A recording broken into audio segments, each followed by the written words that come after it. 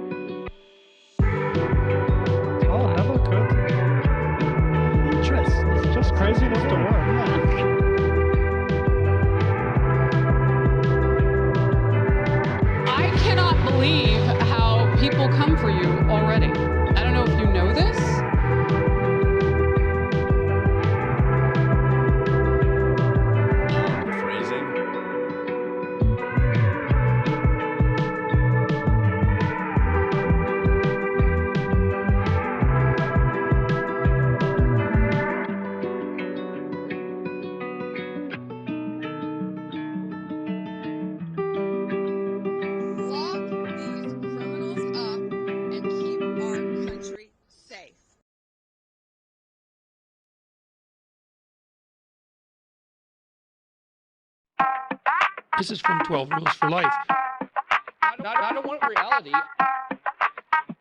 Come on! That's hot. Right now.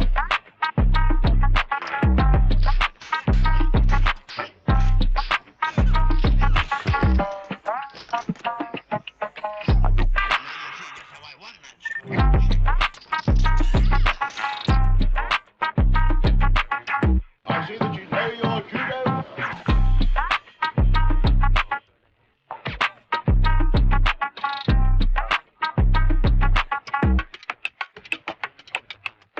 The supercalifragilisticexpialidocious, bitch.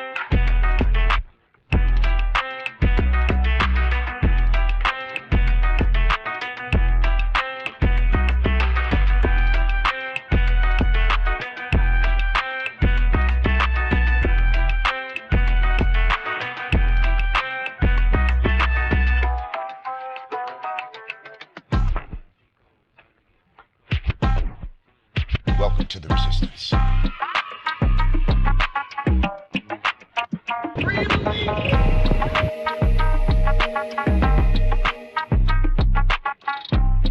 Precision of language. Please.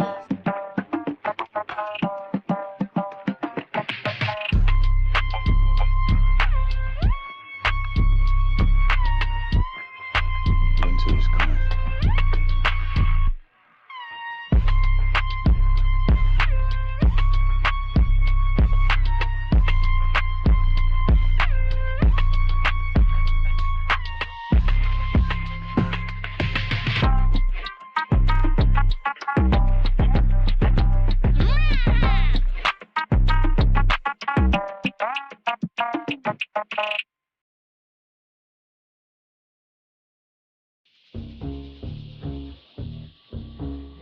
worry about it, little Marco. Gentlemen.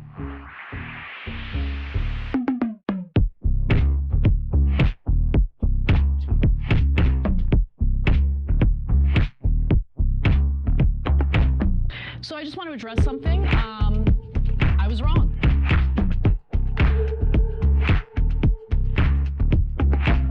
Well, first of all, some of the things that I say will be incorrect.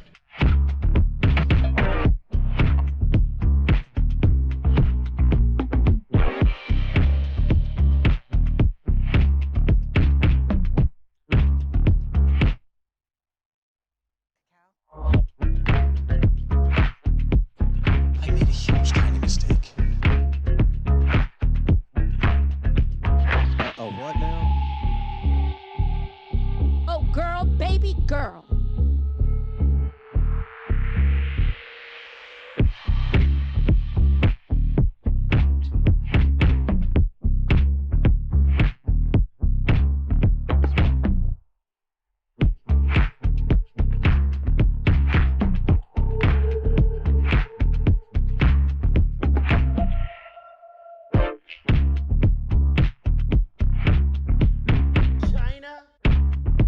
China. Have to have my China.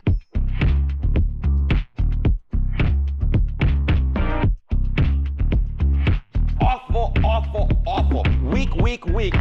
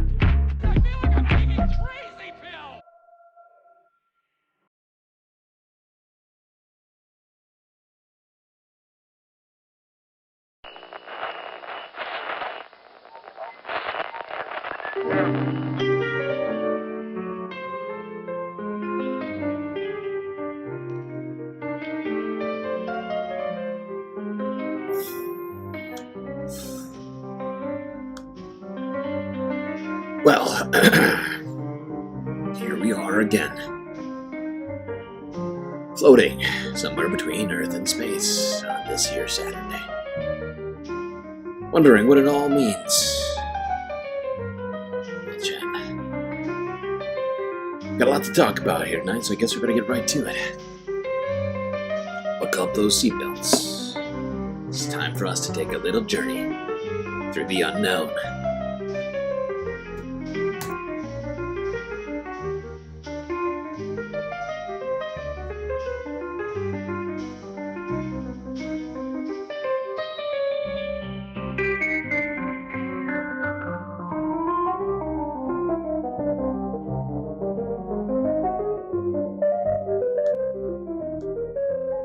Well, good to see you all here on this Saturday.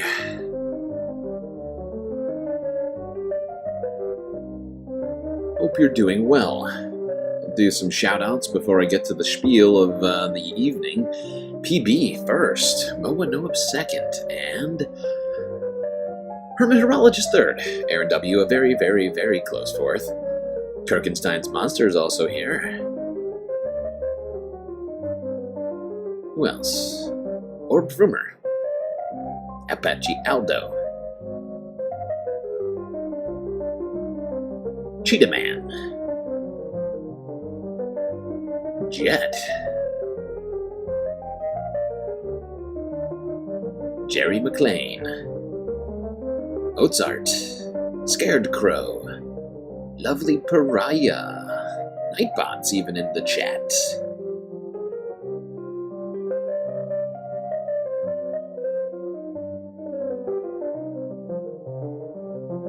Bob Carmody, I see you as well. Styx Dragon Sharon.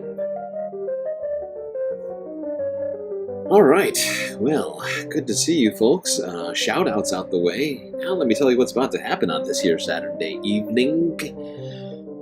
That's right, I decided to switch it up tonight. Do the unexpected.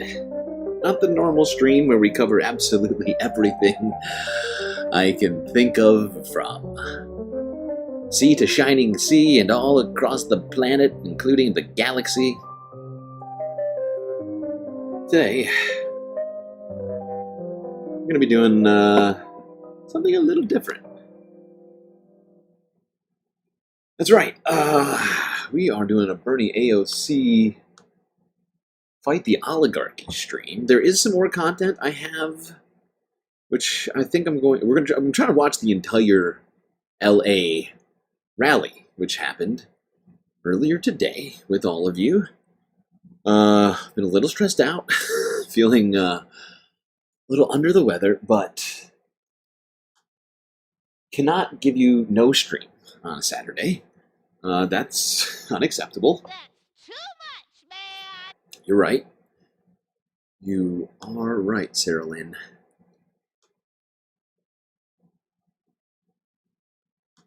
So, we'll still make a goal, technically, because the stream will go on as long as we watch the whole Oligarchy fest that happened in Los Angeles. We will have plenty to go through here. But, yeah, it's going to be a little different today. Not going to be doing the normal.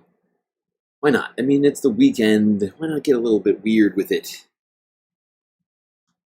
All right, well, let's get started. In Los Angeles, about 6 hours ago. Yes, like the stream. Do we have 20 likes already? Okay. Good to know.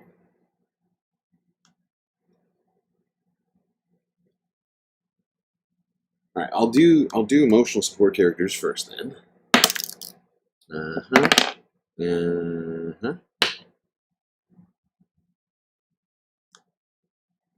Yes, we are doing it.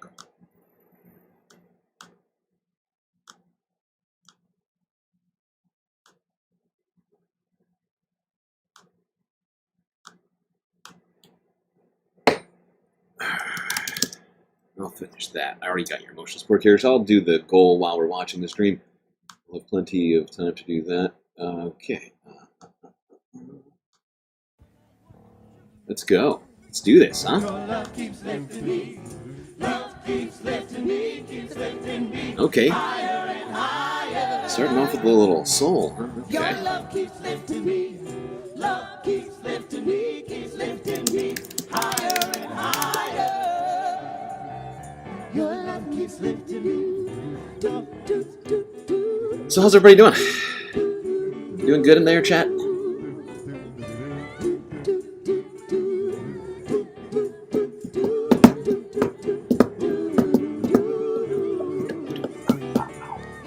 Keeps lifting me, love keeps lifting me higher and higher. Your love keeps lifting me, love keeps lifting me higher and higher. Now when I was downhearted, disappointment was my closest friend. Then you came and put your love around me. And it never showed its face again. Oh, your love keeps lifting me. Love keeps lifting me. Oh, it keeps on lifting me. Higher and higher and higher. Oh, your love keeps lifting me. Keeps on lifting me. Lifting me higher and higher. Your love keeps lifting me.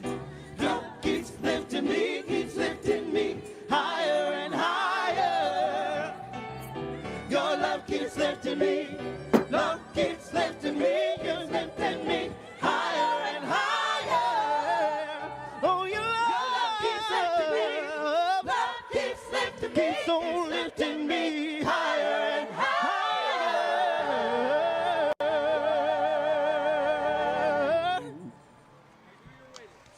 Doing well, considering. Glad to hear. Doing well, even if it requires considerations. Some sort of a amendment there.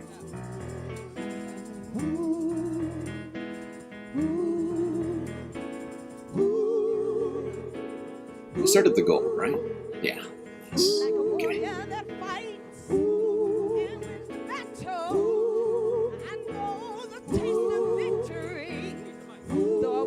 Some nights consumed by the shadow, I was crippled emotionally. Somehow I made it through the heartache, yeah. I escaped. I found my way out of the darkness. Kept my faith, kept my faith. The river was deep. I didn't falter. When the mountain was high, I still believed. When the valley was low, it didn't stop me, no. I knew you were waiting. I knew you were waiting for me.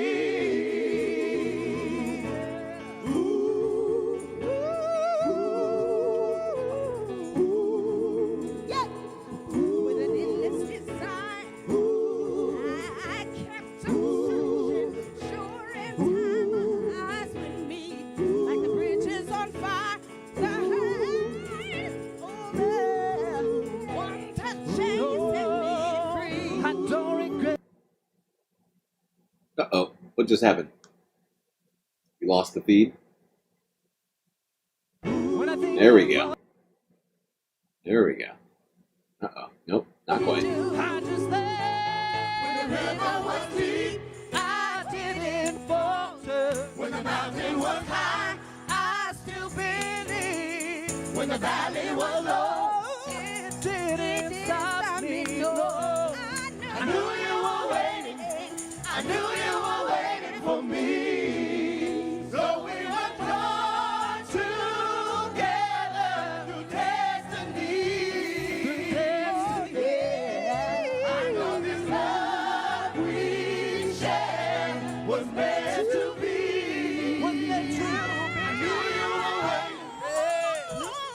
I knew you were waiting.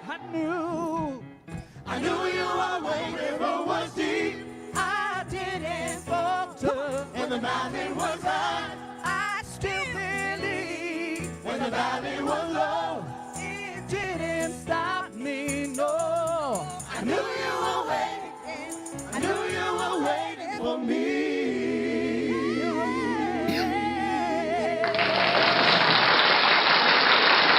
Bernie, if you're out there, we know you're waiting for us. We are waiting for you. We're going to bring it down for a little bit. Bernie Everybody's equals free to feel good. Jesus. Everybody's free to feel good.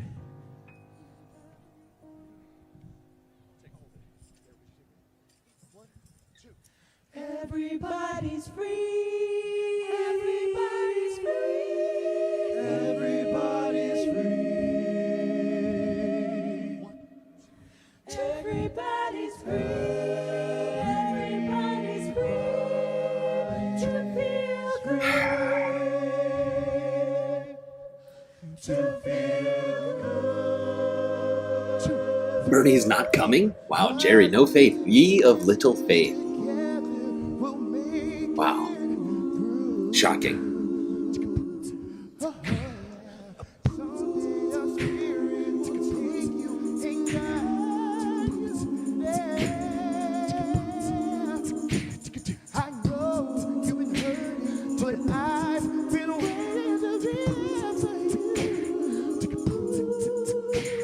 And I'll be there just helping you out whenever I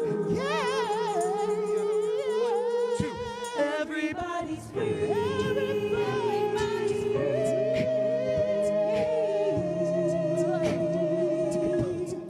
Everybody's free. Everybody's free.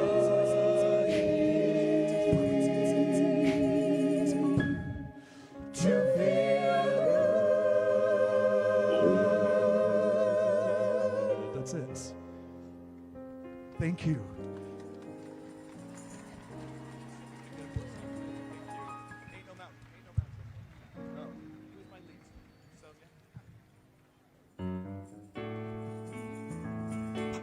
I know y'all know this one. Oh, yeah. Oh, come on. With the feed cutting out. What are we doing here, people? Ah, there we go. We're back. We're back. If you need me, call me, no matter where you are. They got a beatboxer in the church choir. Actually, I think it was the choir director. I'm fairly certain. If I could, it's hard to tell from here, but it looked like the choir director was the one who was doing the beatboxing back there.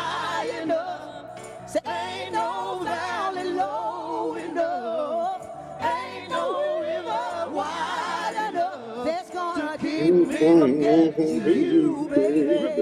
the day I set you free. I told you you could always count on me. From that day on, I made a vow. I'll be there when you want me, some way, somehow. Don't you know that there ain't no mountain high enough? Let me hear you. Ain't no valley low enough. Ain't no river wide enough that's gonna keep me from loving you. Yeah. Oh, no way. But winter's cold, that's gonna stop me, baby. Oh, don't you know?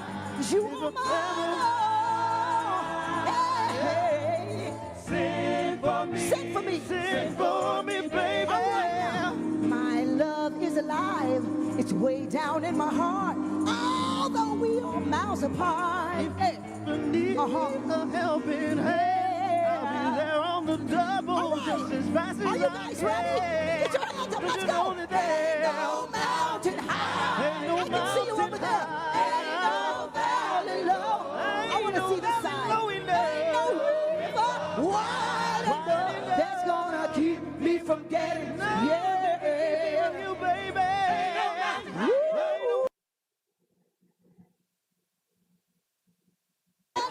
To keep you, baby. It don't matter. You can do it if you try. That's gonna keep me from you. Get your hands, come on. Let me see your hands wave like this. Let's go. That's gonna get me from you, baby. Okay. Oh, they got more. They got more. How many of you know change is gonna come? If we keep fighting, a change is gonna come. Come on! Y'all got me? I was born by the river in a little tent. And oh, just like that river I've been running ever since. It's been a long time coming, but I know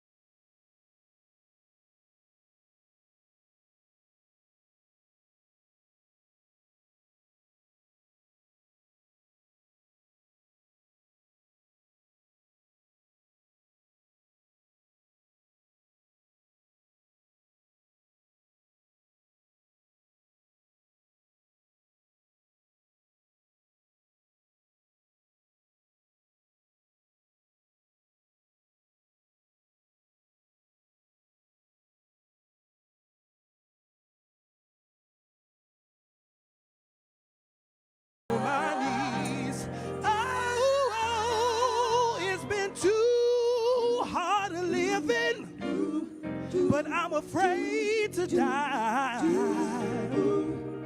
But I know I'll keep going every time. See, it's been a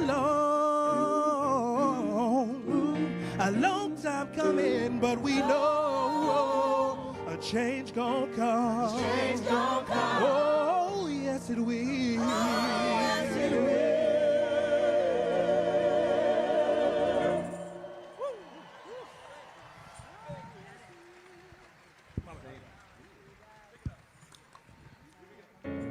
Y'all better think out there.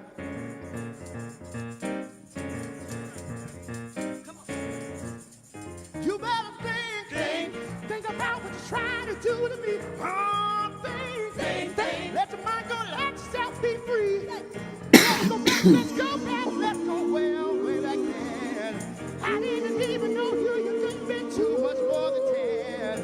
I ain't no psychiatrist, I ain't no doctor with free. But it don't take too much time to see what you're doing to me. You better think about what you're trying to do to me. Oh, think. Let your mind go, let yourself be free. Oh, freedom.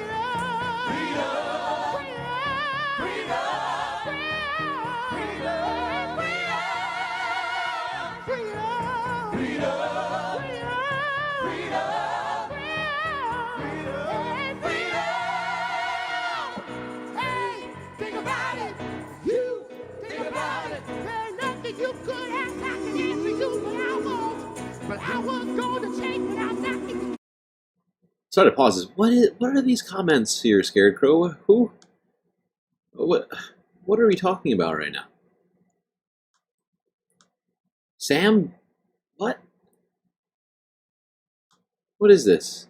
What is this about, Scarecrow? This is not the world Sam died for. Which Sam? Certainly not Sam Cedar. That's not. I'm sure that's not what you're talking about. But it's the only Sam I can think of right now.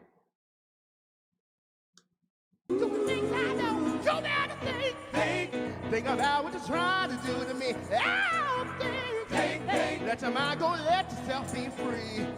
People walk around every day playing games, changing scores, trying to make people know that my love together. Don't lose yours. You better think about what you're trying to do to me. Oh, let your mind go, let yourself be free. Oh, you need me. Oh, I get it now. Okay.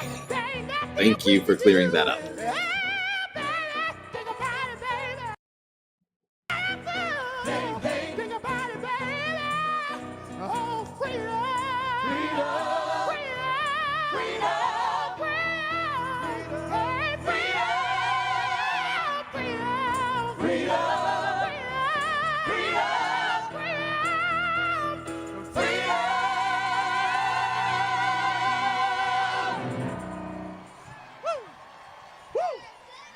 Okay.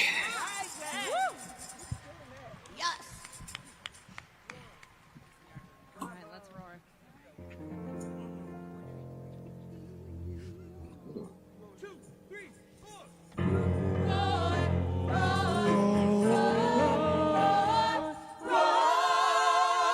I used to bite my tongue and hold my breath, scared to rock the boat and make a mess. So I said quietly, agreed politely.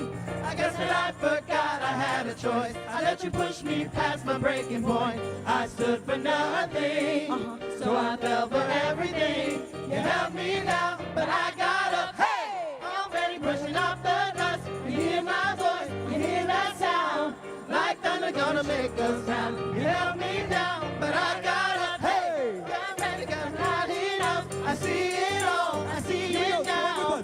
I got the eye of the tiger and fire, dancing through the fire, 'cause I am a champion, and you're gonna hear me roar louder, louder than a lion, 'cause I am a champion, and you're gonna hear me roar.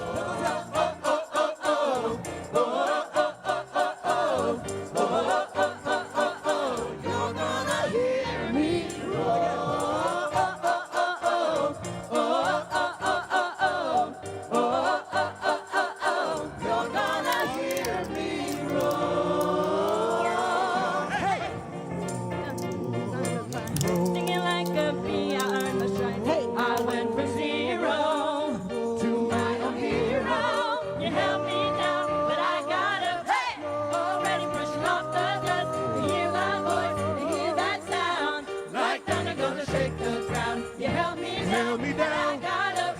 By the way, I'm going to pull some of these up here. Show you some of the photos from this. Hard to see the rally.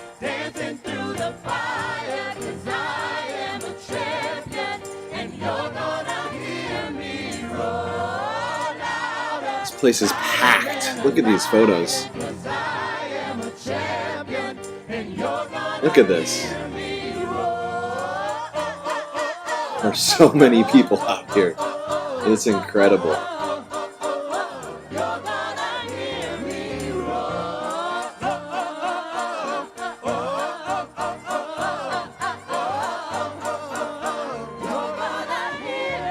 Wow, look at this crowd.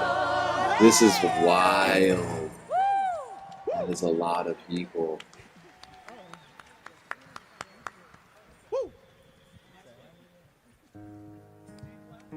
How y'all feeling out there? Y'all ready to have a happy day? Woo!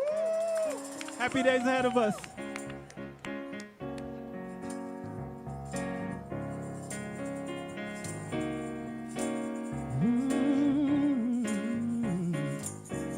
Oh, happy day. Oh, happy day. Oh, happy day. Oh, happy day. When Jesus won. When Jesus won.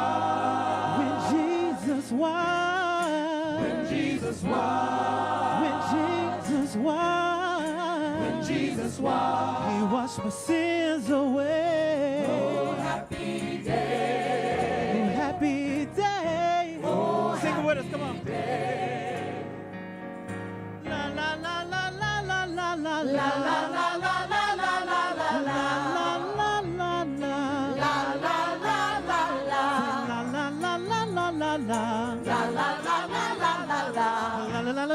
la la la la oh, happy day. Oh, happy day. Oh, happy day. Oh, happy day. When Jesus won. When Jesus won. When Jesus won. When Jesus won. When my Jesus won. When Jesus won. He washed my sins away. Oh, happy day. Oh, y'all, clap your hands. Oh, happy day. Oh, happy day. He taught me how to walk, to fight and pray, fight and pray. And he taught me how to live and rejoice.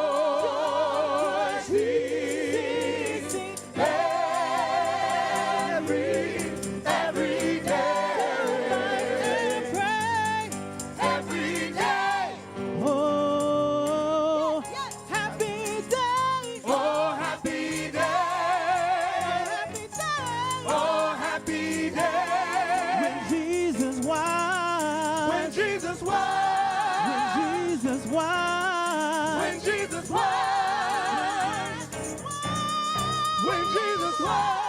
My sins away.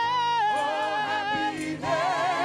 Oh, happy day. Oh, happy day. Happy day. Happy day.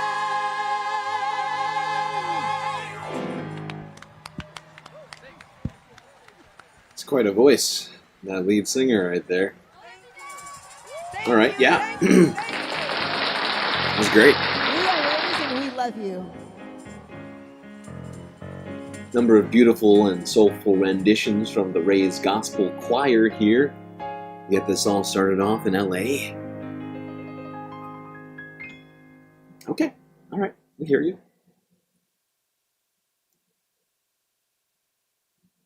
What next? Dudes in black moving microphones. Nice, very nice.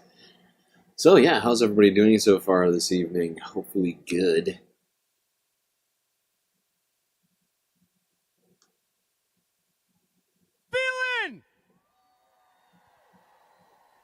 It's a pleasure to bring our first program speaker to the stage. Born and raised in LA, a tenants' rights attorney, organizer, and proud champion for her community, please welcome Council Member Isabelle Hurado.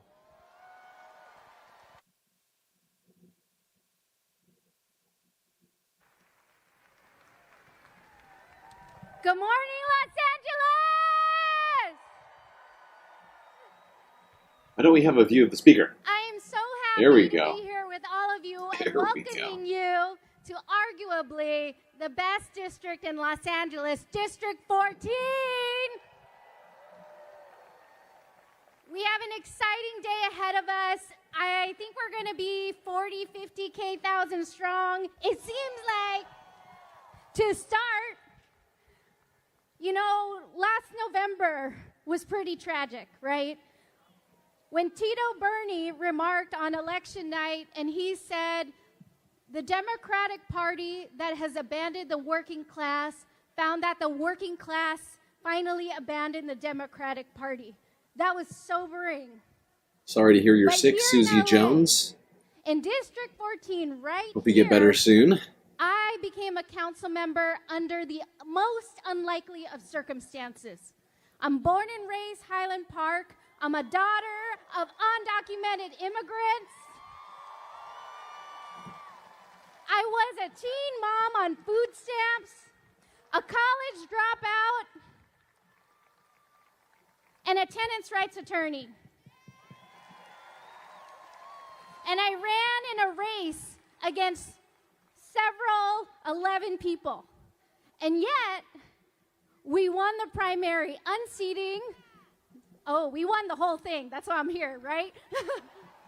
And we didn't unseat one incumbent. We didn't unseat two incumbents. We unseated three. Someone in chat's brother was at this rally? Okay. I guess we'll keep our eyes out. We'll keep our eyes out, Michael. I don't know who I'm looking for. For people like me, especially now. I forgot to say, I'm also queer, so I've been coloring outside the line for a very long time. Oh, boy. And so as you can see with a president like Trump, how all my intersections are under attack. But despite that, we everybody's leaned intersections into are under attack right now. organizing. We leaned on small donor campaigns, and we knocked on over 120,000 doors. We mailed You wouldn't say that in a mic unless she wants ICE to grab her. Jesus Christ, or from her. Had handwritten themselves. DACA. They haven't gotten rid of DACA yet. She's fine saying that.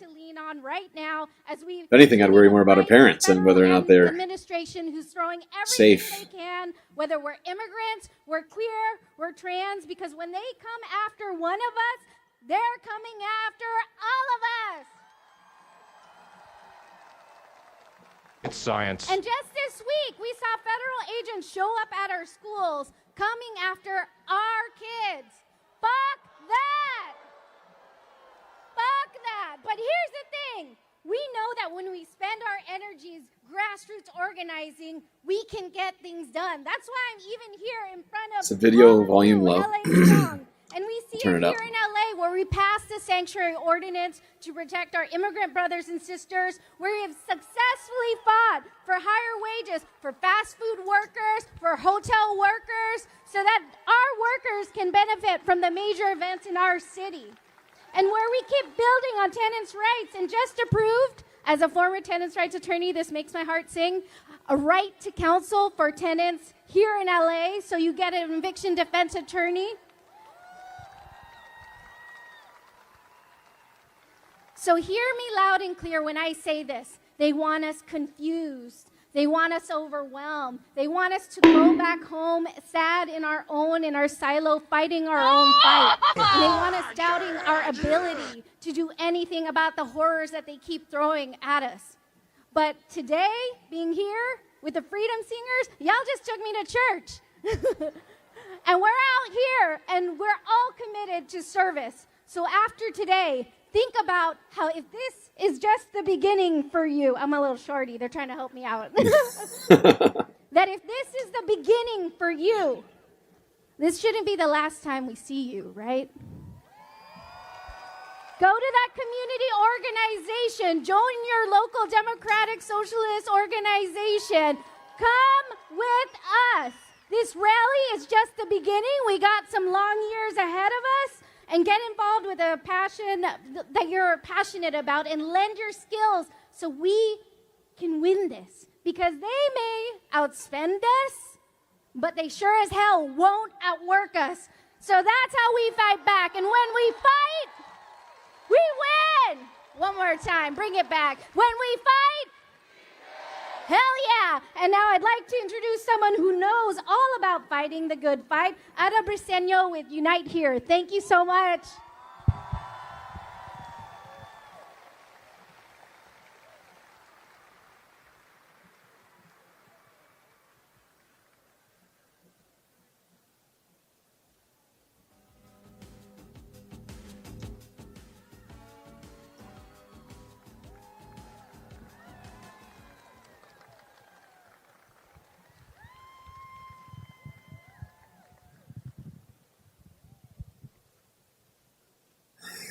Okay, someone needs to help her out with how to make this mic stand work. Wow, you look amazing.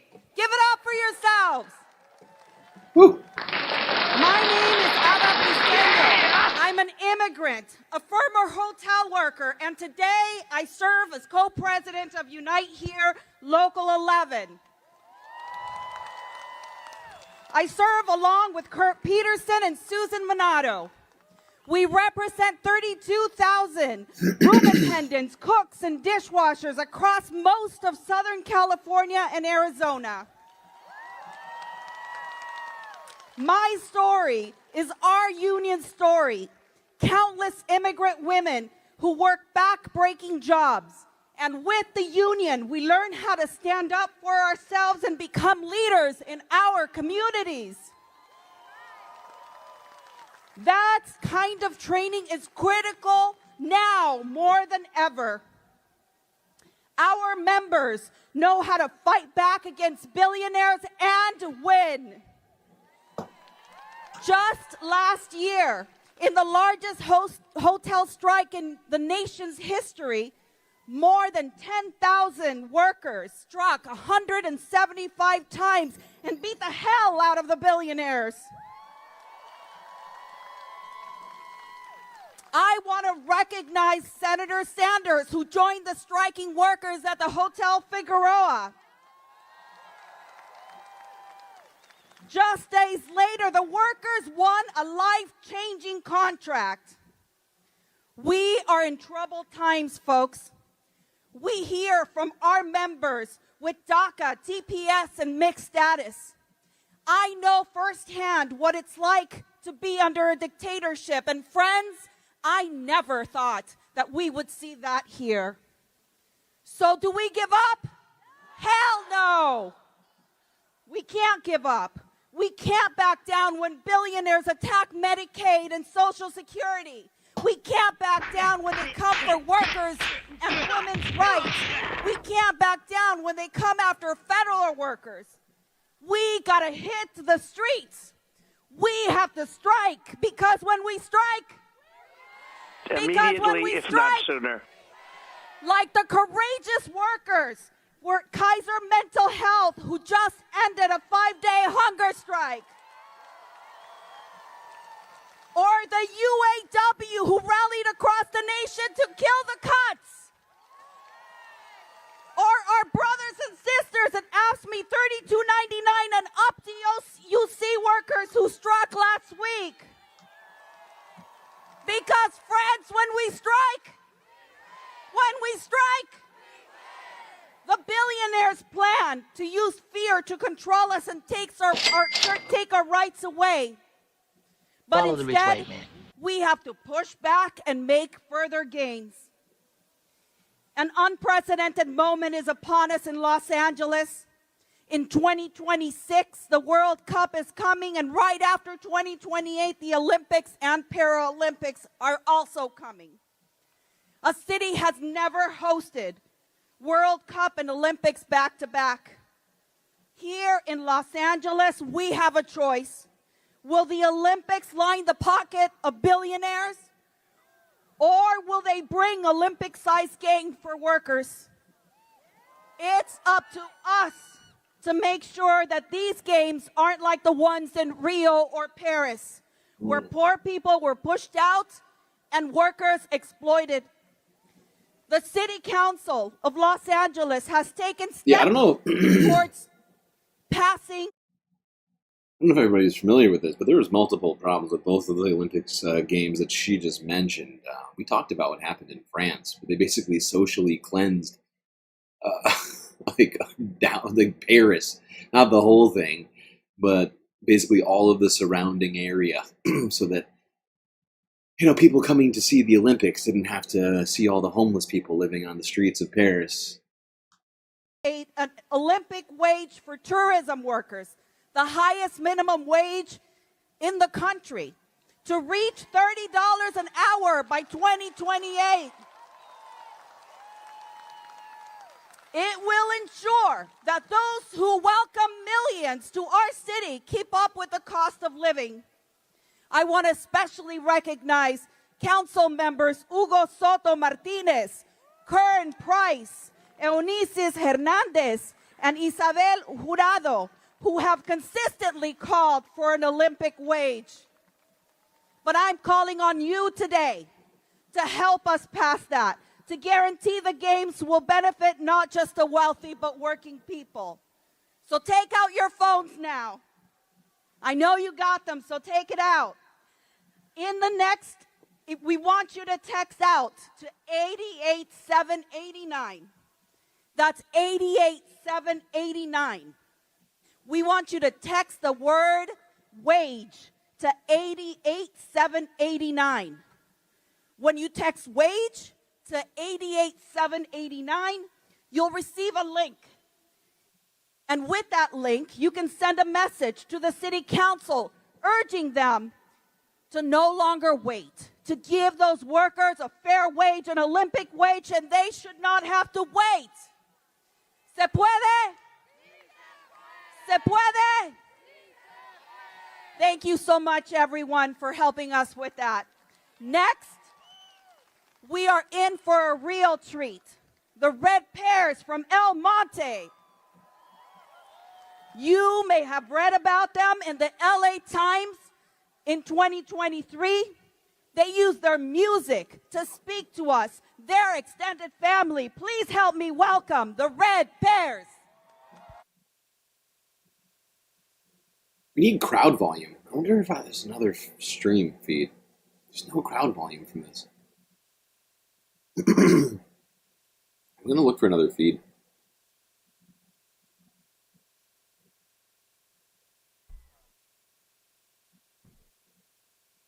Well, I'm going to check a couple of other streams while we're watching this, see if we can't get one with crowd volume. I think it would be a lot better.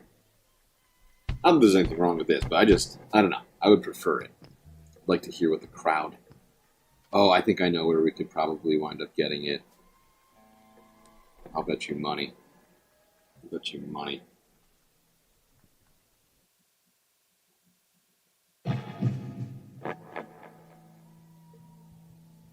Headphones. Check this.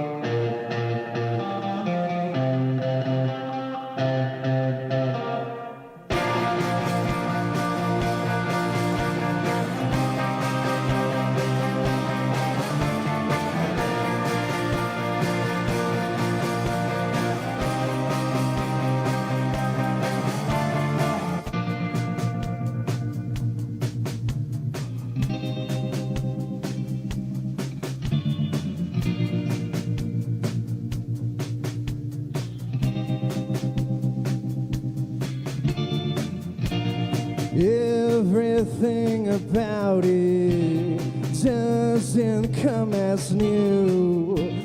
All those words undoubted, they somehow trace to you. Hey, PB gifting galactic memberships all over the place. 10 of them to be exact. Saucy Sea Witch getting one. Melody Cosmic Box. Mozart Del Sol Verde. Obvious Books. The Soulcraft. Linda Adler.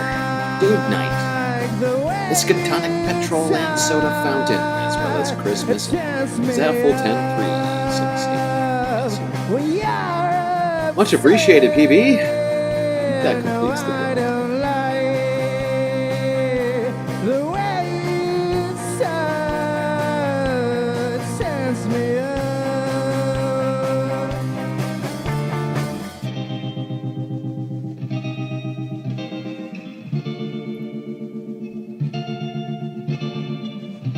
These guys are giving me serious Strokes vibes.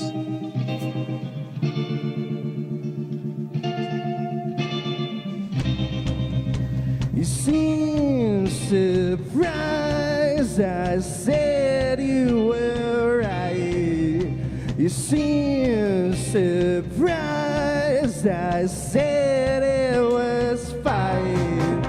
You seem surprised I said you were right. Alright, I'll get you your 4th emotional support character. Thank you for reminding me, Jerry.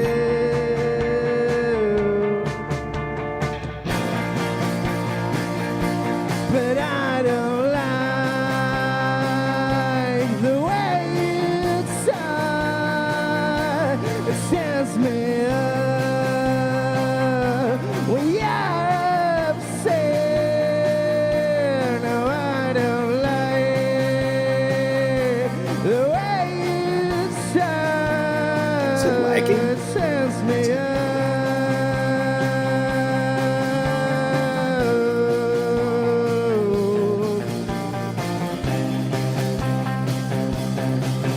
Yeah, you said you left everything that you wanted. Thank you.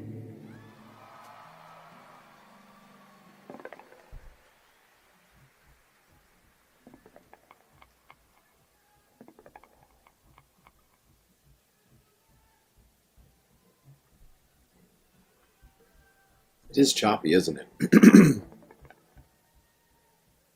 Why is this happening right now?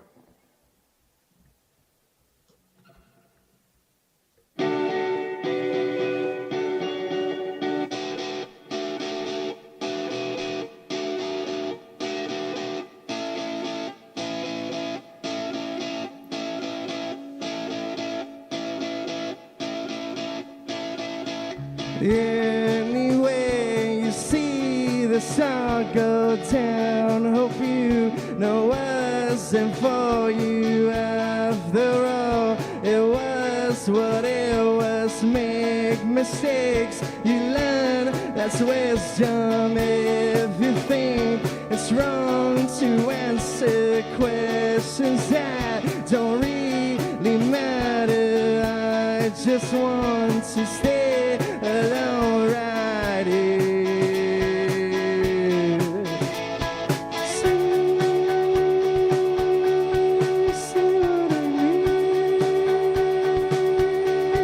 When I say I'm out, when I say I'm alright,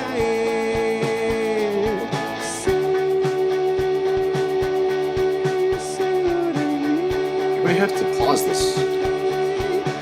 It's lagging really bad. when I say I'm out. Hold on. Sorry, chat, but got lag happening. Let me just try to figure out if I can fix this.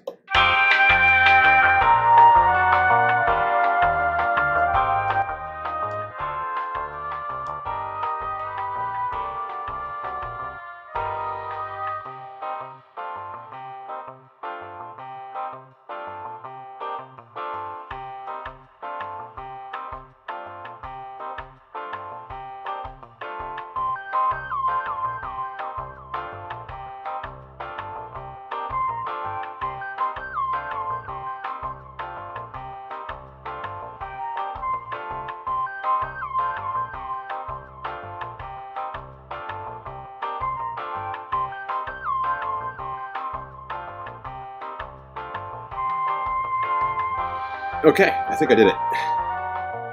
I think I did it, chat. I think I did it.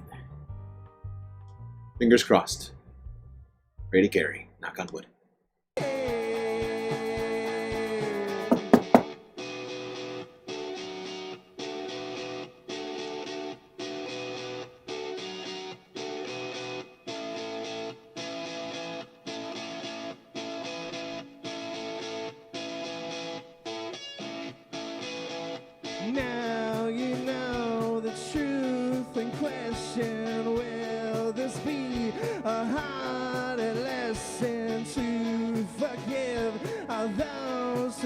just with anger never was the myth. Is it right for me to answer questions that don't really matter? I just want to stay alone right here.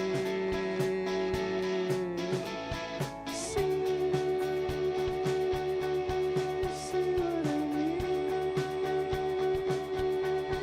when I say I'm out, when I say I'm out. Why is chat suggesting there's no drummer? There's very clearly a drummer. Are your eyes and or ears broken, chat?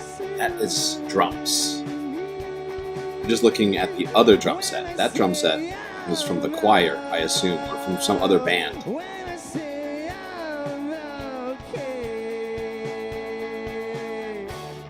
If you look behind the guitarist on the right, there's a guy at a drum set. Very clearly hitting drums.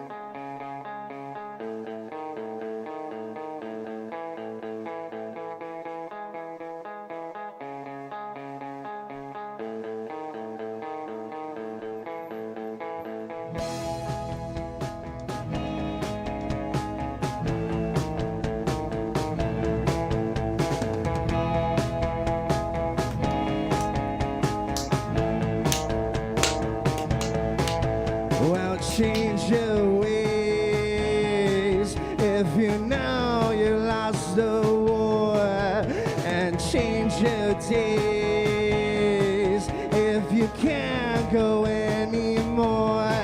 'Cause I'm losing myself, but you're losing control, and I know that you know that you aren't so true, are you?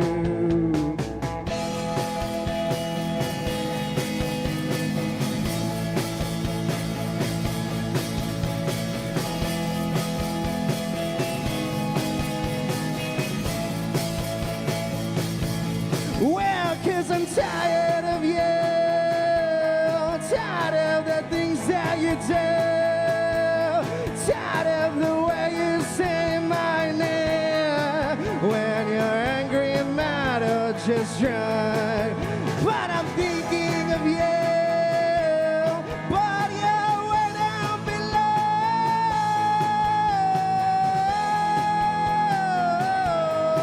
You're so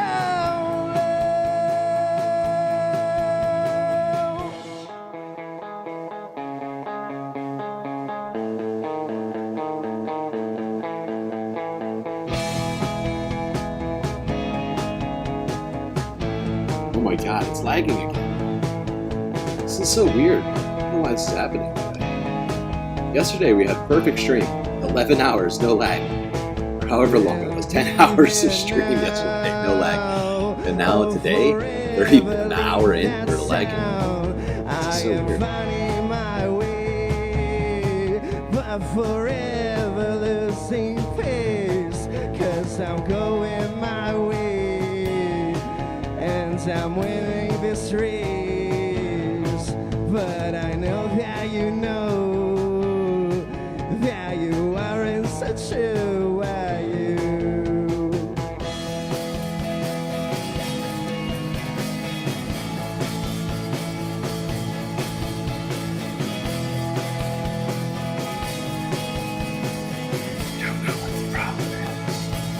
Well, 'cause I'm tired of you, tired of the things that you do, tired of the way you say my name when you're angry, mad, or just drunk. But I'm thinking of you, but you're way down below.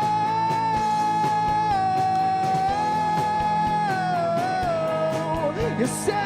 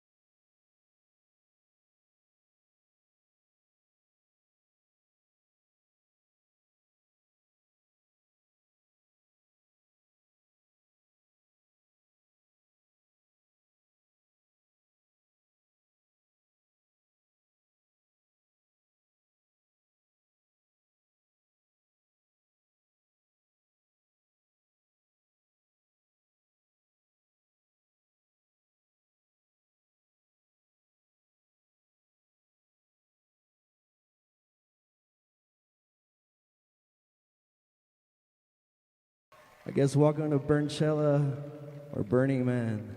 Burnchella. Honestly, thank you so much to BC for having us out here today.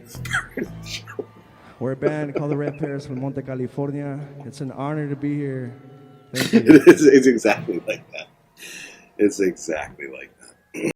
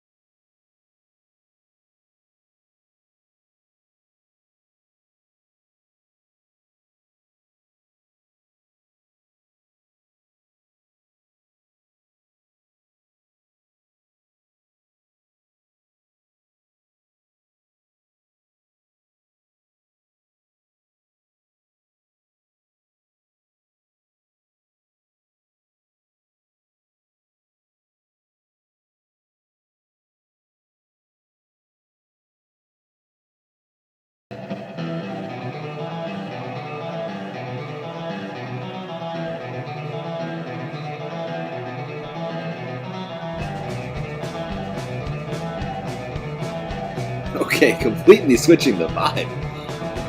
You want to get away, but no one ever leaves this way. Who is this? This is the Red Pears. Just look over here. You can see their name. The left-hand corner of your screen. My screen, I guess. Over my one sweet time, except everything seem right. You can see it, you see it, you know I don't mean it. Oh my God! Zero Megastar just cheered 1,000 bits. Space Corgis activated. Space Corgis activated indeed, Omega Star. Wow, incredibly generous donation from Omega Star over there on Twitch. That everything's not meant to be. 'Cause nothing's Activate the Space Corgis immediately. Immediately, if not sooner.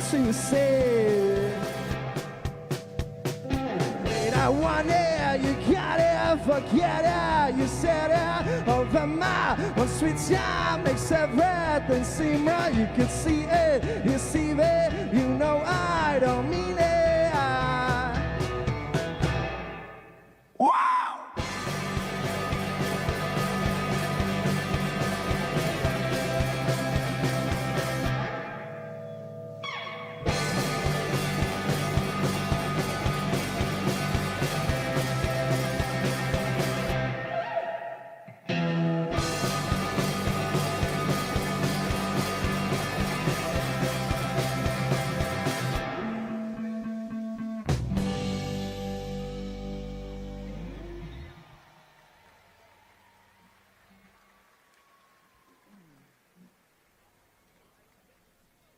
Yo, thank you once again for having us. We got one more for y'all. Thank you.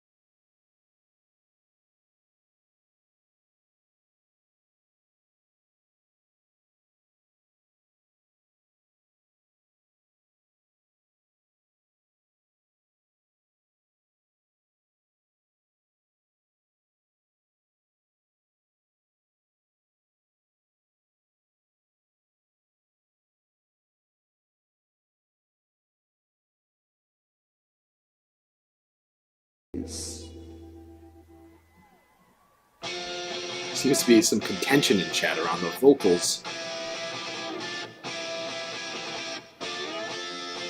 And I hear what some people are saying in regards to him being off on a couple of notes.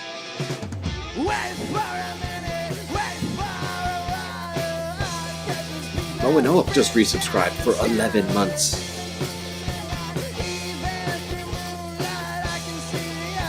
But it's gotta be super intimidating.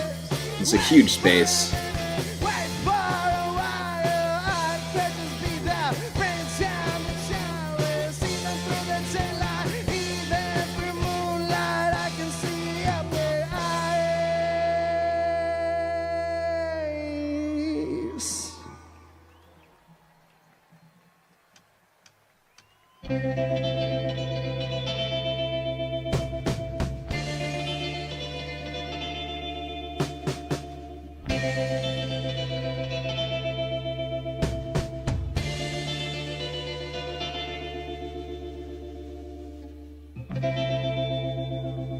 Thank you.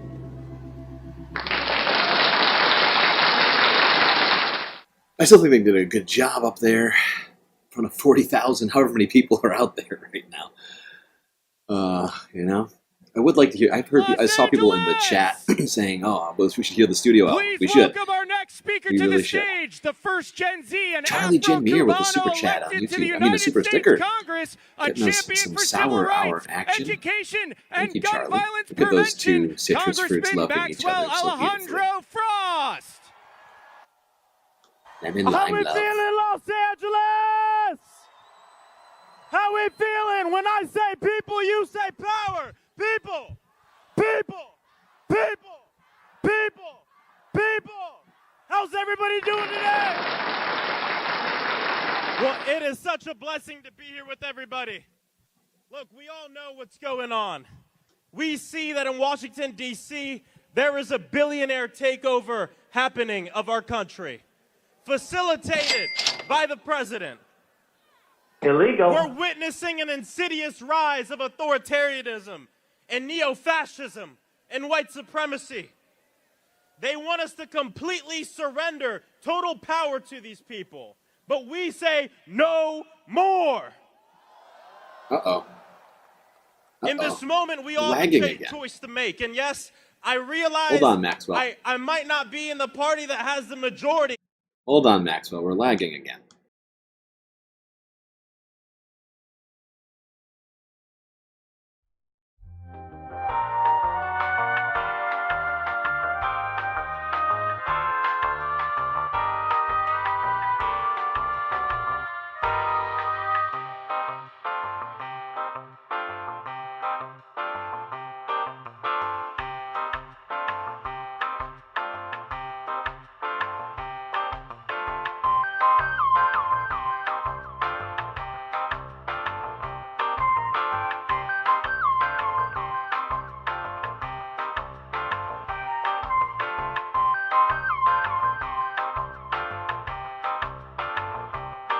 Okay, we're back. We're back.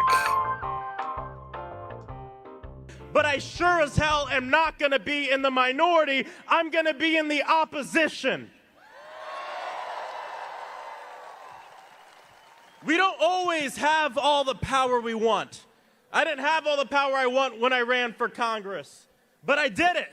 And I won because of a people-powered movement. We didn't have all the power that we wanted when we woke up one morning and we saw George Floyd being murdered in broad daylight on our television screens and on our phones, but we went to the streets and said Black Lives Matter, and we took the power that we wanted.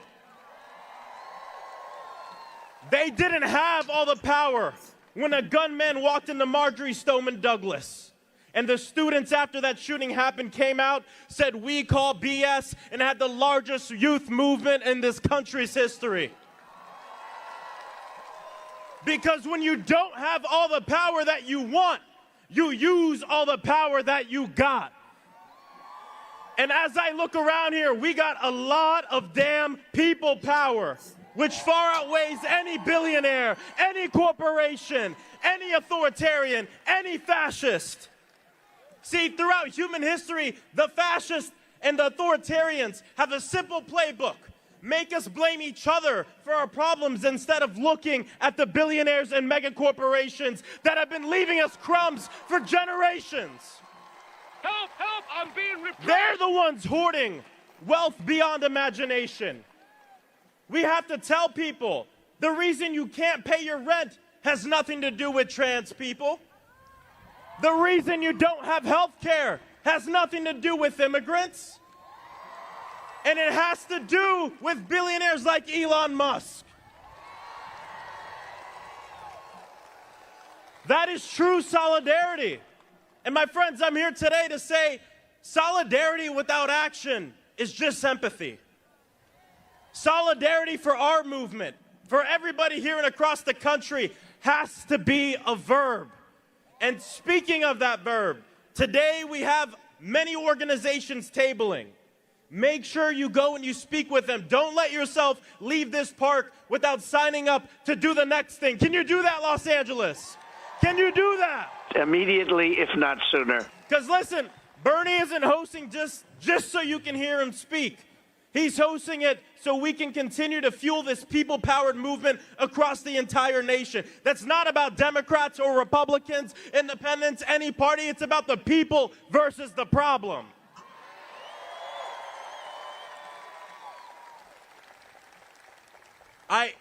I won't be the one to say everything, 100% of everything is going to be okay. There's harm happening right now across the country. I come from Florida. See, Project 2025 is Florida 2024. We've seen this, but we also know how to deal with it. Project 20. When they disappear a college student, you take to the streets. That's a good one. When they steal your Medicare, Social Security, and Medicaid, you take to the streets. When they try and rig an economy even more, when they try to use tariffs to enrich other people, not to help working people, you take to the streets and you're loud about it. What I always used to say as an organizer is the true testaments of an organizer is not what you do when everybody's looking, it's what you do when nobody is looking. But the true testament of a movement is what you do when the world is watching. And the world is watching our country right now to see how we will deal with a billionaire in the White House, how we will deal with somebody who wants to take away our things. And it can't just be about protecting what we've already earned. Of course, we're going to protect Medicare, Social Security, and Medicaid. But the other question is, what's next? What next do we create? A Medicare for all? Ending gun violence? Fighting the climate crisis? This is the true message of our movement. Of course, what we protect, but what we build. In Los Angeles, I am so honored to be here with you today with freedom fighters from many different movements here in California and across the country, because from the South all the way to here, California, I know that we will win. And on the super tough days, I think about someone like Angela Davis. I am no longer accepting what I cannot change. I am changing what I cannot accept. Can we accept this billionaire takeover, LA? Can we accept turning a blind eye to the climate crisis? Not gonna do it. Wouldn't Can be we prudent accept at being this stolen juncture. from by these billionaires? Well, make sure you sign up to get involved with an organization. And thank you so much for having me here today. This is such an honor. I think I might have to hop on the drum set a little bit later. We'll see. We'll see. But without further ado, please give it up for a third-generation union man from La Una. Give it up for my friend Alex Aguilar.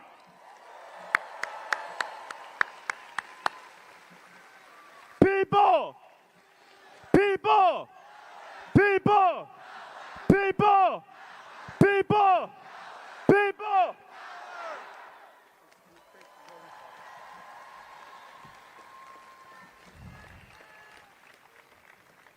What's up, Los Angeles? This is an amazing crowd. Look at this. This is solidarity at its best, right here. This is a union town. That's why it's like this. Well, my name is Alex Aguilar. I'm the business manager for Labor's Local 724 in Hollywood, California. I'm not here today just representing Labor's, but we're also standing here today with thousands of productions assistants in the entertainment industry that are sick and tired of being underpaid, overworked, and unprotected. That stops.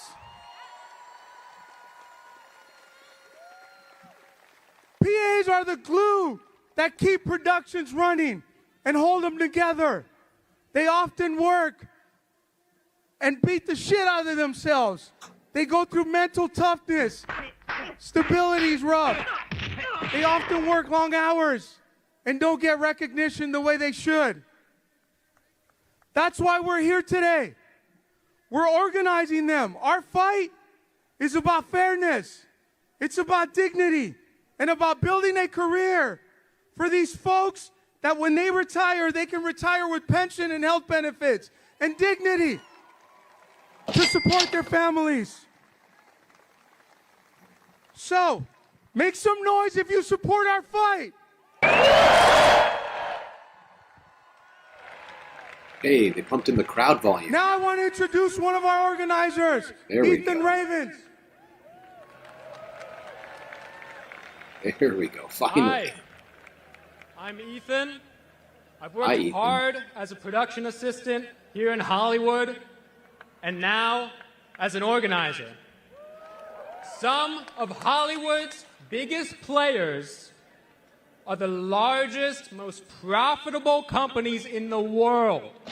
We're talking about Apple, Disney, Amazon, and as a PA, we're expected to carry the weight of these Hollywood productions on our backs. As PAs, we're expected to wake up before the rest of the crew, sometimes 2, 3 a.m.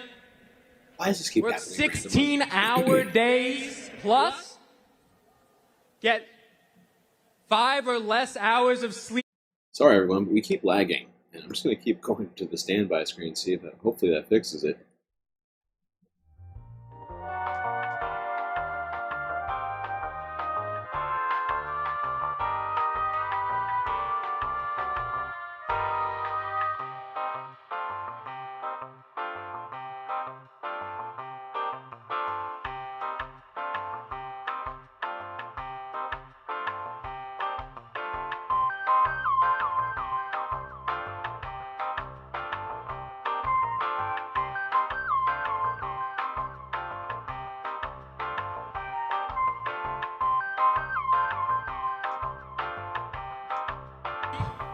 Wake up the next day and do it all over again. I personally know PAs who have fallen asleep at the wheel trying to get to that next day, and they didn't quite make it. As production assistants, we're expected to carry the weight of these multi-million-dollar films and TV shows that you all enjoy on our backs, all without fair pay, no health care, and no respect. Help! Help! I'm being repressed! But it doesn't have to be this way. If you talk to anybody in the film industry, they will tell you you cannot run a production without production assistance. And that is what gives us power. We're organizing not just to fix one job, but to transform the entire industry for future generations of workers. We believe in a world where production assistants have fair wages, health care, proper rest, and dignity on the job, and we're building that world here together. Cleo. Nice job. Hi, thank you, Ethan. Hi, my name is Cleo. I'm typically a set PA in Los Angeles, but right now I'm an organizer for the PA union campaign. Organizing for power is difficult. Building a union from scratch is difficult. And many in the film business would tell you that winning protections for PAs is impossible. But you know what? Here in the film business, we do the impossible on a daily basis. Organizing for working class power is a lot like making a major motion picture. You have a lot of people who may not all get along, who may not have enough time or money, who may not all share the same beliefs, who nevertheless make a decision to get together and organize into teams to create something beautiful. During the past 2 years, I've seen the most talented PAs I know transform into activists, innovative strategists, and relentless organizers. Shout out to Elijah in New York City, Ann in Texas, who's manning the Chicago satellite rally today. Without your work, we would not be here. Shout out to Ali in Atlanta, who cannot be here today. I've witnessed my fellow PAs endure strikes, illness, joblessness, and poverty at the hands of studio heads. Things have been hell in Hollywood and in the world, but still, I have never been more certain that this industry belongs to us. Why? Because you, the PAs, already have the skills that labor movements depend on to succeed. You, the PAs, already are the best communicators on a film set, the best listeners, the best improvisers, the best allies. And this is why we are going to win. Because there is no group of workers better equipped to build working class power than Hollywood production assistants. So today, I'm going to ask each PA here to make a decision. Will you continue to allow the corporate class to walk all over you and your coworkers? Not going to do it. Wouldn't be prudent at this juncture. Put your talents to use to protect your life and the lives of your fellow PAs. I want to believe that films are powerful enough to change the world.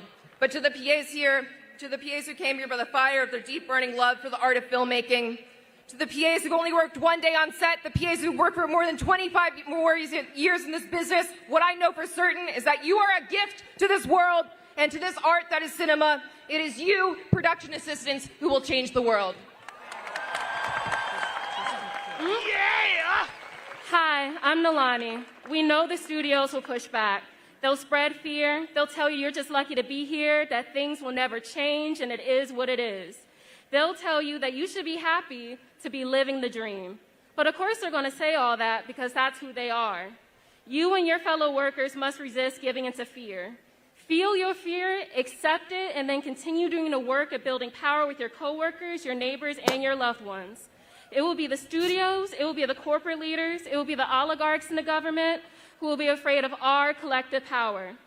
So if you are a production assistant in film or TV, sign your union authorization card today. We already have organizers across the country you can speak with. If you know a PA, send them our way. Go to PAsUnited.com. That is PASUnited.com. And if you believe in what we're building, join us at our rally on May 4th, 2 p.m. at IATSE Local 80. Because an injury to one is an injury to all. Because when production assistants rise, we lift the whole industry and all industries with us. Solidarity forever. Thank you, everybody. Now, I want to introduce a union leader, a woman in labor. We need more of them. International Vice President of Longshoremen Local 13, Brandy Good.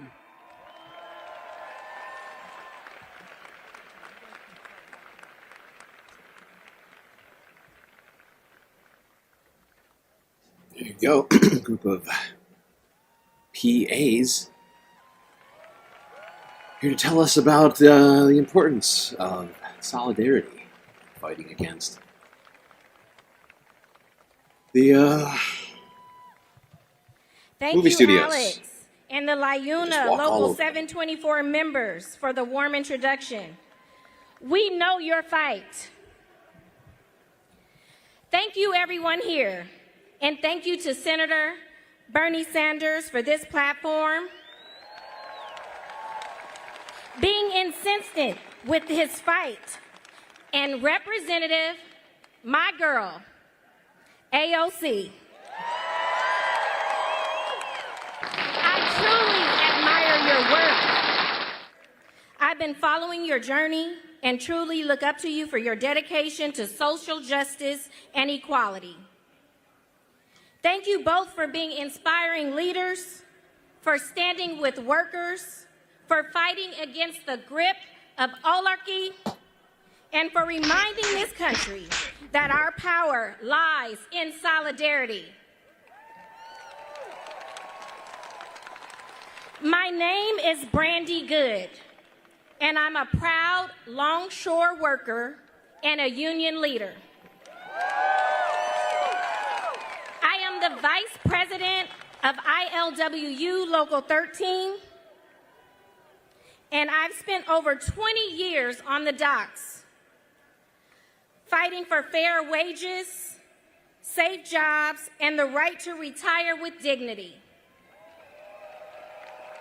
I didn't choose this life. It chose me. Because when you grow up with a union family, you learn early that we don't beg for scraps. We organize. Before I continue, I would like to acknowledge my ILWU Local 13 President, Gary Herrera. He's continuously reminded us of our strength isn't just about the cargo that we move, but about the people who move it. And let me tell you, ILWU isn't just a union. We're a family of workers who know that when one of us is under attack, all of us fight back. Because an injury to one is an injury to all. Yeah! That's the power of the labor movement. We stand on the shoulders of giants. In 1934, during the Great Strike, longshore workers were shot down on Bloody Thursday for demanding a 40-hour work week and safer conditions. Their sacrifice. I just want to pipe in here real quick. I mean, longshore workers, if you're not familiar, are people who work on docks, right? Like the piers, unloading ships, cargo ships, things like that, and have been fighting back for a long, long time, and have been populated by, generally speaking, ethnic minorities, and people who were, getting repressed already in this country. The union's been around for a long time. Built this union. Their blood is why we have the ILWU today. Thank you. When COVID shut down the world, we kept it running. We risked our lives to move masks, medicine, and food.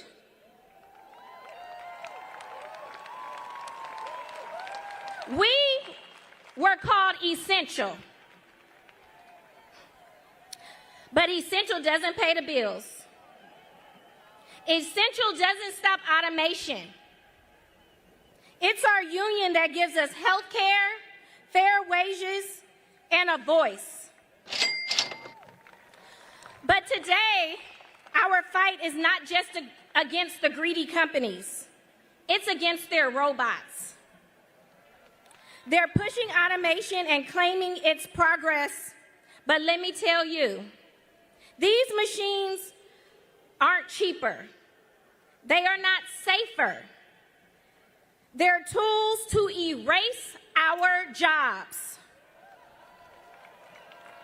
silence our unions, and hand total control to the billionaires.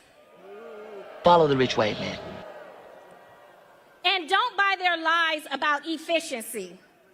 A robot can't fix a broken crane or outsmart a storm.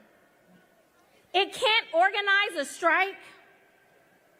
And worse, these systems are vulnerable to hackers and glitches. Brothers, sisters, comrades, we are at a crossroads. We don't let the oligarchs replace us with machines. Or do we rise united and demand an economy that works just for us? The great labor leader Cesar Chavez once said, "Real wealth is not in corporations. It is in the land, the people, and the workers." Let's reclaim that wealth. Let's fight for a future where technology serves us, not replaces us. Senator Sanders, Representative AOC, thank you for lighting this fire. That's hot. Let's get back to our roots and let's get back to work. Thank you. Immediately, if not sooner.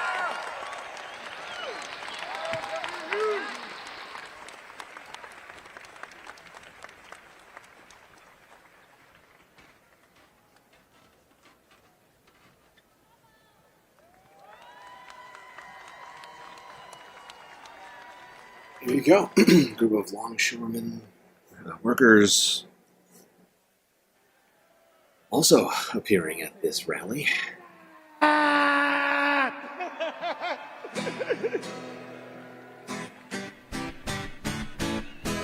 Down in tune? Oh shit, another band. There we go. What's up, everybody? How are you Is doing? it a solo artist? This is sick. The next two artists need no introduction. It's me and Kevin. This rocks. Stoked to be here. Thank you for being here today. What is me and Kevin? Let's do it. I am unfamiliar.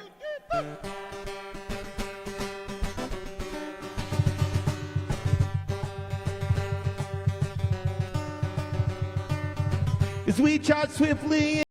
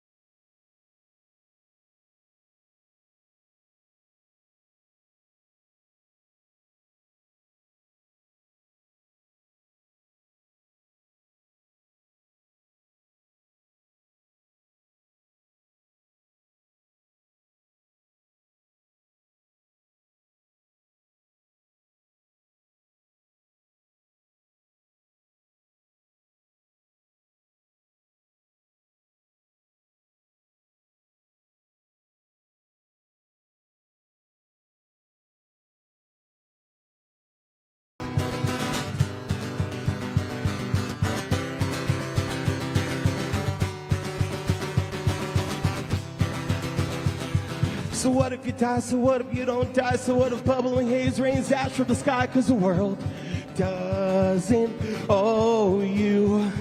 So what if you die? So what if you don't die? So what if destiny lands and burns us alive? Cause the world doesn't owe you. So what if you die? So what if you don't die? So what if runs what's out God after you try? Cause the world doesn't owe you. So what if you die? So what if you don't die? So what if you realize? So what if you die? The world doesn't owe you. The world doesn't owe you. The world doesn't owe you. Die.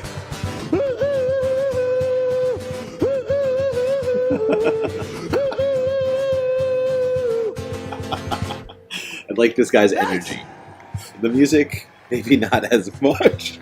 Also, the levels on the guitar are I terrible. say it all these times. And I think he just noticed These how out of tuners, tune that thing is. They don't work. That was killing me. Please fix it, sir. That sounds pretty tuned. Does it? Hey, I'm really, really grateful to be here with everybody today. Thank you for coming out. That's still off. That's out. Yeah. Mm-hmm. This Better. next song was inspired. I was very inspired by. Hey, sick flag. I was very inspired by the kids. This guy's all over in the Florida place. after the Parkland shooting, standing up against gun violence, standing up to the NRA, and it was a beautiful thing to see the power that we have when we stand together against people. And this song's called Scrap. It goes like this. 1, 2, 3, 4. I've been told for most of my life, wait until the perfect time by people who have been defined by scare the spots in line. Don't you want to go away? Don't you want to go away? Don't you want to go away? Don't you want to scram? You know what this this is making me think of? It's like this is the music. Not to be a dick. Hopefully this guy isn't listening. I assume not. But this reminds me of like whoa, what just happened? That's super weird. I've never seen this happen. Don't you want to scram? Don't you want to hide? Don't you want to run away tonight? Don't you want to run? Don't you want to die? I was gonna say this guy is like this is the backing track for an off-brand Tony Hawk Pro Skater video game. Tony Hook, amateur skater. Everything you say is to make me feel stupid. Everything you say is to make me feel bad. Everything you say is a distraction while I listen to top. Yeah, I listen to top. Yeah, I'm listening to you. Ooh, oh, ooh, oh, ooh, oh, ooh, oh, yeah, I'm listening to you. Ooh, oh, ooh, oh, ooh, ooh, oh. Don't you want to go away? Don't you want to go away? Don't you want to go away? Don't you want to go away? Don't you want to run? Don't you want to hide? Don't you want to get away tonight? Don't you want to run? Don't you want to hide? Don't you want to scram? Don't you want to scram?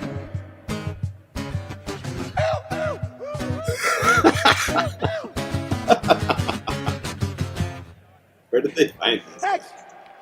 Oh, I have a nightmare. Oh my god. Then my fly is open. I'm just going to check this real quick. I'm good. Nice. Good. That's good. Yo, what's up? Anybody out there been putting off going to the dentist also? Just curious. All right. My people. This is the main theme song from Bam Margera's semi-professional. Every night you go to bed, you wake up just a little more in pain. Every time you're dressing for a sunny day, the clouds surprise you with rain. Zero Every Megastar cigarette you just smoke cheered 'cause you're 200 addicted. bits. He was a skater boy, she said. See you later, boy. Megastar coming for this guy all the way over on Twitch. He was a skater boy. She said, see you later, boy. Corgo 100. Corgo 100. Thank you, Megastar, for the bits. I appreciate you over there. to a quiet source of company. People are coming for this guy in chat. I can see all of Every it. time you told him you were busy because you'd rather go to sleep. 9 times out of 10, I'll be stoned on the subway. Reading backlit directives of what I should do. Dodging eye contact with anyone who looks my way. 9 times out of 10, I'll be sticking to you.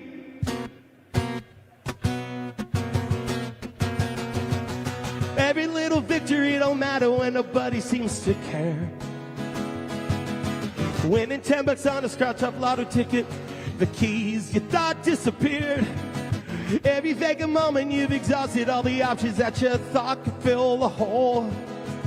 Every star you're wishing on, just hoping for a little self-control. You're tired of feeling selfish, and you're tired of feeling restless. You're tired of feeling down. 9 times out of 10, I'll be stoned on the subway. Reading backlit directives of what I should do. Dodging eye contact with anyone who looks my way. 9 times out of 10, I'll be thinking of you. Go, Nuska!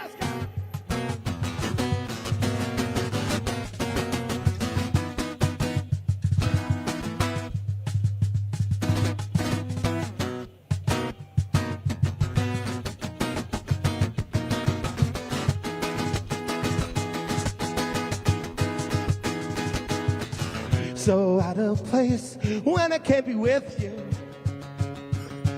If I don't see your face, it's almost Charlie, like I miss you can hear you. with the Gotta super see chat. us. When do we get to the part where he smashes the guitar? Will he be smashing it, you think? It's almost like I miss you. Is that a guarantee? It's almost like I miss you. 9 times out of 10, I'll be stoned on the subway. Reading backlit directives of what I should do. Dodging eye contact with anyone who looks my way. 9 times out of 10, I'll be thinking of you.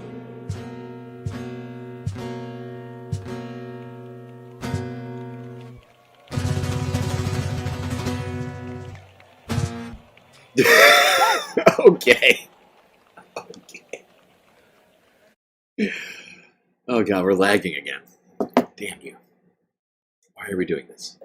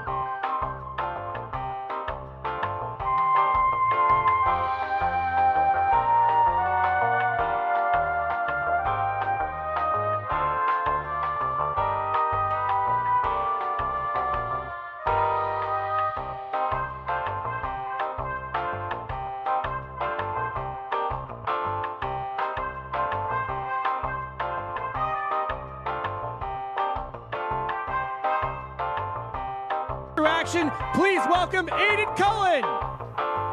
Okay, we're back.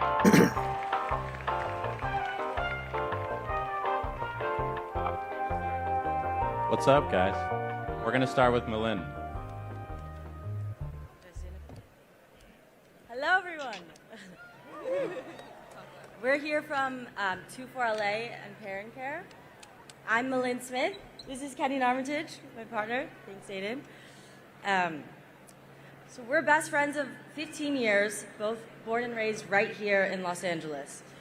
When the fires broke out at the beginning of the year, we watched our beloved city go up in flames. We saw entire communities displaced. Families lose everything. Our friends, our neighbors, our elders, the people we love. It was heartbreaking. And the hardest part, help didn't come fast enough. But in that void, something powerful happened. the community rose up and came together. 2 days after the fires began, we opened a donation center out of my dad's bar in Hollywood called 3 Clubs. We didn't have a blueprint. We weren't an organization. We were just 2 people who couldn't sit still while our city was hurting. And then the people came. They came with bags of clothing, boxes of food, diapers, blankets, and most importantly, with their time, their love, and their hands ready to help.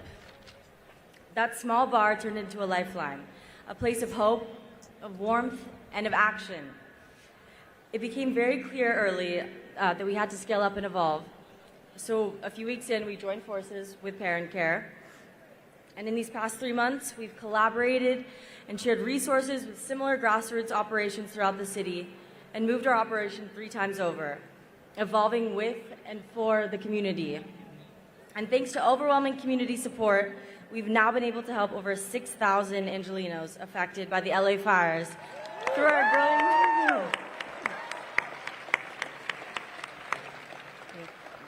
our growing initiative 24LA, which stands for Together for Love Always. Uh-oh, we got 51 likes. We're Let going us to be get another clear. emotional support character. What we've done is only possible because of community, because of the volunteers who show up at sunrise and stay long after it sets, because of the neighbors who listen and have donated time and time again to meet evolving needs, because of people who have lost everything and still find a way to help someone else. We're reminded every single day. The people will take care of each other when systems fail. This is mutual aid. This is solidarity. And this right here is the kind of people-powered organizing that Senator Bernie Sanders has always believed in. I just realized we're going to have to take a break. We're 2 hours in. We always take 2-hour breaks. Well, not 2-hour breaks. We take breaks at 2 hours, every 2 hours here, galactically speaking. We'll be right back to the content right after these brief space messages.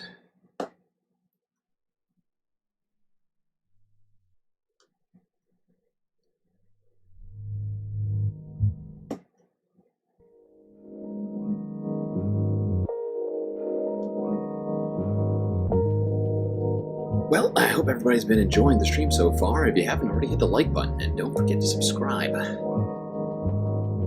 While you're at it, maybe even hit that little bell icon as well so you don't miss a single galactic notification, ensuring that you can be here for every episode of this spacecast. I'd also like to recommend, if you're enjoying the stream, contributing to the Galactic News Network, as we are completely funded by viewers such as yourself.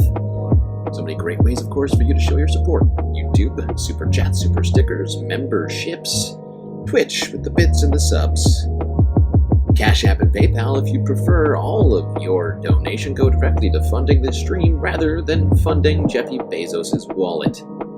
But of course, the best way to get the most space benefits for your Earth dollars is to go on to Patreon and become a galactic patron. Only $3 a month. And you can get access to a wonderland of benefits unseen by the rest of the Milky Way galaxy. Get an avatar, shout out, and much, much more. Alright, well, that's enough of the capitalist messaging. Enjoy this break. Maybe grab yourselves a drink, a snack, and I will be right back.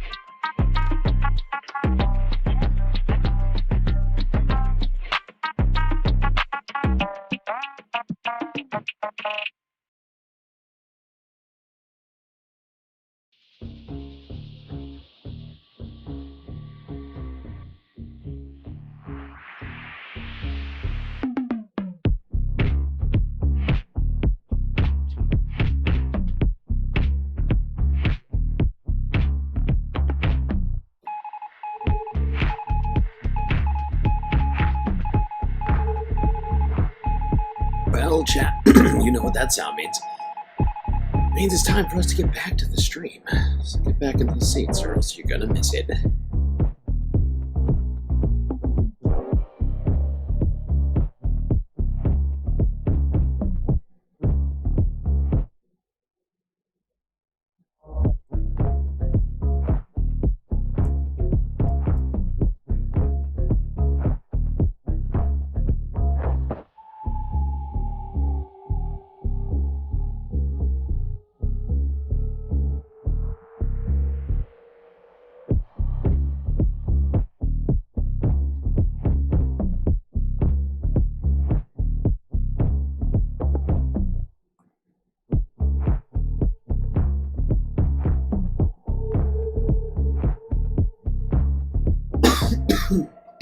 Okay, back to Bernie. Well, back to the Bernie rally in Los Angeles, California.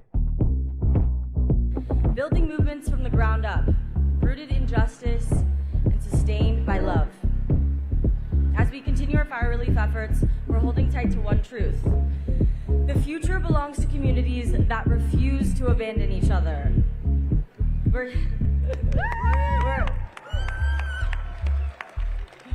We're here today not just to talk about the fires, but to talk about the fire that burns inside all of us. The fire that says, we take care of us. Through this, we learn the true meaning of being part of a movement. It starts with showing up for your neighbor. It starts with love.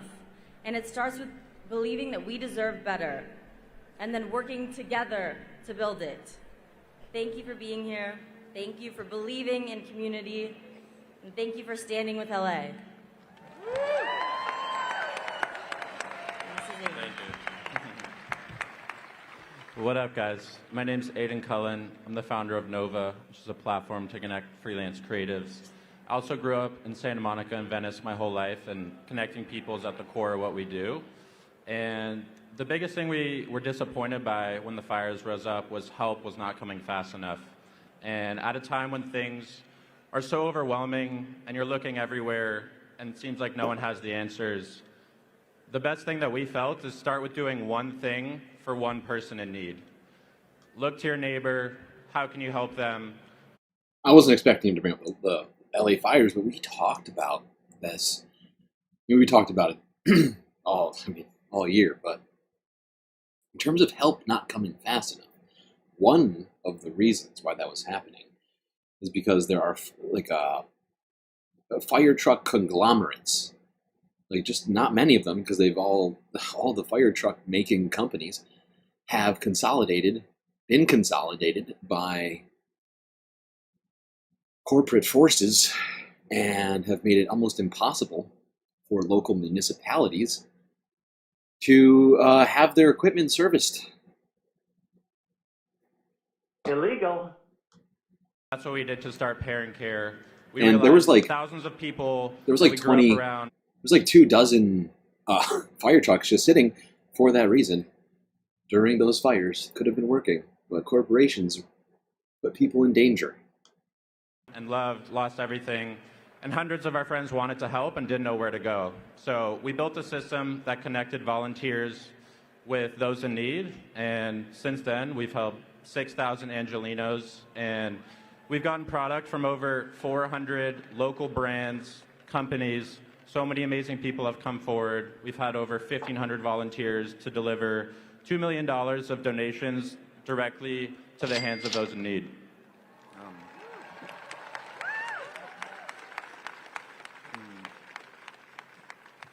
Just wanted to say, this is a marathon, not a sprint.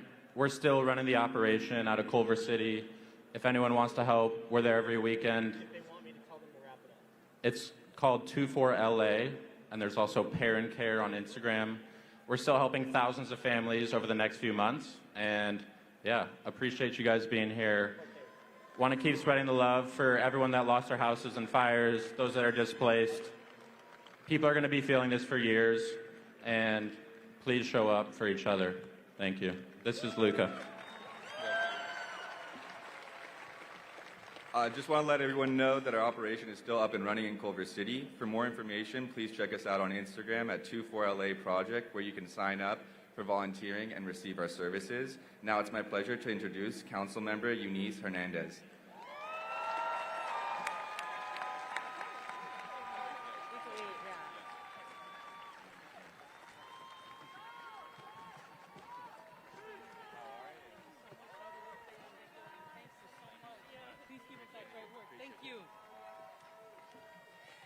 Los Angeles, how you doing today? Nah, let them hear you all the way in DC. How you doing today? That's right, let them hear you. It's such an honor to be able to join y'all today.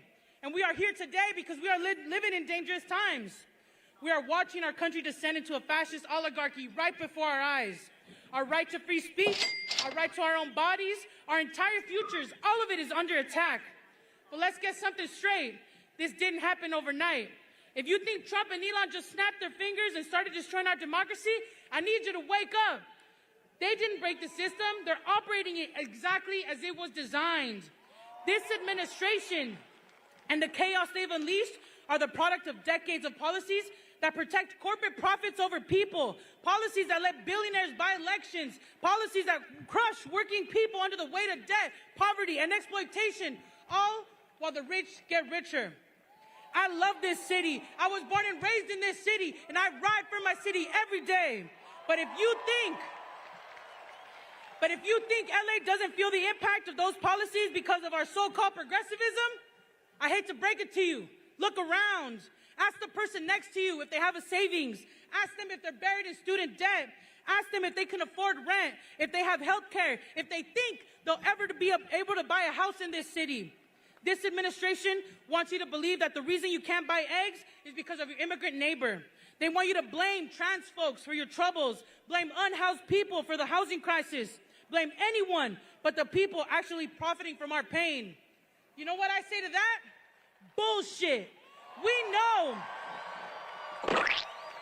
know who's hoarding the wealth. We know who's raising the rents, who's crashing the economy, and who's dismantling our democracy. Follow it's the not rich the way, undocumented worker. It's not the single mom. It's not the drag queen, the refugee, or the person sleeping in their car. It's the billionaires, the corporations, the lobbyists, the special interests. The special interests like Blackstone buying up our neighborhoods and pushing entire families out onto the streets. They want us fighting each other so we don't fight back. They want us fighting each other so we don't ask why. One of the richest cities in the entire world has 7 people dying on the streets every single day. So we don't ask why working 2 jobs still leaves us broke. They want us too worried about paying the rent to pay attention. And let me be clear, this is bigger than Elon and Trump.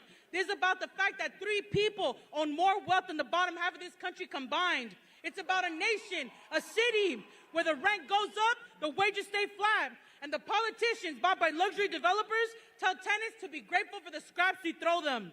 But here's what they don't know. There are more of us than there are of them. Yeah!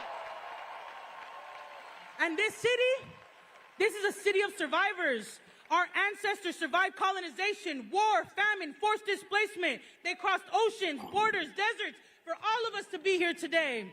We stand on their shoulders as builders, as organizers, as visionaries, as leaders, as helpers, as healers. And the power we need to change this city and this country, it's already right here. It's right here in this crowd. It's in every worker walking a picket line, every tenant organizing their building, every student exercising free speech on their college campus, every nurse, every teacher, essential worker holding our communities together. Because this work, the work of building collective power, is not just about stopping the systems that harm us, it's about building the new system that uplifts us. And fam, if we're gonna get there, we've got a lot of work to do.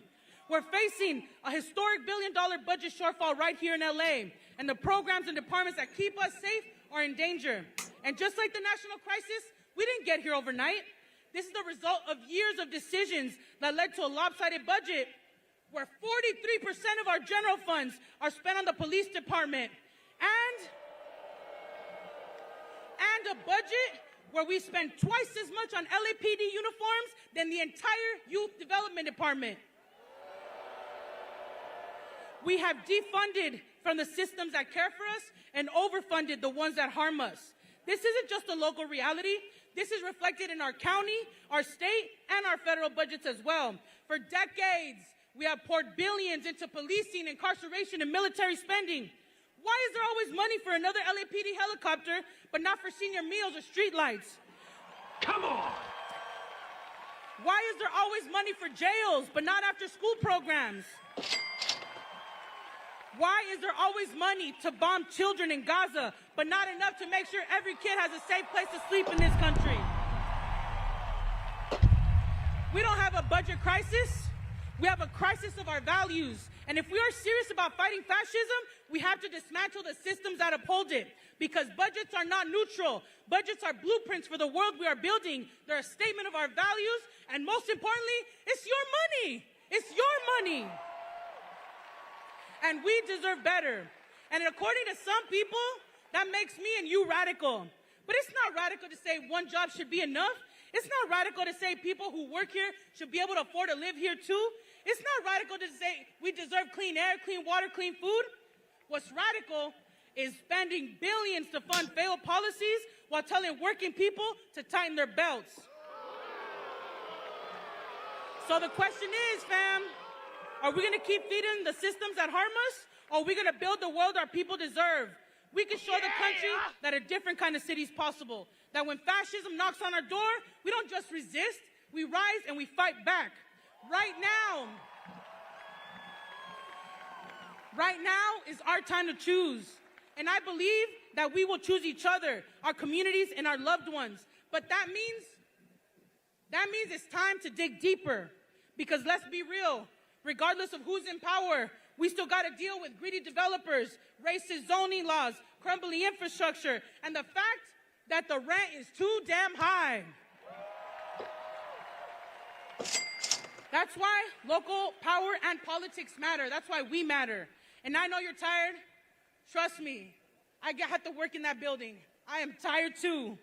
It's hard pushing against the tide every damn day when the system is built to wear you down and keep you out. But I keep showing up because you keep showing up. I keep fighting because you fight. So this is the ask. This is my ask to you. Do not give up. Not gonna do it. Wouldn't be prudent at this juncture. They win when we're checked out, jaded, hopeless. So tap in. Show up to the boring council meetings. Call your congressperson. Make public comment. Join a grassroots organization like LA Forward or DSA. Go to the protests. Go to the march. Organize your workplace. Run for neighborhood council. Run for office. And then do it again and do it again until our folks are the ones in charge. Why? Because we deserve a city where no one sleeps on the streets while luxury towers are empty. We deserve a state where housing is a guarantee, not a commodity. We deserve a country where healthcare is a human right, not a business model.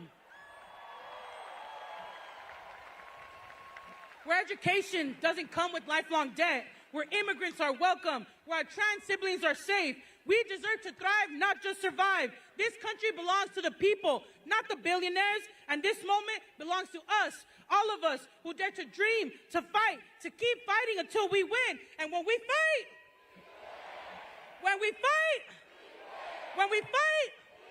let's go!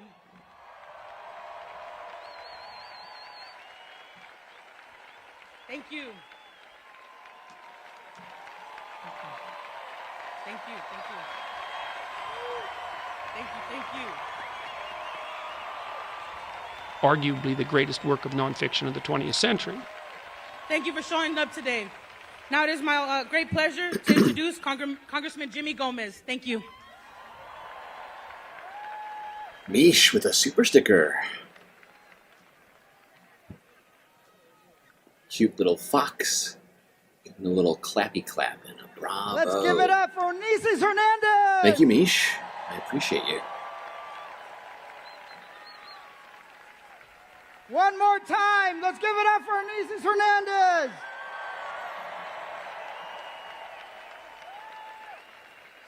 So I'm Congressman Jimmy Gomez, but before I was ever a congressman, I was a union organizer for AFSCME International and the nurses. Is labor in the house? Is labor in the house? Are working people in the house? And I still believe in the raw power of people to make change, to build a country that works for everyone, not the billionaires. A country that should help the poor, the working class, the strivers, not just the well-connected. But right now, a billionaire establishment is taking root in Washington, D.C. Damn. And wow. one of the things... So much support in chat right now. My God. Pitchforks Dragon. When we fight, we win. That's right, Pitchforks. That's right. And Rob Scouts with 10 beautiful, gifted galactic memberships.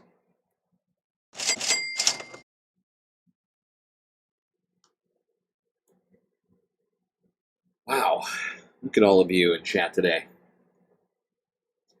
Support is overwhelming.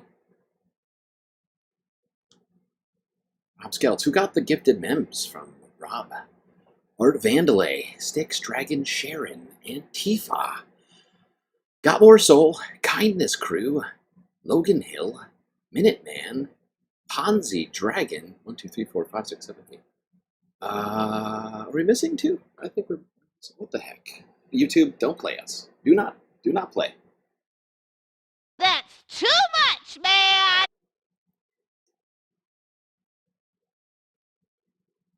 Come on. Come on! Do it, YouTube. Give us what we deserve. Give us our goddamn memberships. Right now. Immediately, if not sooner.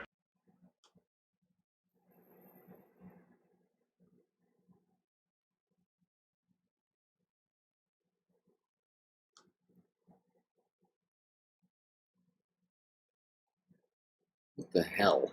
It's incredibly rude. How rude. I have to yell at YouTube later. It is probably because Mona went to bed early. You're right.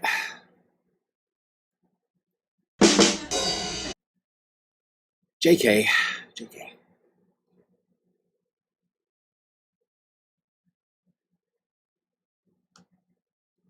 I'm sure it's just because YouTube is trying to repress us again, as usual. Help! Help! I'm being repressed! Wait, are we lagging again? I think we are. Why is this happening?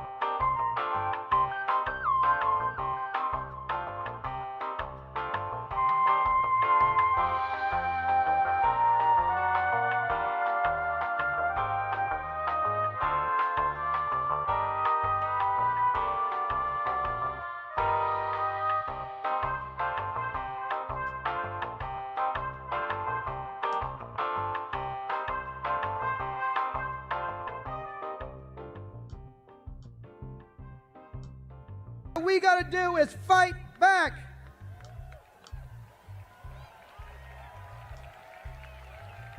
And I believe that we're still a country of immigrants, not of kings. I believe that if you come here, no matter where you're from, no matter the color of your skin, no matter the God you worship or the language you speak, if you believe in that basic idea that we are the government itself, then you have a place here in this country.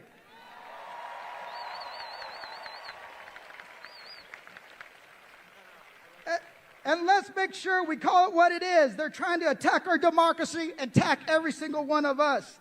But I believe that we can fight back. We might not agree on every issue, but we agree on this. We need to stop Donald Trump, Elon Musk, the billionaire establishment from hijacking, and we need to take our country back.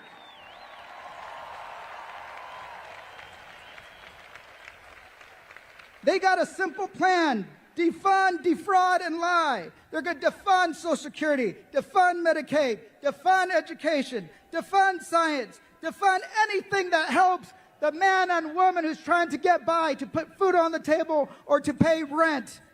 And then they're going to lie about it, all while giving tax breaks to their billionaire friends at the cost of the working class.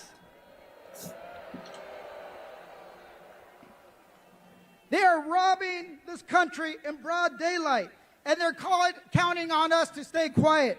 Are we going to stay quiet? Are we going to stay quiet? Are we going to stay quiet? Hell, motherfucking no!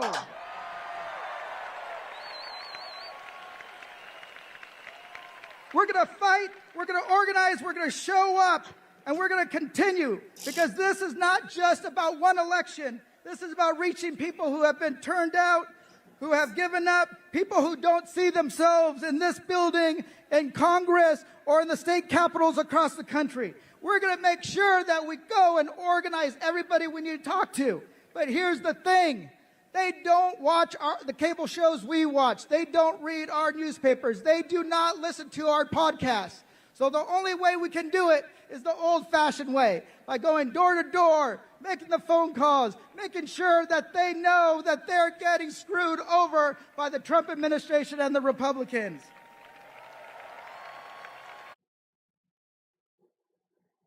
Jesus, why are you having so many technical difficulties today? What is happening?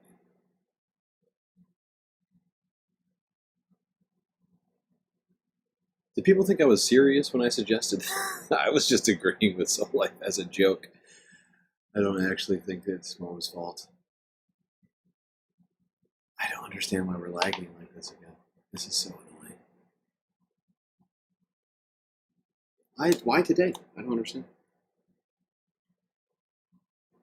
I don't understand.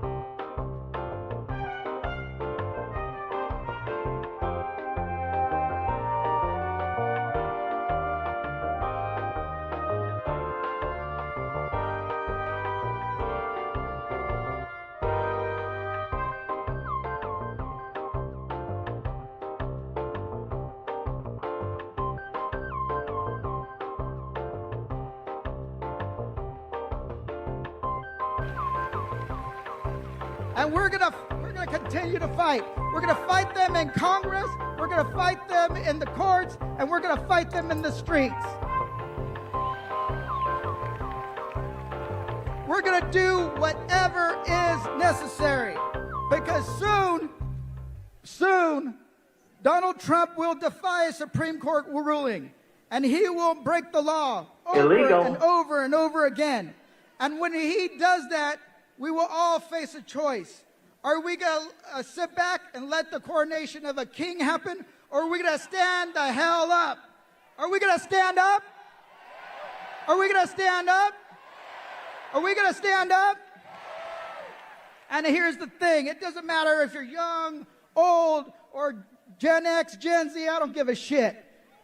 But we're now a new generation. We are the fuck around and find out generation.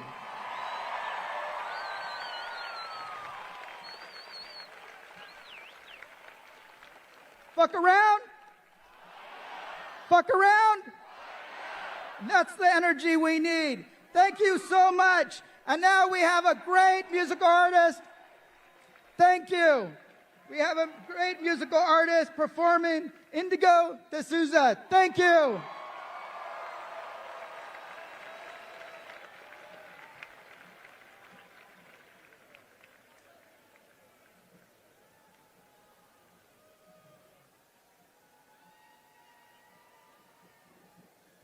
Hi.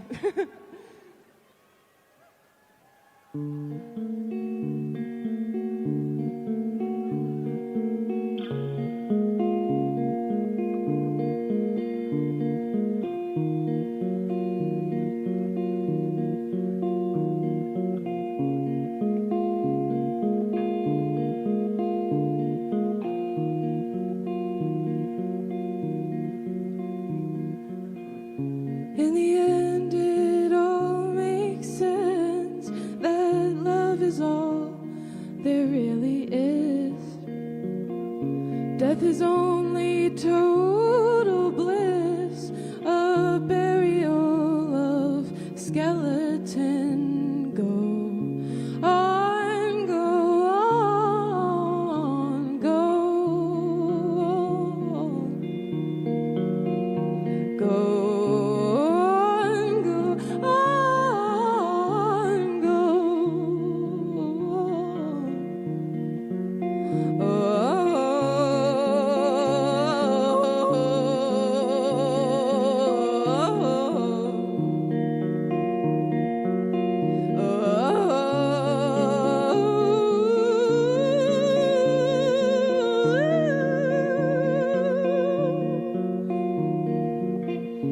I can see your spirit face just rising up to wax and wane, like an omen bleeding grace. The light comes in, it starts to rain. Go on, go on, go on, go.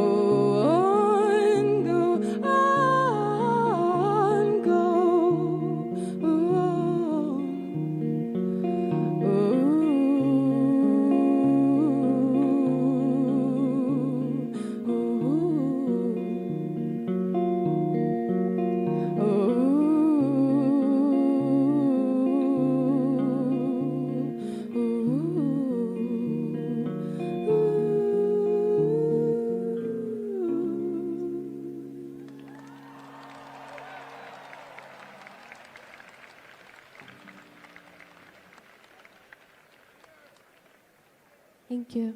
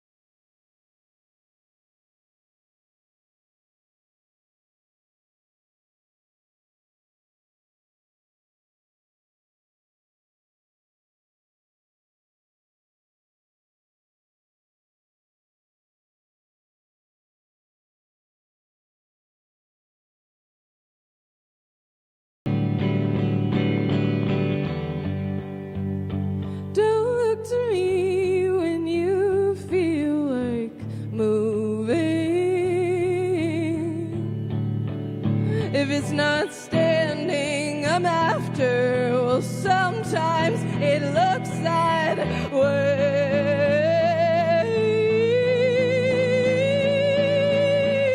Maybe we're bigger than staying on the very same island.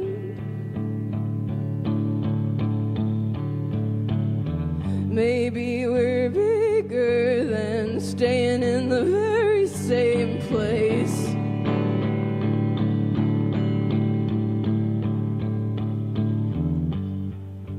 Maybe I'm the one you've been missing.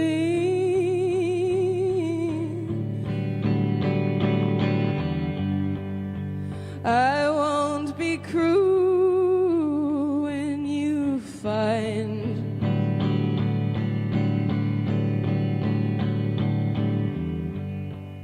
that you don't need a girl to feel better.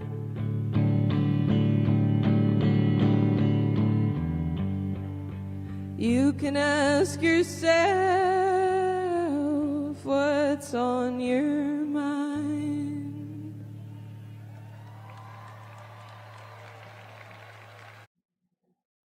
Wow. I gotta try and solve this lag situation.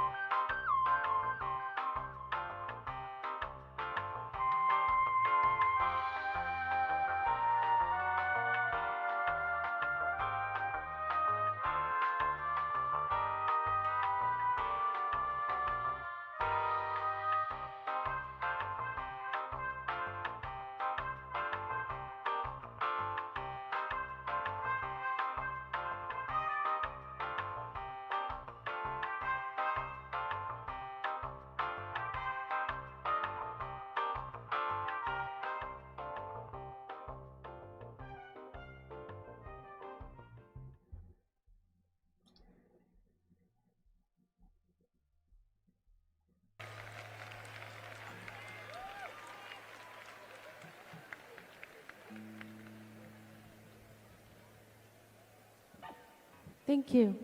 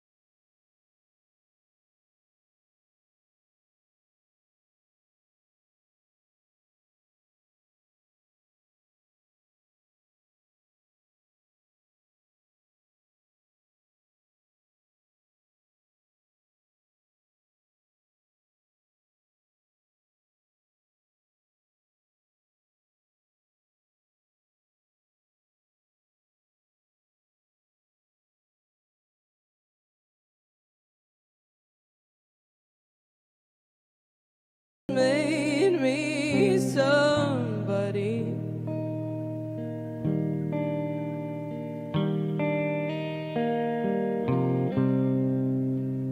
Which way will I run when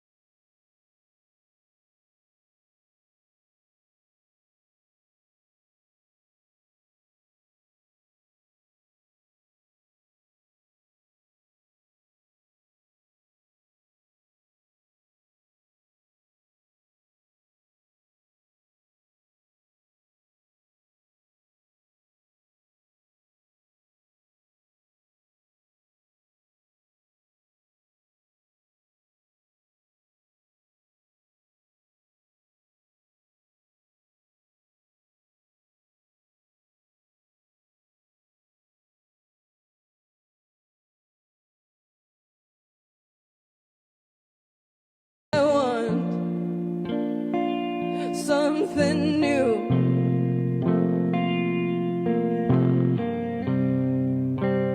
I don't feel at home in this house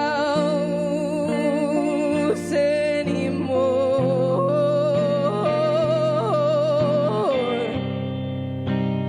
Which way will I run when I'm over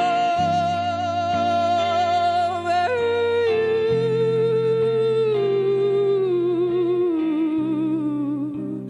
I don't feel at home in this town.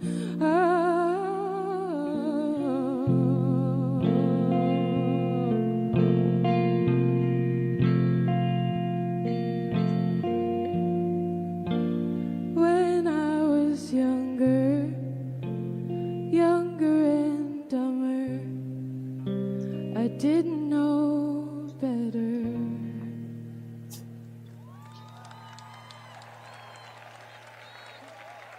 Thank you.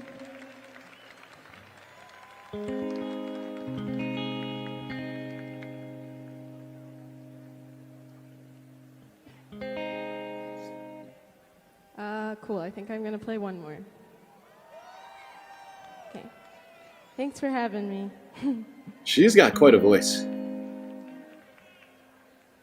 What gives the weight in your hands, just slower and slowly destroying our plans? What gives the heart of the question? I'm sorry for asking, but I just gotta know. Are you feeling it too?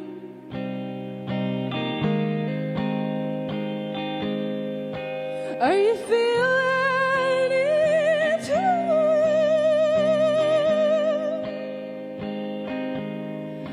I haven't been talking the way that I do when it feels like I'm able to get through to you. There's something that's hanging there in the way. It's keeping me quiet, don't know how to play. Are you feeling it too?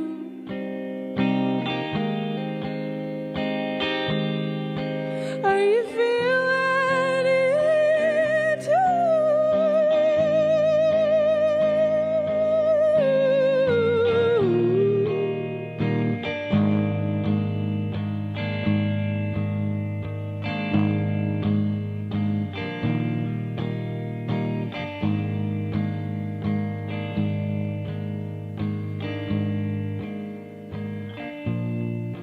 Blink twice if you're still in there.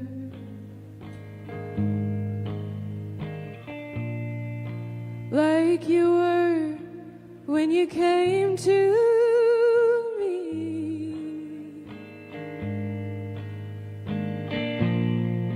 Come clean if you've made up your mind.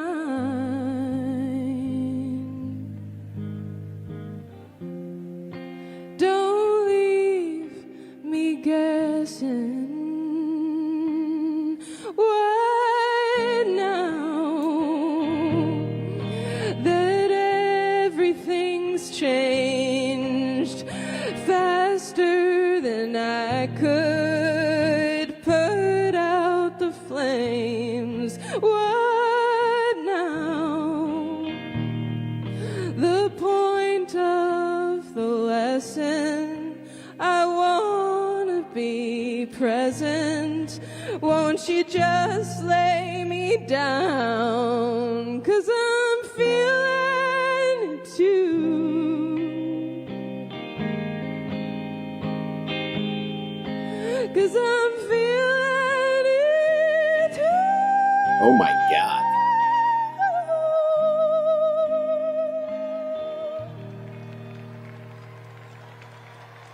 How did she hit that note? I didn't know that note existed. Thank you so much.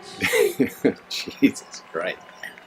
Oh, we got 60 likes. Okay, we'll get you another emotional support character from the Galactic Cantina.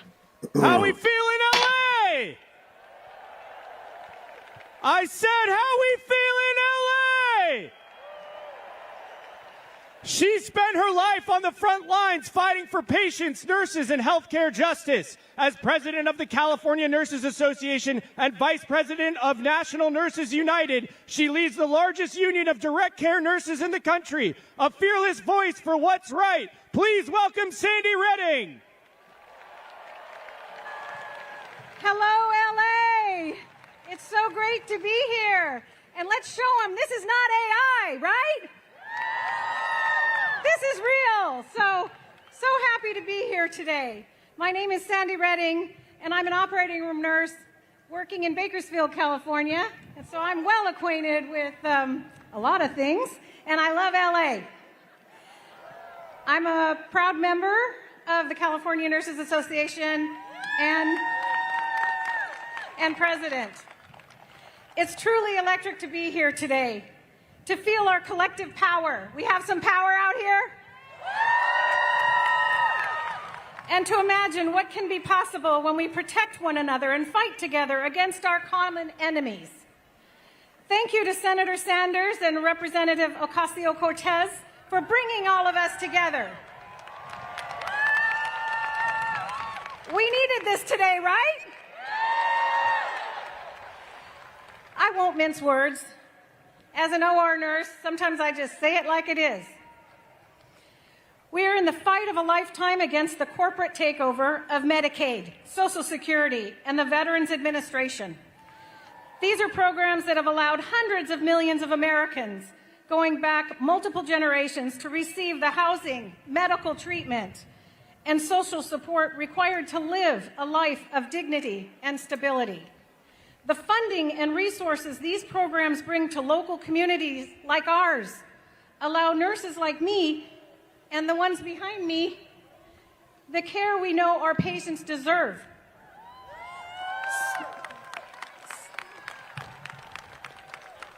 Some people are so tall, I guess. Okay.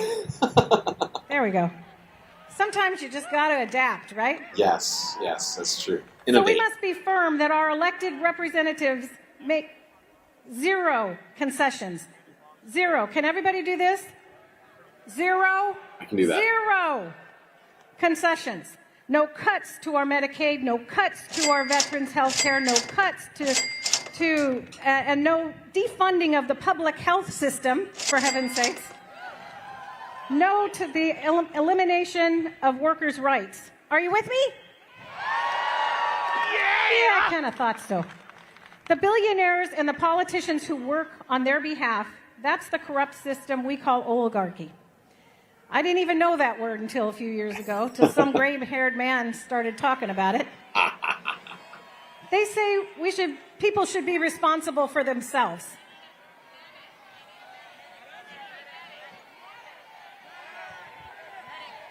What's wrong? Medic, do you need a nurse? Uh-oh. Look, we got some nurses right.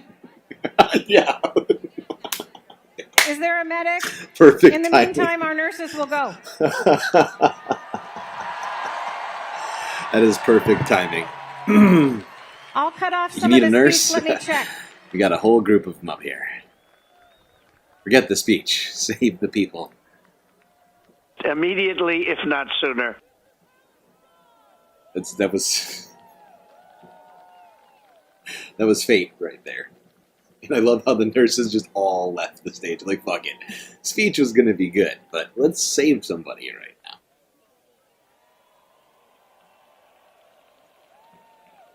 Help! Help! I'm being repressed!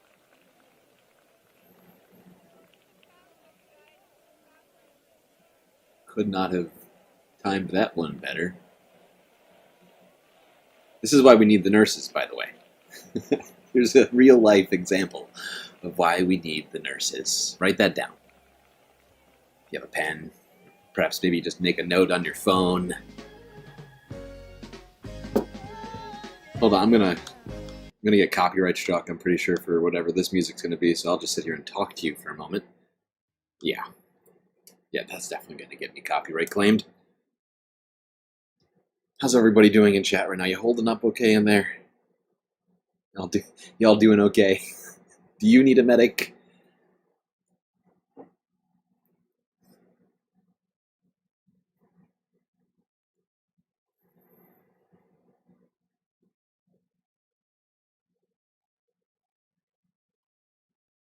I mean, you got 40,000 people all in one place. Someone's bound to have some sort of situation. Here, I'll... how do I... I guess I could mute this. Look at them work the crowd over here. Come on, everybody, get your hands up. What is this? Burncella?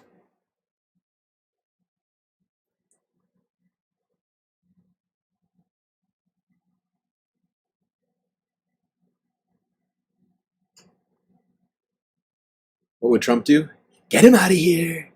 Get him out! The nasty, nasty people having medical problems in the crowd. Get him out of here, making me look bad. Very nasty, nasty peasants having health problems while I'm trying to talk. Incredibly rude. That's what Trump would do.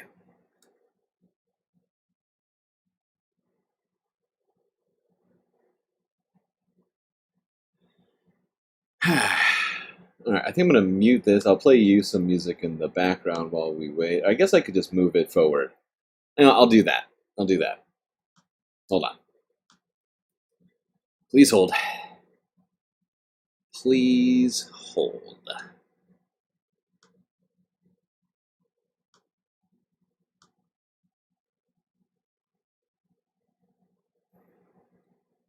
Do. Okay, nurses save the day. Oh, almost immediately, if not sooner. Okay, never mind.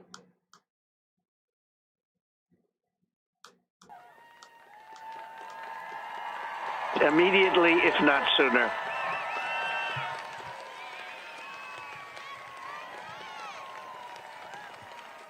They're okay. Thankfully, we have the nurses. Sorry for the delay. Sometimes you just got to prioritize, right? Yep, 100%. So, these billionaire corporations, they feel people should take care of themselves. Well, we're here to say that's not true, and that was just a prime example of why we shouldn't ignore. When you work in our broken healthcare system, as I have for nearly 3 decades, you see all the ways in which our patients and our communities are sold out. I jogged. Sorry, I'm a little out of breath. I do walk 5 miles a day. So by hospital industry executives, insurance industry executives, by their own elected representatives, just so a few people can buy their second vacation home. How many billions do you need? Really? But what I'm seeing proposed now is more drastic than I've seen in my lifetime so far as a union nurse and a patient advocate. They want to take the virus of capitalism, and yeah, it's a virus, and fully unleash it into our public health care programs and onto all of us. Is that right? This is truly a fight to save people's lives. Unless you're among the privileged few, care and compassion and healing will be put on the back burner. Corners will be cut to make a quick buck. Human-to-human care will be replaced with the false promises of AI and surveillance technology to boost shareholder profits, rather than the touch and the kindness and the critical thinking of nurses like us. Unfortunately, they're closer than ever to making their dreams come true. However, they've forgotten who's standing in their way. All of us. Yeah! Yes, all of us. It's our turn to take the reins back and define the world we want to live in. That's why, as union nurses, we have long fought for Medicare for all and a society that prioritizes care and compassion, because we know that health care is a human right. There will be the chorus of naysayers who will stand up for capitalism in industry and against the necessary structural change our country needs. Follow the rich So, white man. let me wrap up by giving you some words of advice from union nurses who know their way going up against greedy hospital corporations.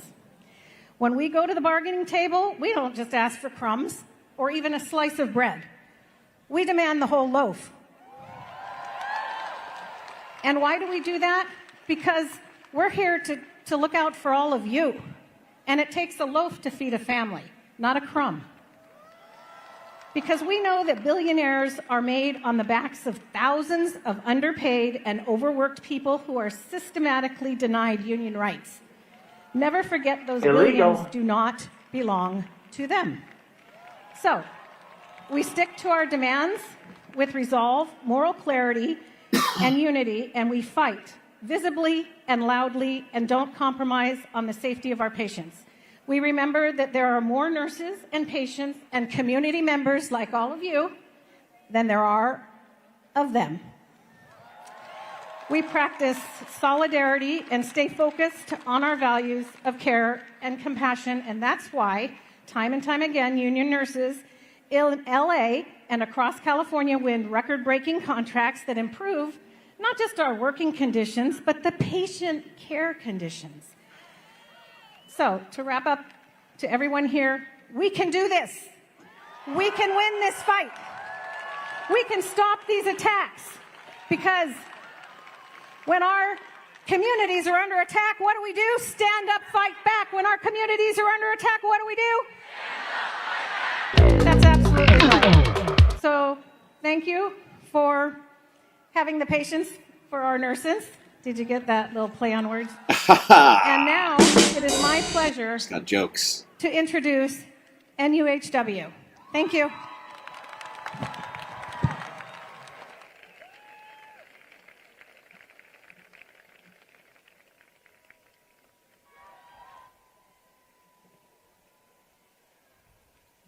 Well, there we go.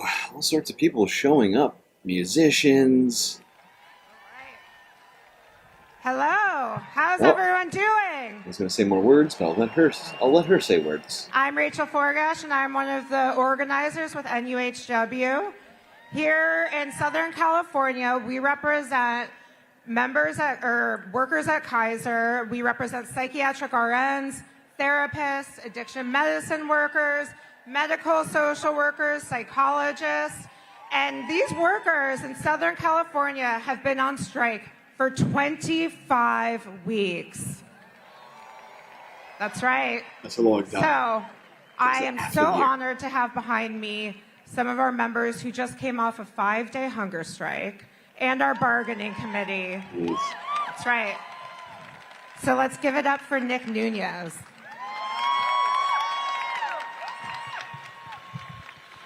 As long as it's not Devin What a beautiful Nunez. day to be alive, am I right?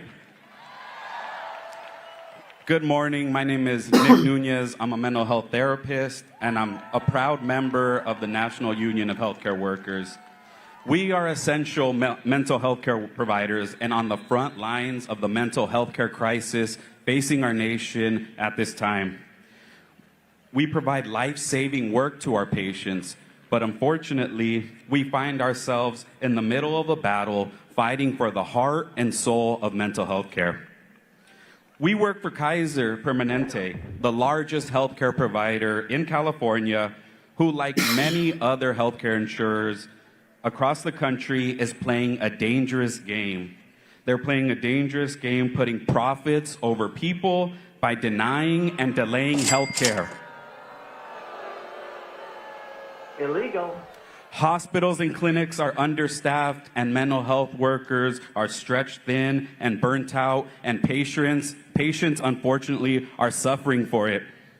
Healthcare insurers like Kaiser have billions of dollars in reserves, $70 billion to be exact, and they choose to give their CEOs bonuses and their executives all sorts of perks instead of investing in their employers and in their employees and their patients. Wouldn't be prudent at this juncture. So following the footsteps and standing on the shoulders of giants such as Cesar Chavez and Dolores Huerta,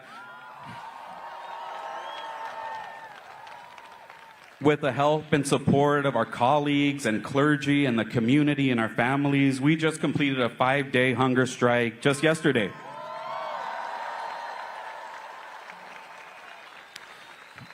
We took that drastic stand to bring awareness to Kaiser's broken mental health care system. With 6 months on strike, yes, 6 fucking months on strike, we may have underestimated their greed, their arrogance, their callousness, but I'll tell you what, they sure as hell underestimated our unity, our strength, and our resolve. We all deserve to get quality mental health care. It's a human right. Am I right? Is mental health a human right? And to be treated with compassion, respect, dignity. When healthcare companies deny the human right of mental health care to those in need, they strip us of that humanity. The rich and powerful want us to feel divided and feel disconnected, alone, discouraged. However, this strike has taught us the power of coming together. Our strike continues and our collective fight continues. It's only just beginning. Our fight is your fight in resisting the oppression of the rich and the powerful. So, my beautiful people united here in solidarity, please don't despair, don't lose hope, and don't lose the light in your hearts that makes us all so special and human. And please remember, when overwhelmed, you're not alone, and we're all united in this fight. They want us to think that they have the power, but who has the power? We have the power. Who has the power? Thank you.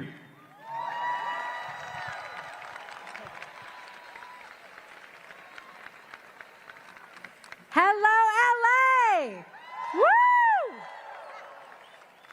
My name is Cassandra Gutierrez Thompson, and I'm a licensed clinical social worker. Woo! And I'm a proud member of the National Union of Healthcare Workers and UHW. For almost 6 months, we've been on strike against Kaiser Permanente, not just for ourselves, but for our patients.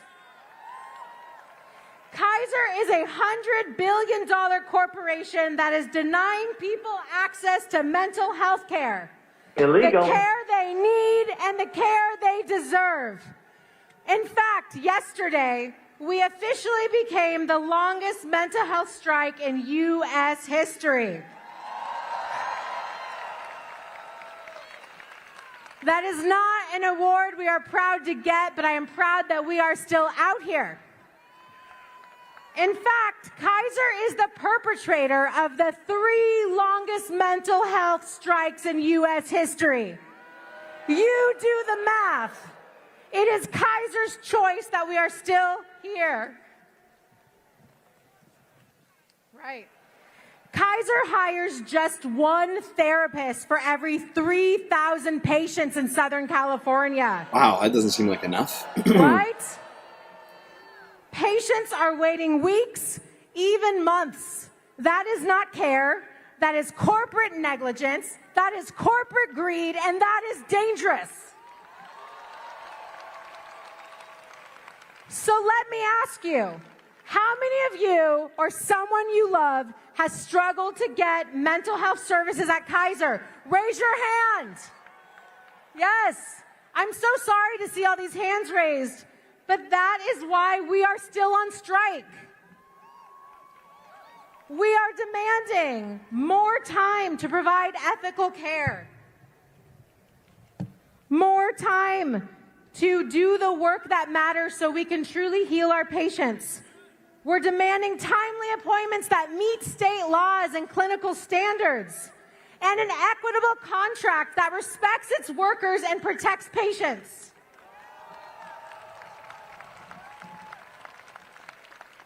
Because let's be clear, mental health is healthcare, right? And no one should suffer while a giant corporation hoards billions. And if you yourself have been harmed by Kaiser Mental Health Services, we want to hear your story. Kaiser might not want you, but we do.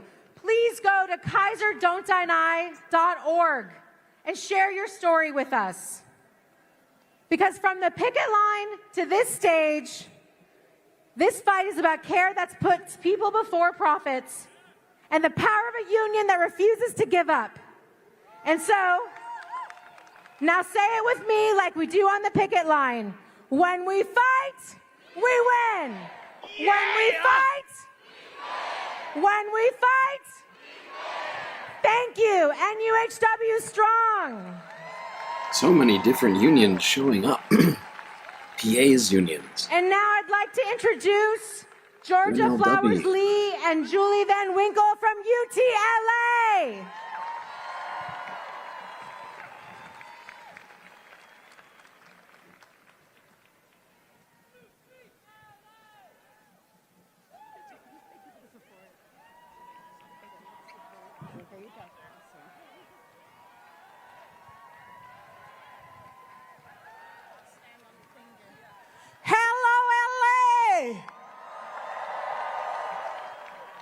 My name is Georgia Flowers Lee.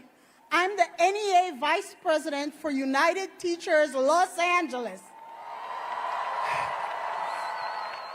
And a special ed teacher who has taught at the same small elementary school in LA Unified for 23 years. Over those years, I've watched as the families my school served were pushed out of the neighborhood by the skyrocketing cost of housing. I've watched the flow of students crossing the main street go from a flood to a trickle. I've said goodbye to families who had lived in the neighborhood for 2 or 3 generations but could no longer afford the rent. I've watched as corporate interests The rent is too bought damn up high. rental properties, tore them down, and erected condos and townhouses priced far out of the reach of our families. And I am Illegal. pissed. And my name is Julie Van Winkle. I'm an 8th grade math teacher and the AFT Vice President for UTLA. I'm also a huge Dodger fan. And this space, Grand Park, has a special meaning for us educators. First of all, how many of you were here to cheer on our world champion LA Dodgers last November? I don't know where she's going with this, but everybody should be boycotting the Dodgers for having gone to the White House. All right. And how many of you here were here to show solidarity with the teachers when we shut down the city and went on strike? Wow. So this is an important place for us. This is where the city of LA gathers to take political action, like we did on our strike, and it's a place where we gather to celebrate, like we did for the Dodgers, and also our historic contract settlement. And now we gather here again. Look around you. These are the people that are going to fight against the billionaires. Where are the teachers in this crowd? All right. Where are the nurses? Where are the working people in this crowd today? These are scary times that we're living through, y'all. Right now, and as Julie has said, we are the ones who are going to save us. My SPED colleagues and the families I have served over the years are terrified by what the attempt to dismantle the Department of Education could mean for students with special needs. Will their kids continue to receive the services that allow them to thrive? We have seen ICE conduct raids in our communities. near our schools and in full view of our students. The Trump administration's efforts to intimidate, separate, and deport immigrant families are not theoretical. Just this week, they disrupted and traumatized our students and their loved ones by sending Homeland Security officers to our schools. Teachers are sharing stories about students they are stepping up to support because a parent has disappeared. We're seeing our students' families torn apart in real time. The uncertainty is destabilizing for our communities. Our students have been walking out of class to stand up for immigrant rights here in LA.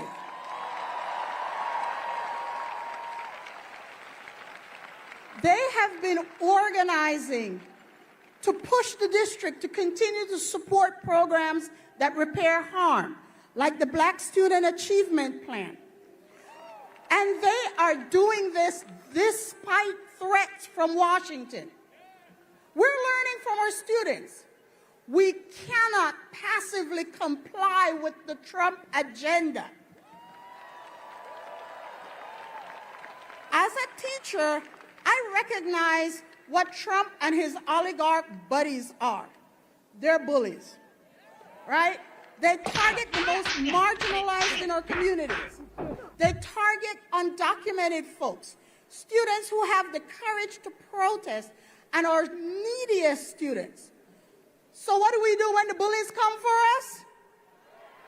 Thank you. We stand up. We fight back. We stand 10 toes down, and if necessary, we punch back. Are y'all down for the fight? Yeah! We hate these bullies. We hate these oligarchs that are trying to privatize our public schools and public institutions. How many of you hate these billionaire privatizers? All right. Ooh, me. I'm glad we all agree on that. But it's not enough to just hate them. More important than hating our adversaries is loving our communities in our city. And that's why I'm so proud to be part of United Teachers Los Angeles leading our contract fight. The educators of LA are demanding more support for our special education teachers and students. More support for undocumented students, colleagues, and families. Written protections for our LGBTQIA+ community, and specifically our trans community. We're demanding more resources at our school sites, more counselors, more social workers, more access to the arts. We're demanding more green space on our campuses.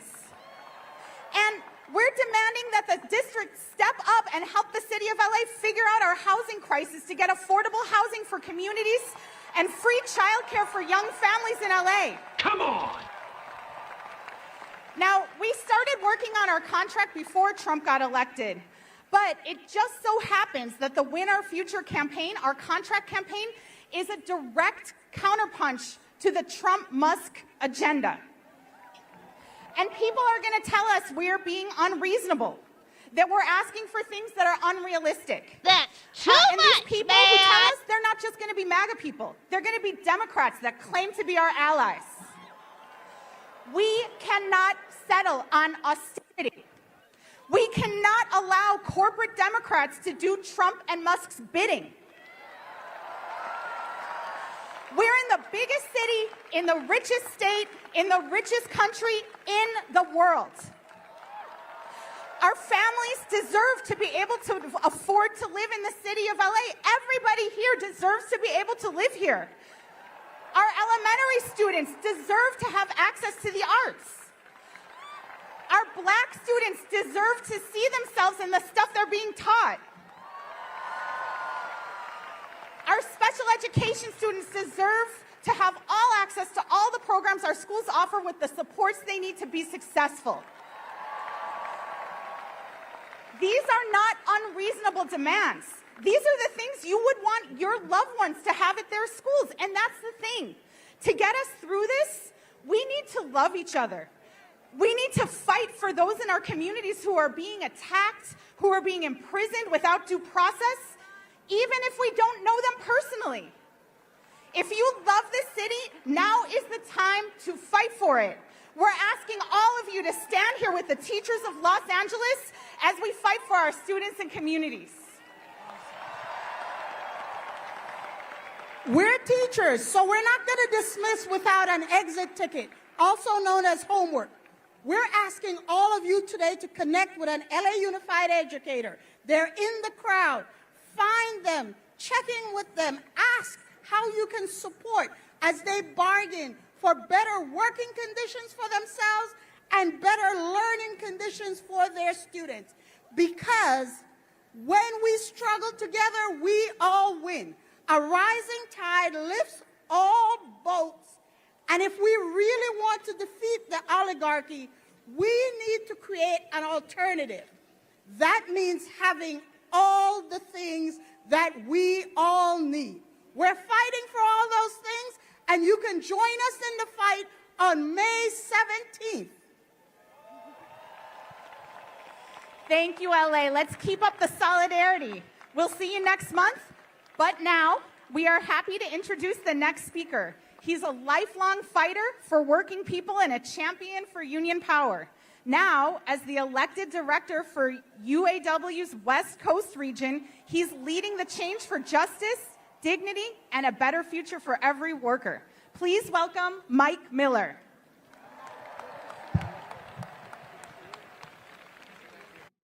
Okay.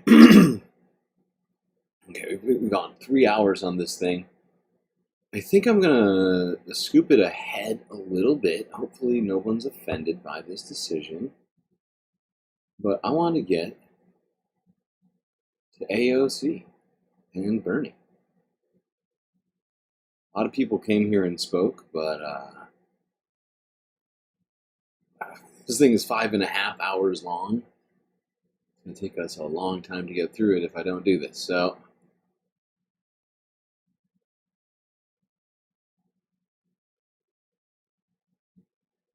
let's go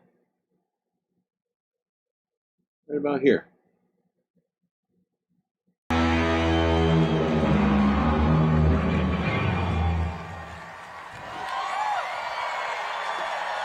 Thank you, folks. Thanks for being here.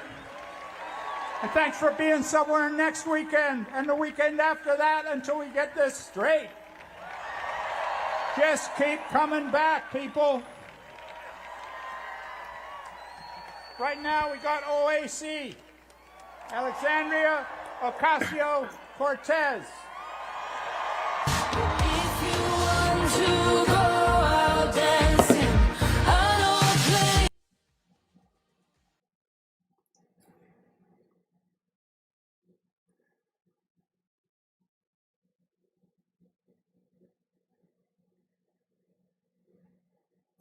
They're trying to kill me with the Taylor Swift over here.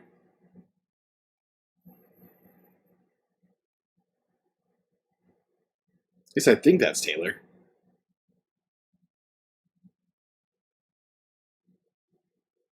Oh my God, look at the crowd. That's wild. Holy shit. This is insane.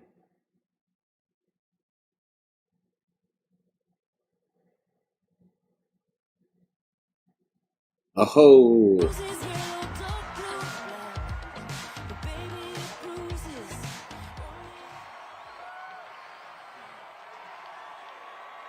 Hello, Los Angeles!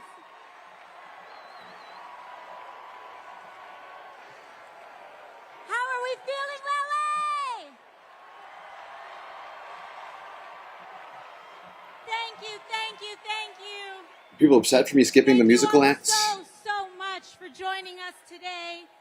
I want to thank each and every one of you for making the effort to be here today. Thank you, thank you, thank you, thank you. And quickly, I'd love to also thank some of our excellent members of Congress who have joined us here today. We've got Judy Chu, Nanette Barragan, Gil Cisneros, Jimmy Gomez, Sydney Kamlager Dove, Luz Rivas. Of course, you also heard from Pramila Jayapal and Ro Khanna earlier today. Thank you all so much. My name is Alexandria, and some of you may know me as AOC. And from the bottom of my heart, thank you for welcoming me to Los Angeles. And also, happy Passover to all of our friends celebrating this weekend. Thank you. Right. You know, we're all here together because we share in the frustration and heartache that comes from watching those in power actively tear down or refuse to fight for everyday working Americans like us. And we are here together because an extreme concentration of power, greed, and corruption is taking over this country like never before. Illegal. Oligarchy in America. And we must acknowledge the terrifying moment that we are in right now. And that what we are hearing and seeing with our own eyes is, in fact, happening. We are watching our neighbors, students, and friends being fired, targeted, and disappeared. It is real. People we love are being targeted and harassed for being trans or queer. Our co-workers, U.S. citizens and immigrants alike, are being disappeared off the street by men in vans with no uniform. Educators are being fired for teaching American history accurately, and activists are being detained with no charge or evidence for using their First Amendment rights, especially when they use them for Palestinians. Help! Help! I'm being repressed! In fact, the Trump administration admits that it has jailed Mahmoud Khalil, a young husband and father from New York, without any evidence or charge of a crime. The Trump administration admits that they have thrown Mahmoud in a cell thousands of miles away because he attended a protest, and are detaining him for the content of his speech and nothing more. In fact, Donald Trump's detention of someone like Mahmoud Khalil for his speech is anti-American. And we demand his release, along with the release of Rumeisa Ozturk, who he is also jailing for writing an op-ed in her school paper. Illegal. And we demand their release because we, Los Angeles, we do have power in this moment. All of us do, and everyday people do. In fact, you all showed that this week, LA. A few days ago, ICE officials attempted to enter 2 LAUSD schools to target kids. They lied to school officials and claimed that they had parents' permission to get to these children when they didn't. But it wasn't just a lawyer or a judge that said no. It started with everyday people, school staff, and employees who spoke up when they felt something was off. And it was the teachers and principals that stood strong and said no to protect their kids when it could have been easier to say yes out of fear. You defended them, LA, because it will never be just institutions and officials alone that uphold our democracy.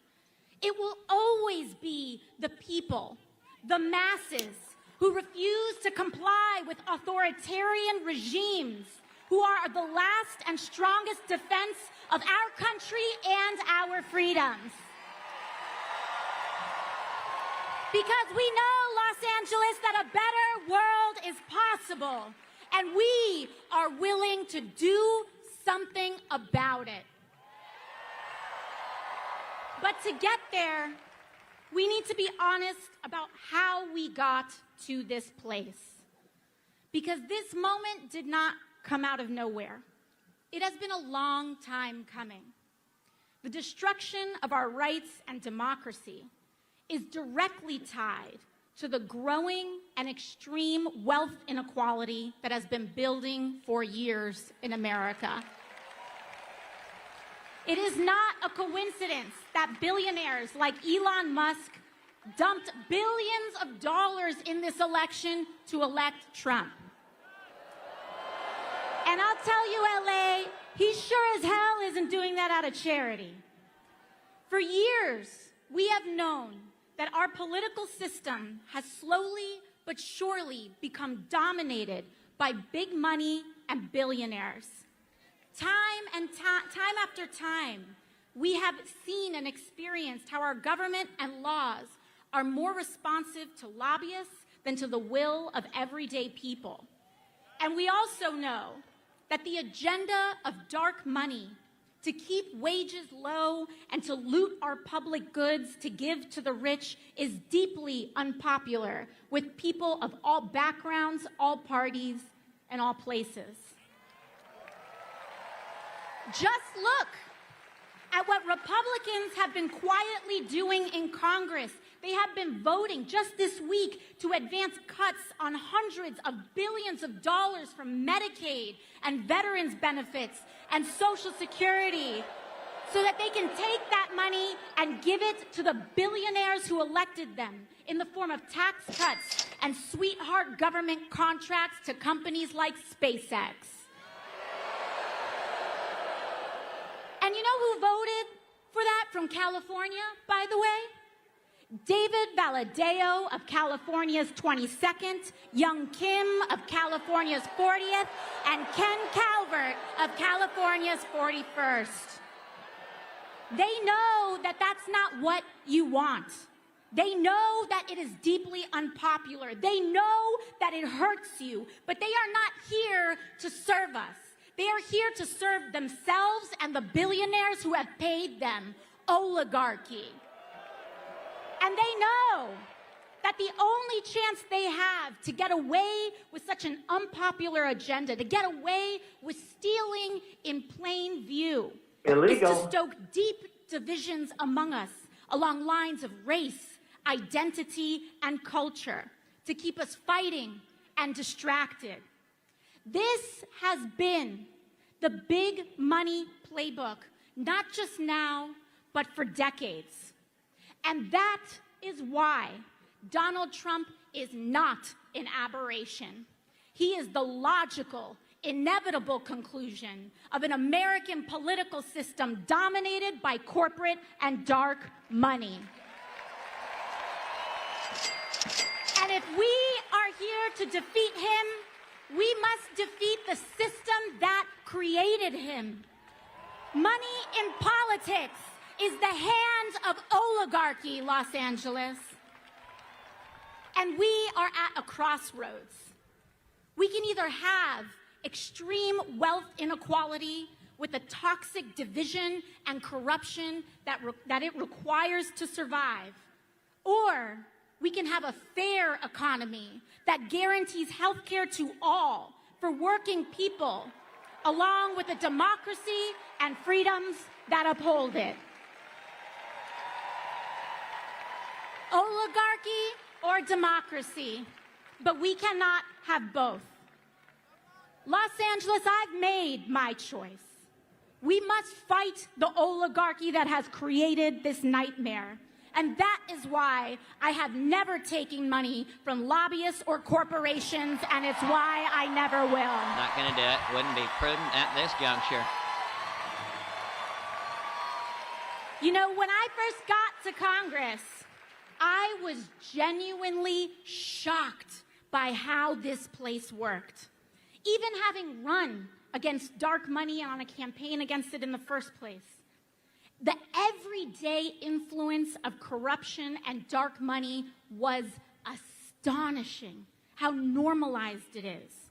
In fact, Congress and members of Congress have somehow conditioned itself to actually believe that it is normal for elected representatives who swear an oath to the American people to day trade individual stocks that make millions with the sensitive information that we are entrusted with for the purpose of governing.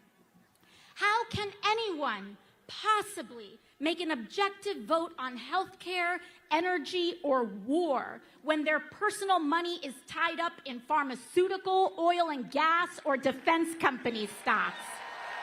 They can't. You can't.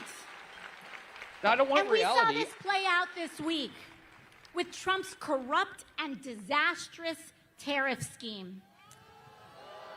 I hope that we all see now that the White House's tariff shuffle here didn't have anything to do with manufacturing like they claimed.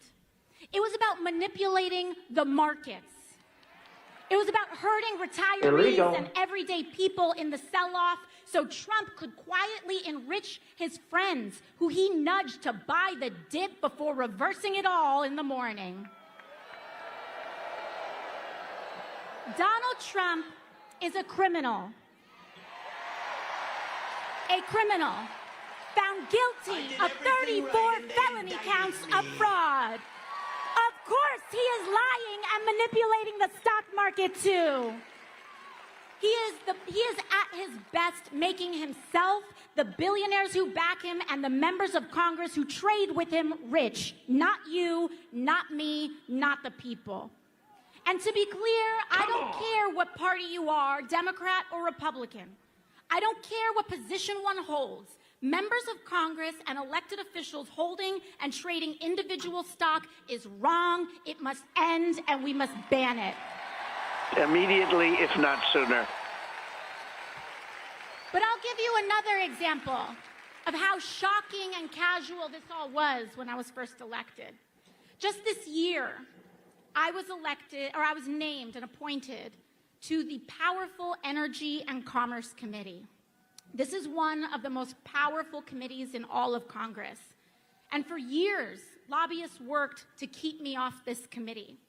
It oversees 2/3 of the American economy: healthcare, energy, technology, trade. As they say in Congress, if it moves, it's energy. If it doesn't, it's commerce. And that's the jurisdiction of this committee. And an interesting thing that happened was that the day I was named to this committee, the same day, my office's phones rang off the hook and our inboxes were flooded by every corporate lobbyist under the sun. They all wanted to be my best friend. But you know what, Los Angeles? Because of your support, because of you all showing up, because I don't have to take a dime in corporate money, you allow me to say no. But not everyone is so lucky. I have seen firsthand how these groups bully and pressure members of Congress, threatening to either take money away or spend it against them if they don't do what they want. And what they want is for our lives to be as expensive as possible on the lowest possible wage. It all trickles down to how life feels for working people today. These facts of life, the feeling of the water rising up to our throats, the impossibility to afford anything easily, the fear of speaking up, the deeply bitter and toxic division driven more by algorithms on social media than individual thought, the crumbling of our rights and protections. Understand that all of this is what it means and what it feels like to be governed by billionaires. This is what oligarchy feels like, and it only will get worse until we act. It is this system that relies on division to legislate greed that has brought us the most corrupt administration in American history and the Republican majorities to support it. Big money is how we got Donald Trump. And his whole presidency began with launching tools for bribery, meme coins to fleece working people and move around money in the dark, extortion settlements from media companies and law firms who gladly pay them. The removal of duly elected officials on Inauguration Day. Donald Trump removed duly elected officials from the chamber in order to make space for who's really in charge who were the billionaires who sat behind him. They have one central economic mission, to make billionaires richer at the expense of the United States of America. And it does not surprise us that their first economic mission has been to target Medicaid, Medicare, and Social Security, to fire our federal workers, and fleece and abandon our veterans so that they can hand that money off to the billionaires who are backing them. But this isn't just about the Republican attacks on working people, LA. We need a Democratic Party that fights harder for us too. And that means our communities, all of us coming together, choosing and voting for Democrats and elected officials who know how to stand for the working class. And LA, I want to thank you for working very hard and doing your best to try to make that happen. In fact, last month, when other Democrats caved, your senators, Alex Padilla and Adam Schiff, stood strong against the DC pressure and voted against the Republican spending bill to cut billions for working people. In fact, all of your Democratic members of Congress and all of your members here today voted against that bill too. Defend them, LA, and don't stop there. I want you to look at every level of office around and support Democrats who actually fight, because those are the ones who can actually defeat Republicans. So, folks, you know what that means. We have to start working now to give David Valadao, Young Kim, and Ken Calvert the boot and replace them with a brawling Democrat who will stand for the working people of California. But beyond elections, LA, our task is to build community. Block associations, volunteer groups, church organizations, PTAs, activist organizations, because community is the most powerful building block we have to defeat authoritarianism and root out corruption. This is the path to guaranteeing health care to every American, to establish a living minimum wage, to take on skyrocketing rents and mortgages, to tackle the climate crisis, and establish a country where the American dream is actually possible for all of us. I come from a working class family. My mom cleaned houses. My dad worked to start a small business. And they worked so hard just to make life possible a little bit better for my brother and I. And when I was a teenager, my dad was diagnosed with cancer. He passed away before I was even 20 years old. And the rug was pulled out from us, all in the middle of the 2008 recession. So many of us live like this. One accident, one bad day, one piece of bad news away from our lives falling apart. We don't have to live like this anymore, Los Angeles. We can stand with one another and stand for ourselves. And we might come from different places, but we share the same experiences.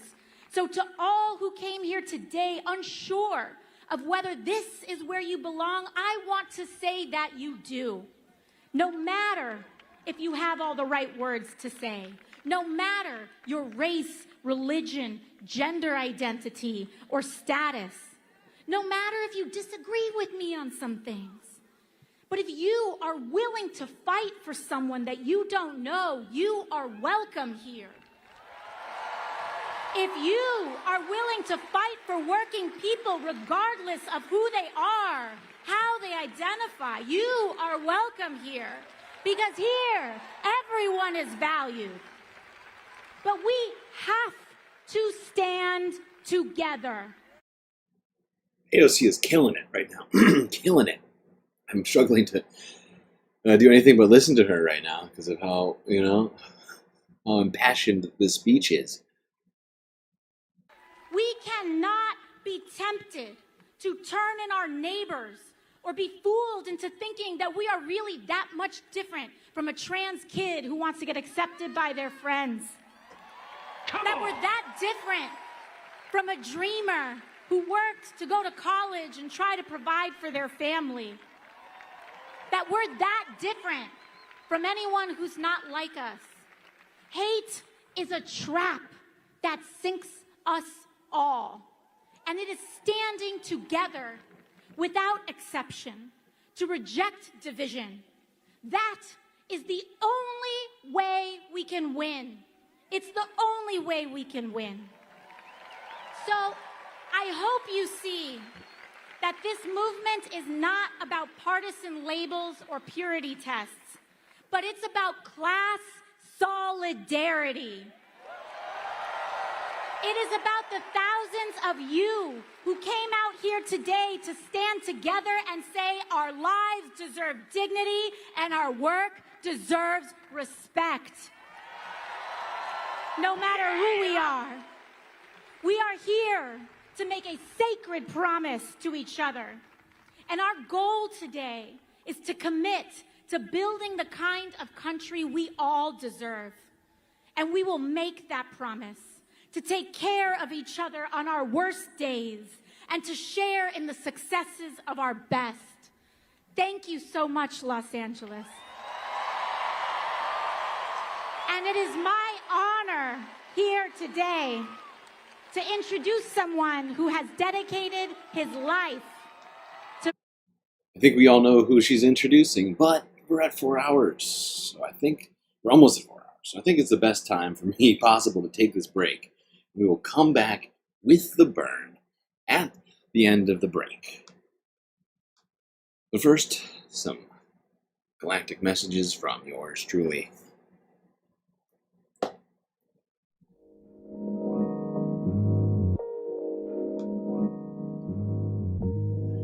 Well, I hope everybody has been enjoying this Fight the Oligarchy rally here in Los Angeles.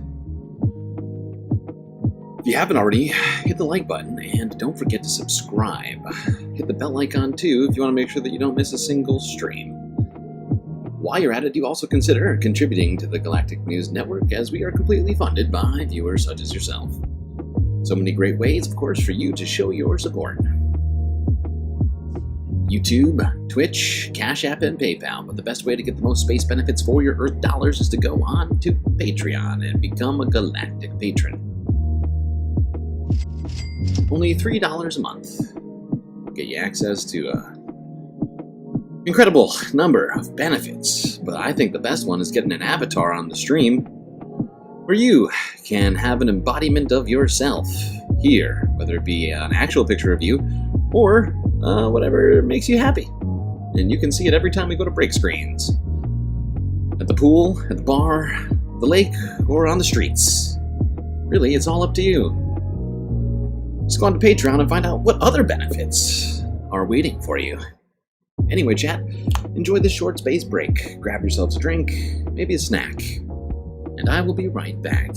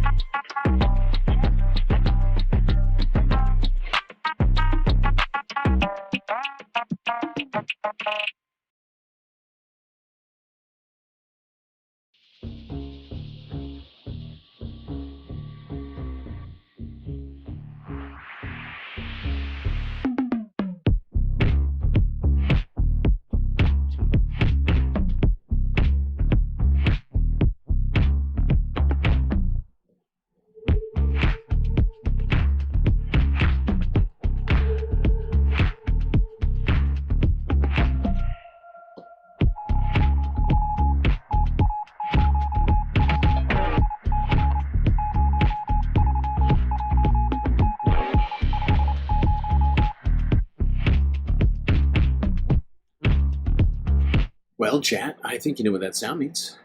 Time for us to get back to the show. That's right. We're gonna listen to a little bit of the burn.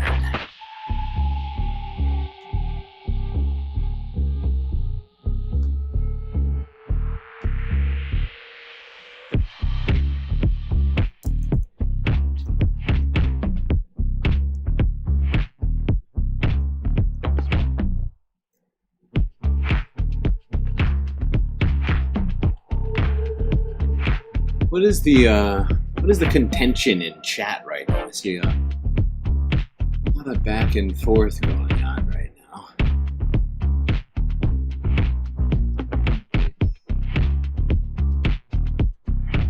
All right, let's try and get through the rest of this rally. What do you say, folks? Back to Los Angeles, California.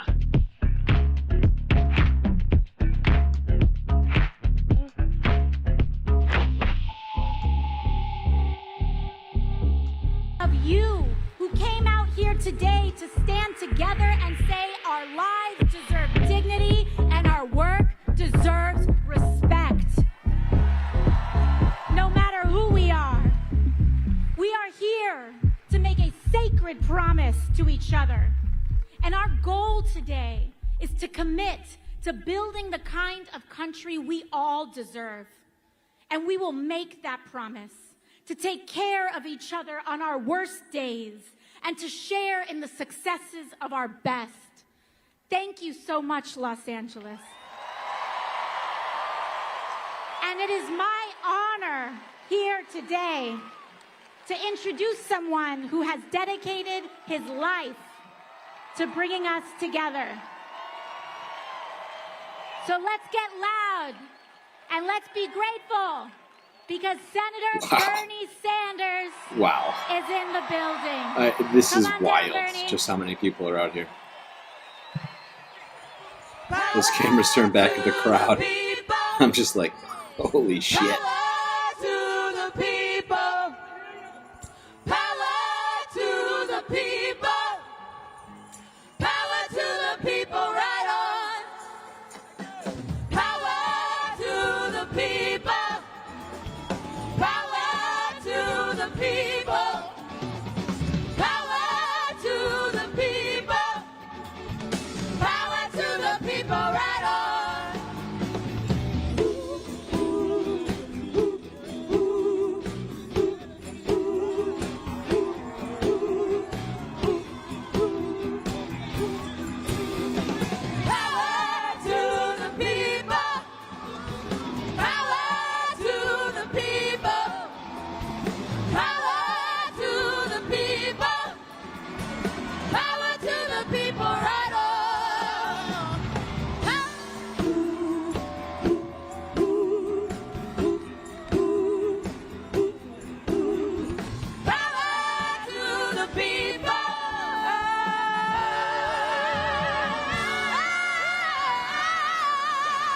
Oh my God.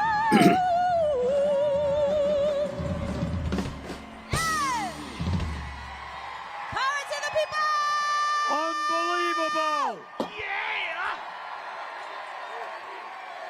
There are people a half a mile away.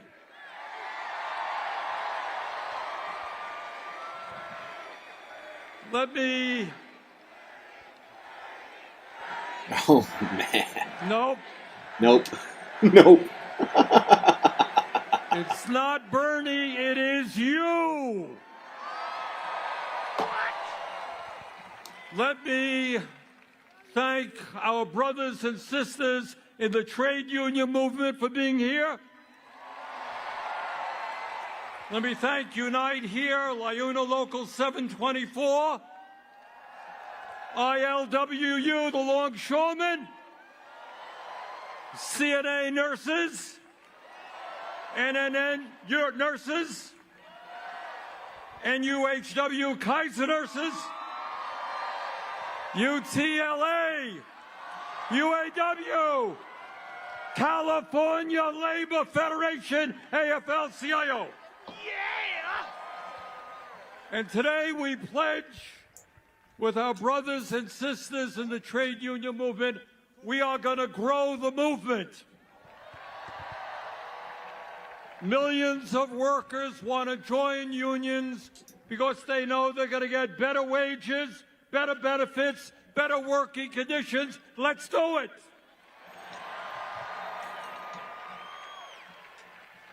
And I want to thank the musicians who have been with us today. So great. Ray's Gospel Choir, thank you. The Red Pears, Jeff Rosenstock, Indigo Duza, Dirty Projectors, Joan Baez, Maggie Rogers, Neil Young. And you know why we had all of these great musicians here today? It's not just to entertain you. It's more than that. We're going to make our revolution with joy. We're going to sing and dance our way to victory against hatred and divisiveness. So I want to thank all of the musicians who have been with us. And I want to thank the political leaders who have been here, Ro and Pramila and Jimmy. Thank you. And mostly, I want to thank all of you. And I want to tell you something. You are making Donald Trump. All right, we need a medic. Medic. Okay? Okay.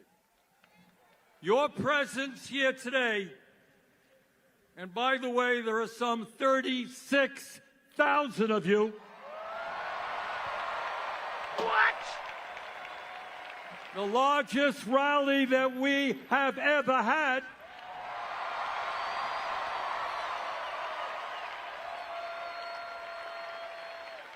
And your presence here today is making Donald Trump and Elon Musk very nervous.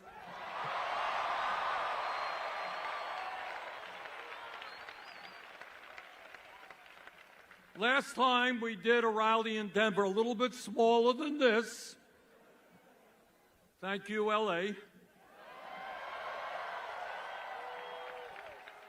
Elon Musk announced that everybody at the rally, or most of the people, were paid organizers. Anybody here get paid to come today?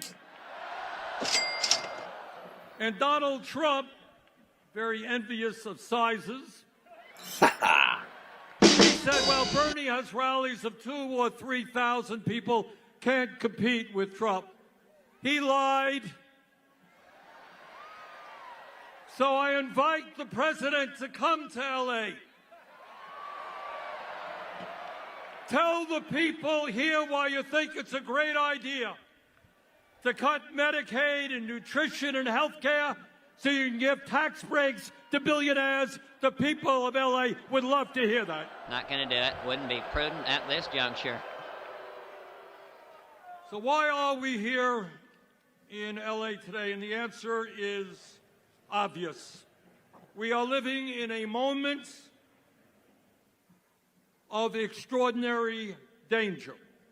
And how we respond to this moment will not only impact our lives, but will impact the lives of our kids and future generations. And in terms of the climate, it will depend, we can depend on whether or not the planet Earth survives. That's why we're here today.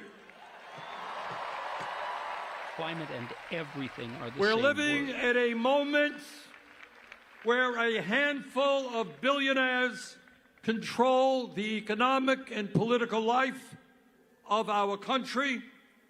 We're living at a moment with a president who has no understanding or respect for the Constitution of the United States. And let us make no doubt about it, moving us rapidly toward an authoritarian form of society. Immediately, if not sooner. And Mr. Trump, we ain't going there. We are living in a moment where the Republican Party has, to a large degree, become a cult of the individual, obeying Trump's every wish, and at a time of massive income and wealth inequality, right now, as we speak, they are plotting about how they can give $1.1 trillion in tax breaks to the 1% and devastate programs that working families need. Follow the rich white man. You know, it's funny. Just yesterday, our good friend Elon Musk. Good one. Mr. Musk sent out a tweet. And in essence, he said, you know, Bernie Sanders has been talking about the growth of oligarchy year after year after year. Well, Elon, you're damn right. That's what I've been talking about.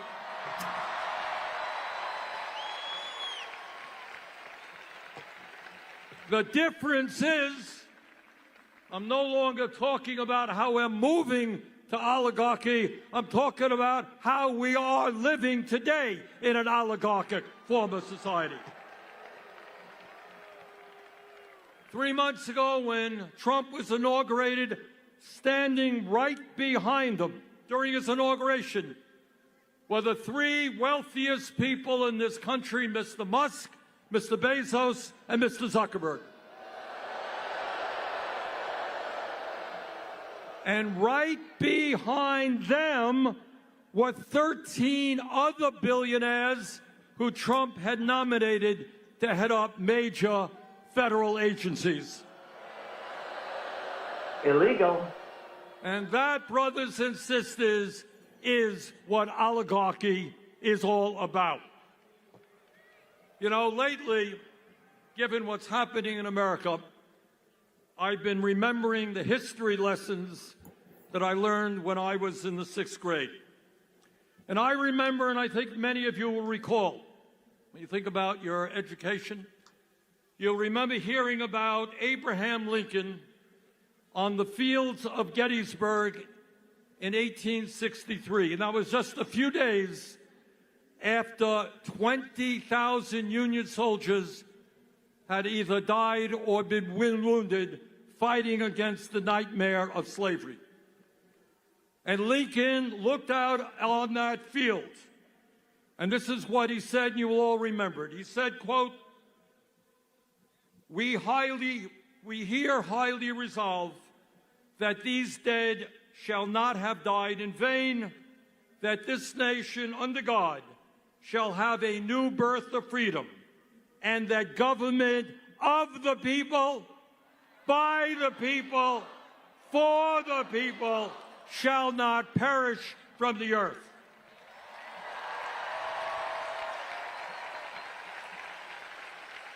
And that is precisely why we are here today, to make sure that government of, by, and for the people does not perish, and that we do not become a government of the billionaire class, by the billionaire class, and for the billionaire class. Follow the rich white man. The American people do not want the richest guy on earth running all over Washington, D.C., decimating the Social Security Administration, making it harder. It's the richest guy on earth, making it harder for old people with disabilities to get the benefits that they paid into. How rude. Proposing to lay off 83,000 workers at the Veterans Administration.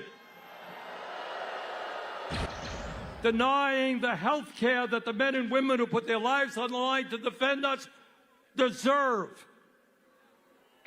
Slashing the Department of Education. decimating USAID,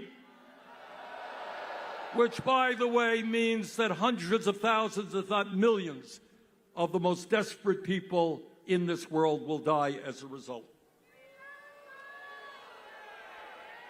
And when we talk about oligarchy, it is not just economics. I trust that all of you know that you are living under a corrupt campaign finance system which allows billionaires to buy elections. Don't tell me about democracy when Musk himself can put $270 million to elect Donald Trump and then get rewarded with the most important position in government. Well, first of all, some of the things that I say will be incorrect. But it's not just Musk and Republicans, it's the Democratic Party as well. Their billionaires tell candidates, don't stand up to the powerful special interest. And too many Democrats are listening to them. And that is why if we want to preserve democracy in America, we've got to overturn this disastrous Citizens United Supreme Court decision. Yeah!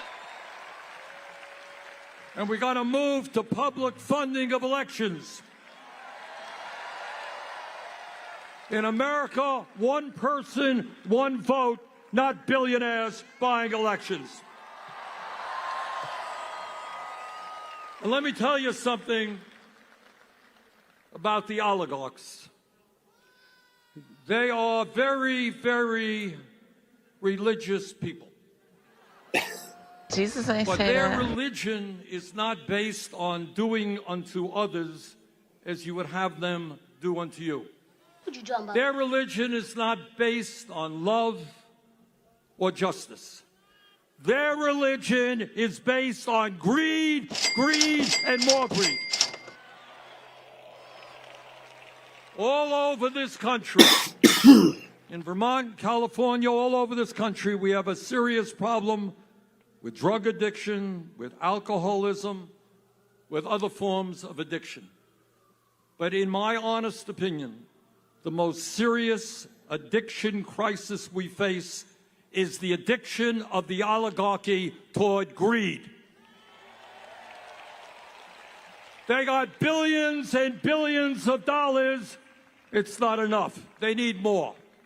And if they have to step on the poor and the disabled and working class people, that is what they will do unless we stop them, and we will stop them.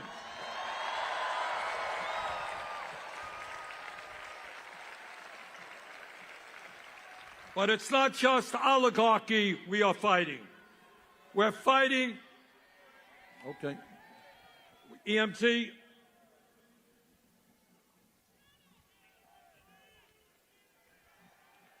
Okay, raise your hand where the problem is. Okay, can we get somebody there? We got it, somebody? Okay, thank you.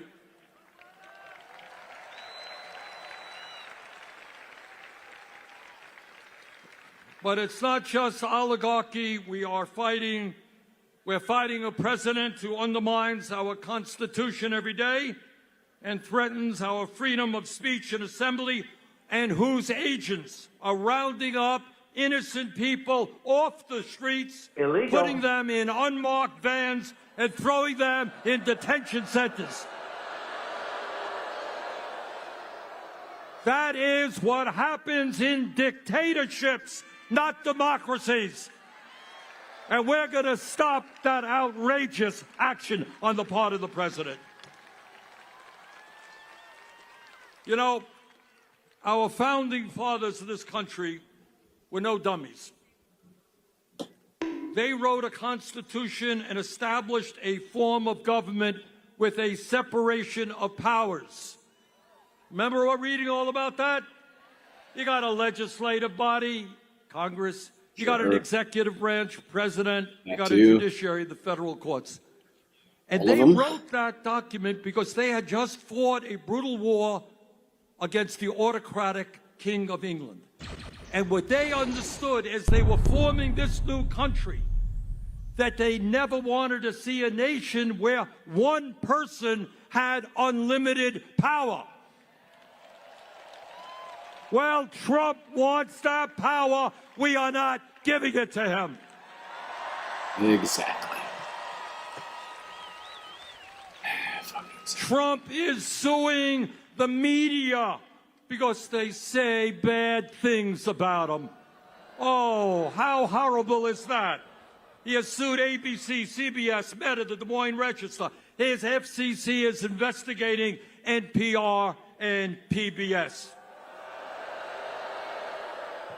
He loves the media when they fawn over him, but he can't take criticism. This from a guy who has made vulgar comments about his opponents. Hey, Mr. President, if you can't take criticism, get out of politics. That's what democracy is about.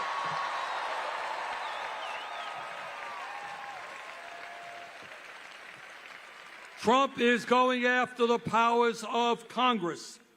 He is illegally abolishing agencies that Congress created. He's withholding funding that Congress has appropriated.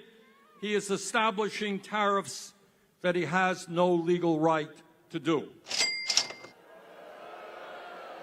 But it's not just the media and Congress that he's trying to intimidate. In an absolutely outrageous and unconstitutional way, he is going after the judiciary. His view is if a decision comes down from a judge that you don't like, you try to get rid of that judge and impeach him or her. I don't want reality. He is going after law firms that have opposed him and his interest in the past, and disgracefully, a number of these law firms have caved in. He is going after universities. You know, the function of a university, school of higher education, is to pursue the truth, not to cave in to an authoritarian president to protect the federal grants they get.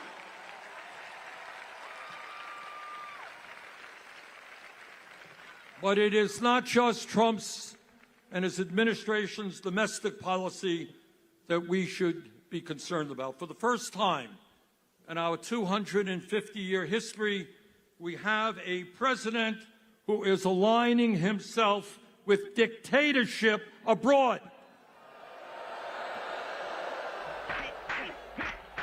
No, Mr. Trump, Ukraine did not start that war. Putin and Russia did.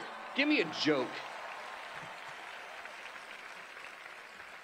We must lead the world in supporting democracies, not supporting Putin and dictatorships. So let me tell you something else.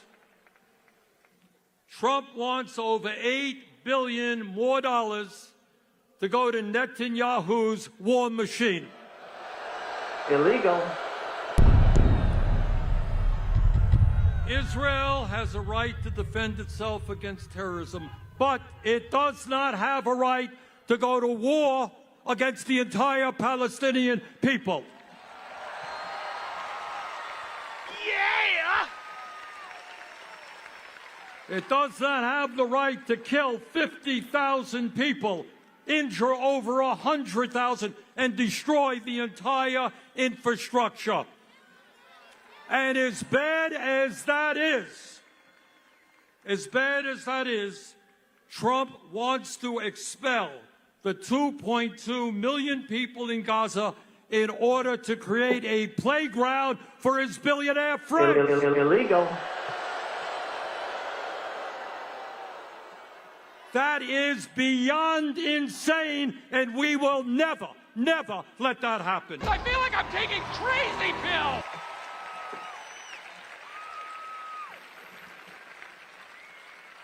Brothers and sisters, not just oligarchy and authoritarianism. Our job right now, at a time when the very richest people in America are becoming phenomenally richer, Our job is to create an economy that works for all of us, not just the people on top.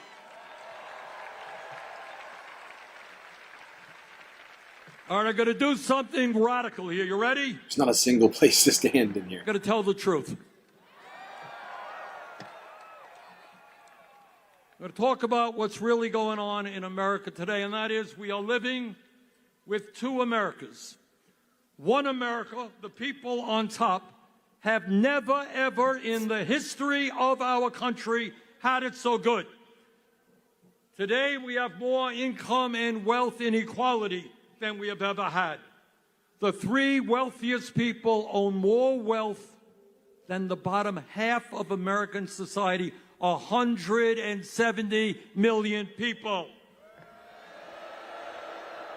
The top 1%, 1% owns more wealth than the bottom 90%, and the CEOs of major corporations now earn 300 times what their workers are making. Is there a medical issue? Follow the rich white man. All right, we need an EMT there. Raise your hand, guys.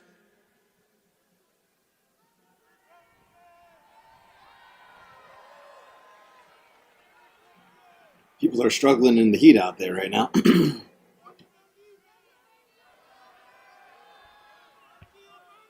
But it's not just income and wealth inequality. We have more concentration of ownership today than we have ever had. We have a handful of corporations owning sector and sector of our economy. So that is one America. People on top doing phenomenally well. Let me tell you about the other America that you know very, very well. And that is that 60% of our people are living paycheck to paycheck. Anybody here living paycheck to paycheck? Mm-hmm. All right, unlike Donald Trump, I grew up in a family that lived paycheck to paycheck, so I know a little bit about that. And the result of living paycheck to paycheck is such, if you can believe it, that working class people in America die 7 years earlier than the rich. All right, going to ask you a question. Why is that? All right, you got it. The answer is stress. If you got to worry every single day how you're going to feed your kids, how you're going to pay the rent, how you're going to make sure that your car doesn't break down so you can get to work, how you're going to afford to provide for your kid when your kid gets sick and needs to go to a doctor, how you have to work when your schedule is changed every day and you have a boss who doesn't care about you. When you live under those conditions day after day, year after year, it eats away at your body, it eats away in your mind. We need to create an economy where all of our people can live out their life expectancy in the way that they should.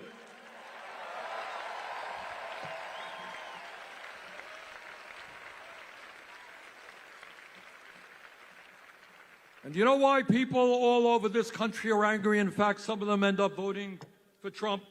Let me tell you something you don't hear much about in the corporate media or in the halls of Congress.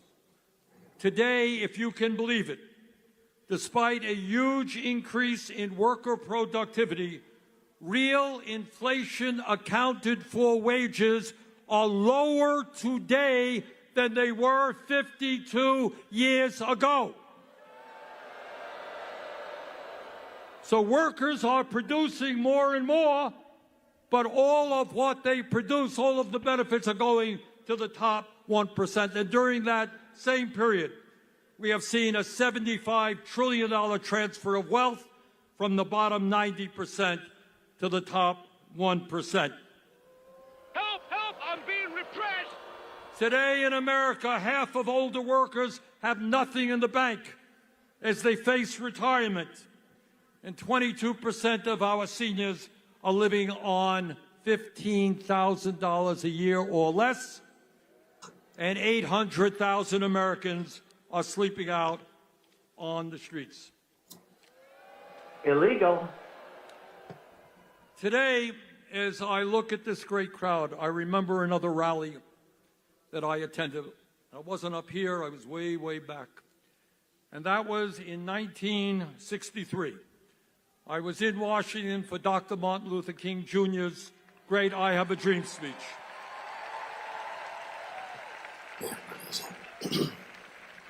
And the truth is, while many, many problems remain, we should be proud that we have made significant progress in fighting racism.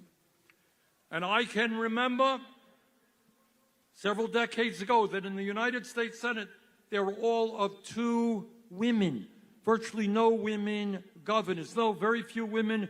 This woman is dangerous, ladies and gentlemen. Hundreds of women died every year because they could not access legal abortions. No!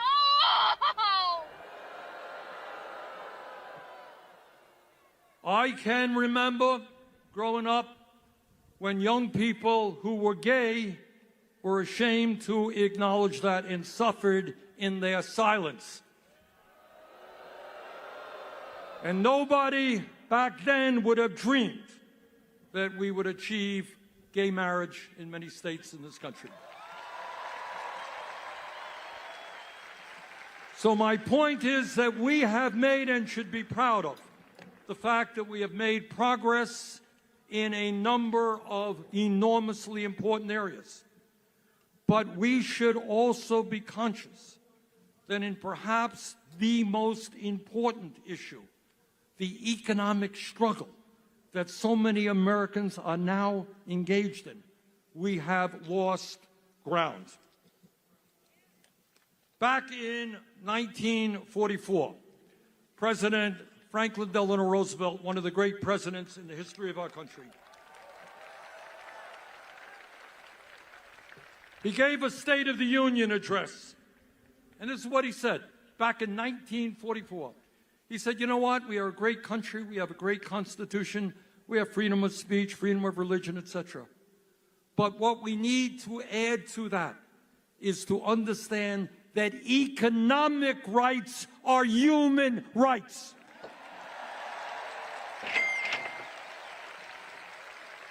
That if you can't afford to go to a doctor, doesn't really matter about voting. If you can't afford to feed your kids, freedom of assembly doesn't matter that much. He said economic rights are human rights. So today, in the year 2025, we have got to pick up that banner. Economic rights are human rights. Every single person is entitled to that.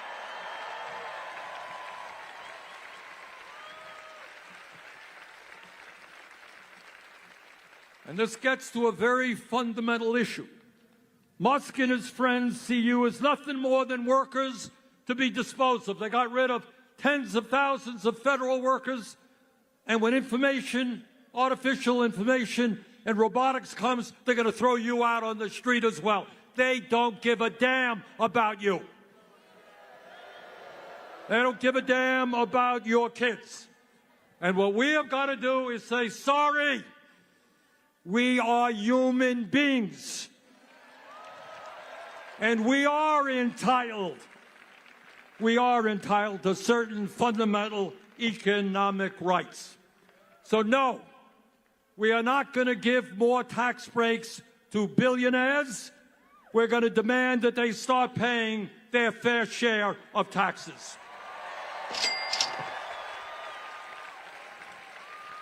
No, we're not going to keep a federal minimum wage of $7.25 an hour. We're going to raise that wage to a living wage. No worker in America should live in poverty. End of discussion. Yeah! And we're going to pass the PRO Act to make sure that employers cannot act illegally when workers are trying to form unions. We're going to grow the trade union movement. In America, we're not going to turn our backs on our parents and grandparents who helped build this country. We're not going to cut Social Security. We're going to expand Social Security benefits. Not going to do it. Wouldn't be prudent at this And juncture. by the way, we're going to reestablish defined benefit pensions for workers in this America. Ooh, defined benefit pensions. Wow. Instead of making massive cuts to Medicaid, we must do what every other major country on earth does. It ain't radical. Health care is a human right. We're going to guarantee health care to all. Through a Medicare for all single-payer system. The function of health care. The loss of those defined benefit pensions was basically, that third leg of the retirement stool that got kicked out from American people, and has been one of the main contributing factors to why people are struggling to retire or to not see their money run out before they die. Help! Help! I'm being repressed! It's not to make the insurance companies and the drug companies rich. And we're going to stop paying 10 times more for some prescription drugs than the people of other countries. We can lower prescription drugs by 50%. Here in LA, in Burlington, Vermont, and all across this country, we have a major housing crisis. Am I right? And it's not just homelessness. It's people paying 40, 50, 60% of their limited incomes in housing. Instead of spending $1 trillion a year on the military, let's build 5 million units of low-income and affordable housing. Immediately, if not sooner.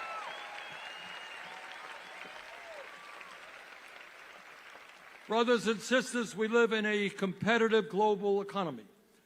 And if we're going to effectively compete, we need the best educated workforce in the world. It is nothing less than insane and counterproductive that we have young people leaving higher education $50,000, $80,000 in debt. We need more doctors. You know what doctors are leaving medical school with? $500,000 in debt. Nurses are leaving $100,000 in debt. Education is a human right from child care through college. We need sheet metal workers. We need carpenters. We need construction workers. We need apprenticeship programs. We need to make public colleges, universities, and trade schools tuition free.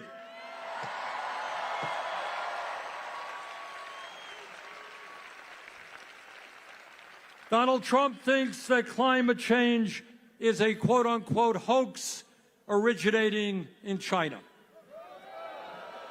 China! This state, California, has gone through enough pain to know that climate change is not a hoax. It is an existential threat to this state, to Vermont, to the whole country, and the whole world. Instead of appeasing the fossil fuel industry who are lying and destroying our planet, we're going to transform our energy system and lead the world into sustainable energy and energy efficiency. And we create millions of good-paying jobs as we do that. Look, I don't have to tell anyone here that this is a difficult moment in the modern history of our country. We've never gone through anything like this. But this is what I do want to say. Despair is not an option. Giving up and hiding under the covers is not acceptable. No! The stakes are just too high.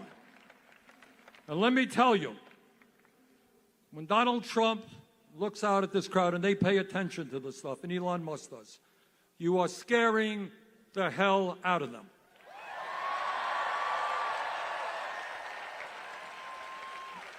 Because they know what you know and what I know, is that they are the 1%, we are the 99%.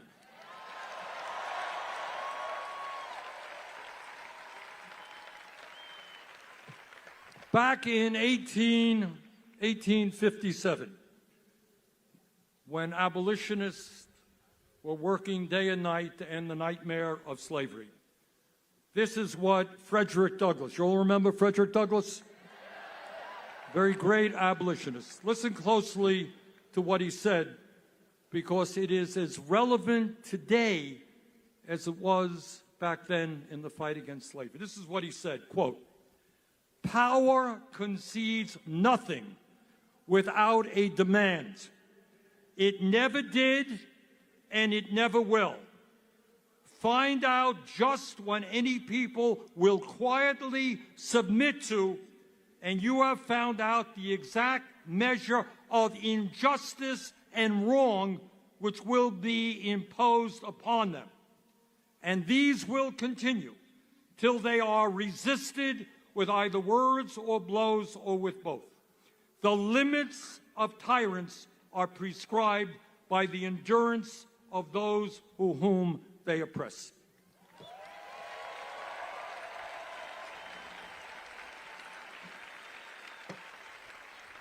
The oligarchy will concede nothing. They have the wealth, they have the power, they own Congress, they own the White House, they own much of the media, but they don't own us.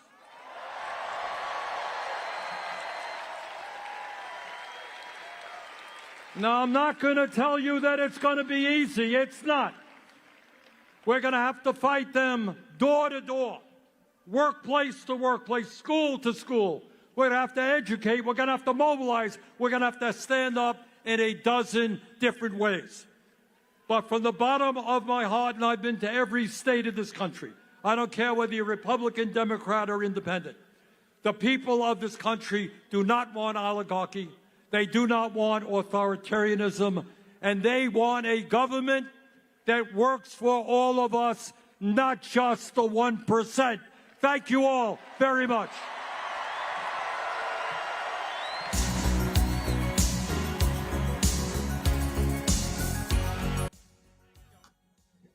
Well, there we go, people. We got through the whole thing.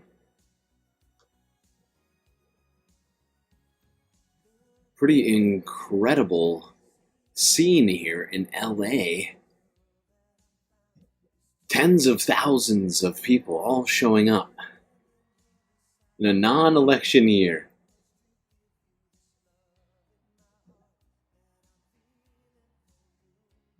Needing each other.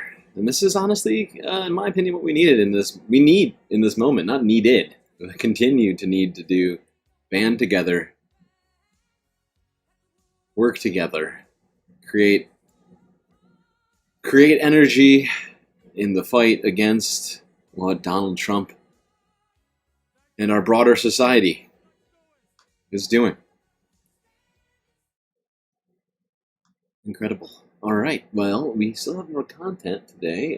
We did finish a goal. I was planning on maybe just doing that, but we blasted through that goal earlier. So we will go to some other things here. Oopsies, why did this just go to... No, don't do that.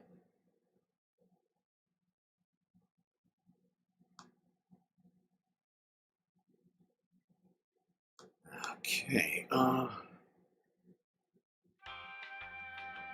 sorry, let me just get us to the right video here, get us started.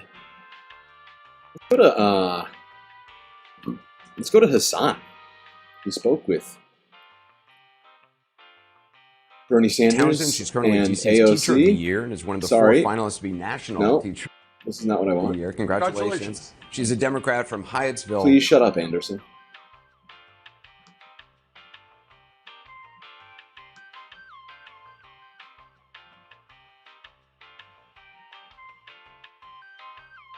All right. right, let's go to Hassan, who had talked with Bernie Sanders and AOC Ladies and gentlemen, earlier. boys, girls, and MBs, we have Bernie Sanders and AOC in the building.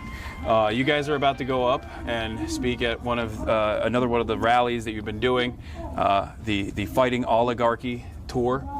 And I'm very excited to have you here. Vegas, specifically for me, has a lot of importance because I always say it's like the last time that I felt really hopeful about the future of this country, because I was outdoor knocking for you along with the Chapo boys as well in the primaries. And we did pretty well, huh? Yeah, and everyone kept saying, oh, the culinary union is not going to vote, but the rank and file very clearly was swinging in your direction, and in spite of the media attacks, you obviously pulled through, and then COVID, and then all hell broke loose, obviously, and here we are. You don't have a lot of time, so, and I'm sure that we'll get to talk a little bit more in the future as well, but I went to Japan recently, and I got both of you guys gifts. I actually have another gift for you, but unfortunately I don't have your gift, the actual gift here. Hold on. This one's for you. This is a Palestinian movement in Japan. Thank you. Solidarity with Palestine, and this is a little train for public transit. All right. I have a Japanese Communist Party pin for you as well, but unfortunately, because I went over there and I checked out their headquarters. But what are you guys trying to accomplish with these rallies? Let's get started. I mean, I think that the kind of moment that we're in, and also something that Trump was able to exploit, was really practicing, even though he doesn't believe in working class politics, they had a very focused working class strategy. And I think for a while, like, Democratic Party clearly wasn't effective at that, wasn't successful at that. And I think one of the things that we're here to do is to actually rally a class-conscious movement to bring people together and to show that we can fight for a better future, not in marginalizing and attacking people, marginalized people, but actually in rejecting the differences that we have to come together in common cause and to organize folks. Well, I agree. To me, this country faces the worst set of crises that we have faced in a very, very, very long time. We are looking at a nation which is now oligarchic. And they don't hide it. I mean, I must give them credit for that. You know, they're out there. Mr. Musk, the richest guy in the world, is running all over the place, cutting the needs of veterans, cutting after Social Security. There are, in addition to Musk, he got 13 nominees of Trump to head major agencies who are all billionaires. So you got a government, clearly, no embarrassment, of the billionaire class, by the billionaire class, for the billionaire class. And then what is, I would hope, would be upsetting to all Americans, no matter what their politics may be. You can be conservative about this. You got a president who is moving us very rapidly into an authoritarian form of society. I mean, you don't sue media in America because they say something bad about you. Alexandria and I got about 500 lawsuits there, but we happen to believe in democracy. You don't ask for the impeachment of judges because they issue a ruling which you disagree with. So it is, these are tough times. And what we have got to do is rally the working families of this country to stand up to oligarchy and to demand that we have an economy and a government that works for all, not just the people on top. So one way that this government, I think, the Trump administration has been able to very expertly tackle these issues is by using an entry point of pre-established marginalization. Obviously, the erosion of civil liberties is happening all around, but like in terms of attacking free speech, a fundamental principle that I think all Americans agree on. And the way that he's done this, the way that this administration has attacked free speech is by doing something that previously has only been utilized in the darkest times of American history. I'm of course talking about Mahmoud Khalil being potentially being deported, or at least having his green card revoked for basically nothing. That the administration has all but admitted it for no discernible reason other than the fact that he was the lead negotiator on the student side, the student protesters at Columbia campus. On top of that, just like in Nazi Germany, the Trump administration is now trying to put up an academic receivership and take charge and take control over different institutions within Columbia, and I feel like this is a grave mistake. Do you feel like the Democrats have any sort of interest in fighting back against this? Regardless of what their opinion might be on Israel, the fact is that this is greatly going to expand, and it's simply just the entry point. Like the Palestine conversation is simply an entry point that has at least like some semblance of. Have we been lagging this whole time? Why is it lagging right now? What's going on? Yeah, it's a little laggy. Not that bad though. Make sure to click live, everyone. I noticed that I'm behind. Institutional backing, but it's obvious to me that they're going to go after a lot of other people, including but not limited to the French researcher, according to Le Monde, that was denied entry into the country because they looked through his phone and they found out that he had criticized Trump's elimination of grants. I think there actually is support for it because of the free speech grounds on it. Because of the free speech grounds, because when ICE came to try to pick up, in Mahmoud Khalil's case, when they tried to pick him up, they offered no warrant. These were unmarked people. There were no charges. And so you have Senator Durbin and Senate Judiciary, right, Bernie? I think he is the ranking member of the Judiciary. I believe they released a statement talking about how they want to move on this. But I also think that it goes without saying that there is still profound money and interest that remains dedicated on both sides of the aisle in trying to marginalize and also conflate criticism of Israel as anti-Semitism. Right. And we have to be very aware of that too. We have very limited time, and you guys have to. Do I need to? Sorry. You got no time. I'm going. Okay. It's my cue. All right. Just a minute or two. All right, perfect.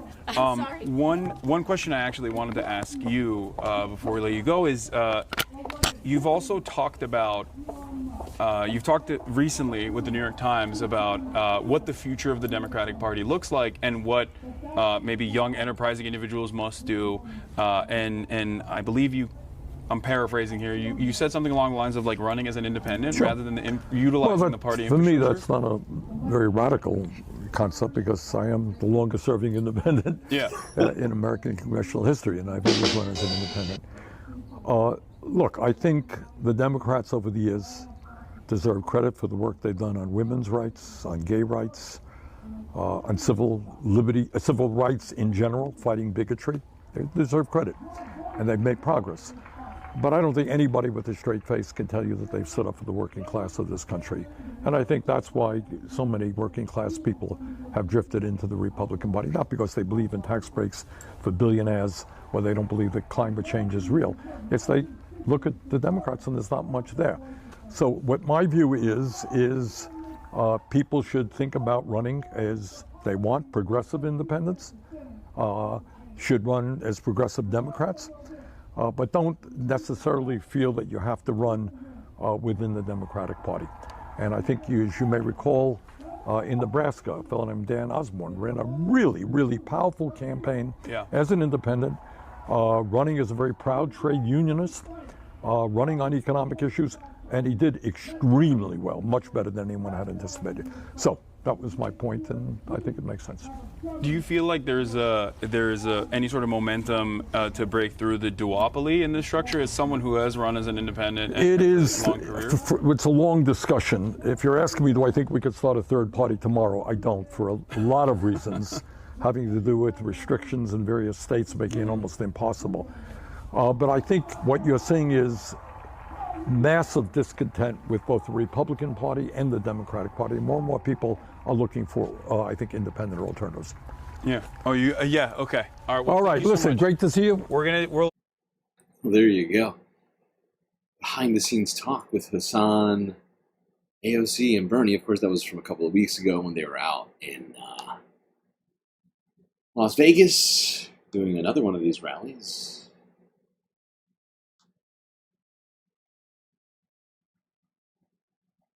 They are going to be doing more of these, it would seem. That seems to be the plan.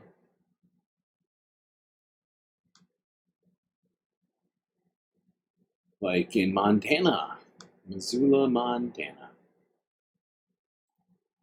where they will be showing up, I think, in a couple of weeks. Hold on, let's go here. A prominent face for the Democratic Party will join U.S. Senator Bernie Sanders in Missoula next week. U.S. Representative Alexandria Ocasio-Cortez from New York will speak alongside Sanders at his Fighting Oligarchy tour stop at the University of Montana. Doors open at 10:30. Well, there you go. Next week, they are going to be all the way in Montana. All right, let's go here. I think this was in Denver. More Perfect Union. This is the largest rally I've ever done in my life. The idea that we have 35,000 people here in Denver, Colorado was literally beyond belief. And this is not a political campaign. You know, we're not running for anything. So we're in Denver, Colorado, on our way to a massive gathering of people who are all asking some version of the same question. What the hell is going on with the Democrats? They're fucking blowing it. Like, you need to be loud. If we're not going to be loud like Bernie Sanders and AOC, what the fuck are we doing? It's no secret that the Democratic Party is unpopular. We will win. Leaders like Chuck Schumer and Nancy Pelosi have been roasted online, while the richest man on earth guts the federal workforce and threatens to cut Medicaid and Social Security. Most of the federal spending is entitlements. That's like the big one to eliminate. And in town halls across the country, people are showing up mad as hell. I'm a veteran. You don't give a fuck about me. Shut the fuck up. And if there's one person who knows a thing or two about being pissed off, it's this guy. Hey, Mr. Trump, people fought and died to create a democratic society. You're not going to take it away from us. So we came here to find out why Bernie, an 83-year-old independent from Vermont who has no plans of running for president, is suddenly attracting the largest crowds he's ever seen. What's resonating about his message? And what, if anything, comes next? Is this the first rally with Bernie and AOC? This is the first with Bernie and AOC for me. Okay. Yeah, I was a Hillary fan in 2016. I was also bullied by a lot of Bernie bros back in the day, so I never really imagined that I'd be super excited to come see Bernie, but I absolutely believe in the message that he has. This nation was built by working people.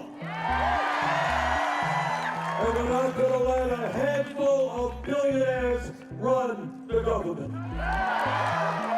Fuck all the fucking oligarchies that are trying to run this country, because you're not it.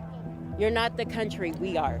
How is it for you right now meeting your basic needs? Food, rent, healthcare? I work 2 jobs, a full-time and a part-time. I literally work 7 days a week as a nurse. We also have autistic 6-year-old twins. So it's kind of like we have to pay for their speech therapy, occupational therapy, especially with the Department of Education being dismantled. It means that most of that's going to come out of our pocket, and that's $1,200 a month. $20 an hour doesn't get you where it used to be anymore. $50,000 a year doesn't cover bills or anything. Like, it can pay my insurance and food, but even that, I'm still living paycheck to paycheck. So I wouldn't say things have gone the best. Back before the Affordable Care Act, I had a bankruptcy that was health insurance related. Back when it was horrible. I mean, it was just predatory in every sense of the word. What's it like right now meeting both of your basic needs? You know, your food, your rent, your health care. It's good because we're union. So what would it be like if you weren't? Horrible. Yeah. They are very much against unionizing of nurses. So a lot of hospitals and whatnot, they go against that and make it to where you have skeleton crews, but you can't do anything about it. Whereas your CEOs are making multi-million dollars, but then you don't have the supplies that you need, you don't have the staffing you need, you don't have the training that you need, because all that money is being allocated somewhere else. Hello. Hey, Senator, how are you? Well, what do you have to say to the Trump supporters who are struggling with health care and rent What I have to say is, look, Mr. Trump spends half his life talking about Venezuelan drug dealers, fine. He spends the other half of his life talking about transgender people. He's off busy trying to take over Greenland. But you know what he hasn't talked about? He hasn't talked about raising the minimum wage to a living wage. Haven't heard of him. He hasn't talked about doing what every other major country on earth does, and that is guarantee health care to all people as a human right. Hasn't talked about lowering the cost of prescription drugs, where we pay the highest prices in the world. But I'll tell you what he is doing. He and his friend, Mr. Musk, are busy trying to destroy Social Security. They're trying to destroy Medicaid. So I think that message is going to get through. That Trump is a phony. He represents the billionaire class. And it's not just Musk, it's other billionaires in the Republican Party, and it's billionaires, of course, in the Democratic Party. So if I talk about how the Democratic Party has not stood up and fought for the working class of this country, that is not an accident. It has a lot to do with who controls the finances of the Democratic Party and a consultant class of inside the Beltway people who are way out of touch. How would you grade the Democrats' response so far to Project 2025 and the Trump administration? I have so many feelings about this. Yeah. What the fuck are we doing? We're literally handing it off to fascism because they're going to tell us what we can do, who we can love, where we can go, what we can do with our bodies. It's not okay. My hope is that the Democratic Party can change its ways so it can represent us like it used to. Fight for people, fight for what's right, dump the donors and stand with what's right. If you could speak directly with Nancy Pelosi, Chuck Schumer, Democratic leadership, what do you want them to know? Retire. We need to make it to where there's more people like you and I in office directing where our future is going to go. Because unfortunately, future is for us, not for these old people that are running these fucking country. I think the question is, like, how can we stop fighting each other, even left and right? And how can we realize that we have, I think Luigi Mangione actually really tapped something very universal. And I think it's important to pay attention to that. I think what he did was like sort of activate all of us going like, wait, actually, we're not each other's enemies. Like there's somebody taking from all of us. We need that fighting spirit. We need courage, political courage. The people are behind you. Look at these crowds. I mean, this is amazing. Wow. So that was, what's up with all that? I am speechless. I'm speechless. That this crowd, the numbers that we... I gotta say, I wasn't expecting that one lady to bring out the Luigi reference during all this. Got in is the largest gathering, the largest rally in Denver since Barack Obama in 2008. One of the things that is actually so exciting about the size of this is the fact that it's not happening during an election cycle or for any political campaign. This is just people coming together and the masses really waking up to the power structures in this country with hope and a sense of power that we're going to stand up and change this. There are a lot of people who think that, oh, well, you know, Trump's going to be so bad and we don't really have to do anything, and then voters are just going to come to us. And then there's a lot of other people that believe something differently, which is that we need to fight to win our country back. We all need to work together. It's not a left versus right. It's you're a person, I'm a person, you're an American, I'm an American. We should be able to look after each other. In the hundreds of rallies that I have done, we have never, ever had a rally as large as this. It's one thing to have a great rally, and I am deeply moved and grateful for what we've seen on this swing. But we have to put an infrastructure together. You don't build a movement just by doing rallies. Now is the time for the progressive movement to step up, to organize, to be running candidates, either within the Democratic Party as progressives or running as independents, but to have an agenda that deals with the enormous crises facing working families in this country, things that the Democrats very rarely even talk about. Well, what I believe... Okay. That was, God, I suddenly feel really sick. Oh, my stomach feels terrible.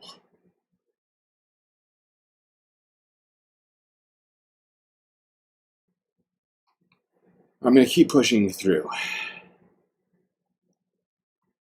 Keep pushing through it. What's next on my list?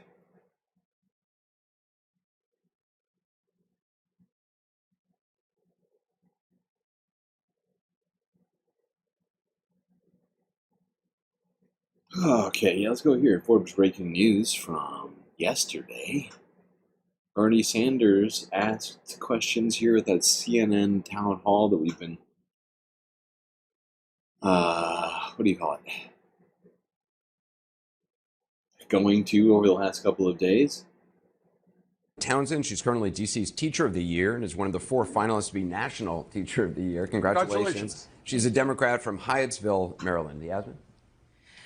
Senator, there's been a recent movement to minimize or erase the identities, experiences, and histories of diverse individuals and communities. Given these efforts, what specific legislative measures, reforms, and actions can we as educators advocate for to promote the inclusion of diverse perspectives and histories within academic curriculum? Look, I happen to believe that if we are going to do what we have to do, we have to understand history. We have to understand how we got to where we are today. I believe that very strongly. And there are some aspects of American history that we should be enormously proud of. There are some aspects, like in every other country on earth, we should not be proud of. But to try to push slavery or racism or homophobia or sexism under the rug and say they never happened is a disservice to the kids of this country. All right, if we go forward, we've got to know our own history, our strengths, our weaknesses. So, again, I think you have the right. I want educators in this country to be able to educate our kids about all aspects of American society, not just the positive aspects. Some of the specific examples are quite remarkable. The National Park Service, the Pentagon, at times have scrubbed their websites with references to Harriet Tubman, Jackie Robinson, the Tuskegee Airmen. At one point, the DOD took down pictures of the Enola Gay because it had the word gay in it. Yes. I mean, can you imagine how crazy that is? Enola Gay was the plane that dropped the A-bomb. And the word gay was there, and they erased it. Some of these moves have been reversed, but President Trump's also now going after the Smithsonian, accusing them of, quote, divisive race-centered ideology. Do you think the administration is trying to whitewash American history? Of course they are. I mean, that's what I just mentioned right now. Look, to be a strong nation, we have to be a well-educated nation. And to be a well-educated nation, we have to face the truth. And the truth is, as much as Americans, we should be extraordinarily proud of. You know, when I give speeches, I should have studied this harder when I was in the 6th grade. But you got people back in the 1790s who wrote a Constitution. You know what? That was an extraordinary document for the 1790s. Talk about separation of powers, which Trump is trying to do away with. So there's so much in our history that we can be proud of. But like every other country, Anderson, there's a lot in our history that we should not be proud of, that we should learn from. You know, slavery and racism and sexism and homophobia. All right, that's nothing to be proud of. But we learn from those things. We overcome them. So do I think what he is trying to do is to say, oh, all things were wonderful, we're always the greatest country on earth? Yeah, that's the kind of direction he's going. Indeed, Donald Trump is trying to whitewash American history. Get rid of all of the stuff that makes America look bad so that him and his supporters can pretend like America's never done anything wrong. I don't want reality. All right, let's go here. This is just on the same topic. Forbes breaking news also from yesterday. Kwesi Mfume slams Donald Trump and the removal of guidance on diversity in clinical trials at the FDA. Help! Help! I'm being repressed! Recognizing Mr. Mfume from Maryland. Thank you very much, Mr. Chairman. My thanks to the witnesses who are here today. I want to just say a couple of things that are quite obvious and then turn the attention a bit to clinical trials. Dr. Kessler, I'm going to start by saying I'm going to end with you because I found your comments to be chilling and to be a real warning to where we are and where we are headed if we do not heed the fact that we are making big mistakes right now, every day, as we dismantle the Food and Drug Administration. But before I do that, let me just state the obvious, and that is that everyone, I think, wants to protect the health of all Americans, at least everybody should. And everybody wants to root out illicit products that always find their way into our markets. And that's why ensuring the health of the FDA is so vital to this country. It's got to have the resources to protect all of us, regardless of race, ethnicity, sex, or any other designation. It's critical to public health. Since the FDA Commissioner McCarry was sworn into service on April 1st, Secretary Kennedy and he have pushed out and fired, has been stated, over 4,000 federal employees at FDA. And just last week, more than 800 staff at FDA's Center for Drug Evaluation and Research were also fired. That center in particular is responsible for approving and monitoring new medications that come onto the market for side effects and for updating drug warning labels accordingly. Those fired workers, as has been stated earlier, are some of the nation's best and brightest scientists in charge of ensuring our supply of infant formula to make sure that it's safe, our medications for our family members and grandparents, food for all of us, and many, many ways the highest quality of food safety that we can expect in this country. So to have trust in the FDA, its decisions, and its ability to ensure effectiveness of the drugs that are approved, that requires research. It requires clinical trials, and those trials must include all American groups that may have need for the treatment. So effectiveness and safety cannot be ensured to all without the inclusion of all Americans in those clinical trials, which is why I'm particularly disturbed that these mass firings at our nation's health agencies, in addition to these anti-DEI efforts and similar rhetoric across this administration, will make improving the overall health of Americans much, much more difficult. So, yeah, I mean, not including people in clinical trials based, like going out of your way not to ensure that every group of people is included in a clinical trial is just, it's malpractice is what it is. It is disgusting that they've been doing this. I'm sure most people know this, but, due to our slight, genetic differences, we can react differently to drugs, treatments, whatever it might be. And just intentionally not knowing, just it's better to just, it's complete nonsensical bullshit. And it's dangerous. I feel like I'm taking crazy pills! it was unfortunate to see that the FDA removed previously issued draft guidance on diversity in clinical trials from its website, as if to suggest that disease is racially monolithic. Clinical trials refute that. Clinical trials, when they are done correctly and with diverse participants, give us the ability over and over again to produce the best medications and to chart out the best courses.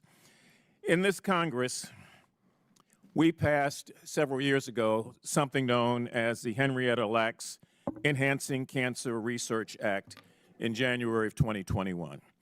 Many of you will remember this was initially led by the former chairman of this committee, the late Elijah Cummings. And this very committee listened to testimony about why it was important, and it was many of you on this committee that joined me and others on the floor to argue for its passage, and it was indeed passed. Mrs. Henrietta Lacks, in her extraordinary story of her HeLa cells, which were alive many, many years after her physical death, have been very instructive in terms of finding a way to create cures for diseases. Jonas Salk will tell you that before he was able to finalize the polio vaccine, he had it tested against her cells long after her death to make sure that it was, in fact, effective. It's been effective in HPV vaccines, and it's been effective in helping the mapping of human genomes. So we don't want to go back to the days prior to Mrs. Lax when no one wanted to talk about diversity in clinical trials. And we don't want to stay where we are, where we're erasing any allusion to diversity in those trials from the website of the FDA. I just don't understand it at all. I want to, if I might, just get your opinion, those of you who are here right now, as to whether or not you think that removing diversity from clinical trials helps the American public or advances medical science. Dr. Kessler. It's absolutely essential that our clinical trials be done in a diverse population. There is great variability of biological response. I'm humbled when I look at medicines and how variable. Oh my God, chat. I really hate to do this, but I feel sick. Oh God. This has been going on for a while now, actually, and you know, on and off. Like I've just been having like these moments of just, oh God. Oh, I think I might have to end it here. Lie down. I'm struggling to actually listen to what's happening. And that's a bad sign. I almost never cut my stream short. I'm trying to think back to the last time I did something like this, but I think I might have to. I am not holding up well over here right now. I gotta lay down, chat. Oh, God. I'm sorry. I hope you all enjoyed the stream today. Oh, but I think I just don't think I can keep going on. I'm not contributing anything here. I can barely stay focused on what's happening in front of me. Oh, God.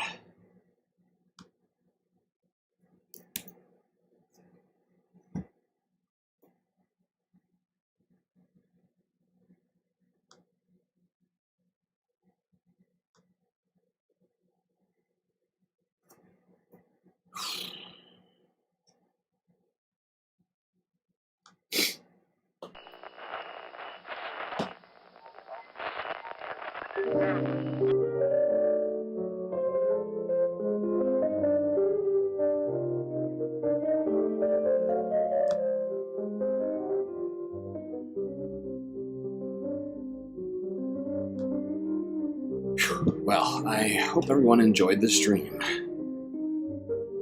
That's going to be it for me tonight. Till I see you next, you stay classy, Galactic Stream Nation.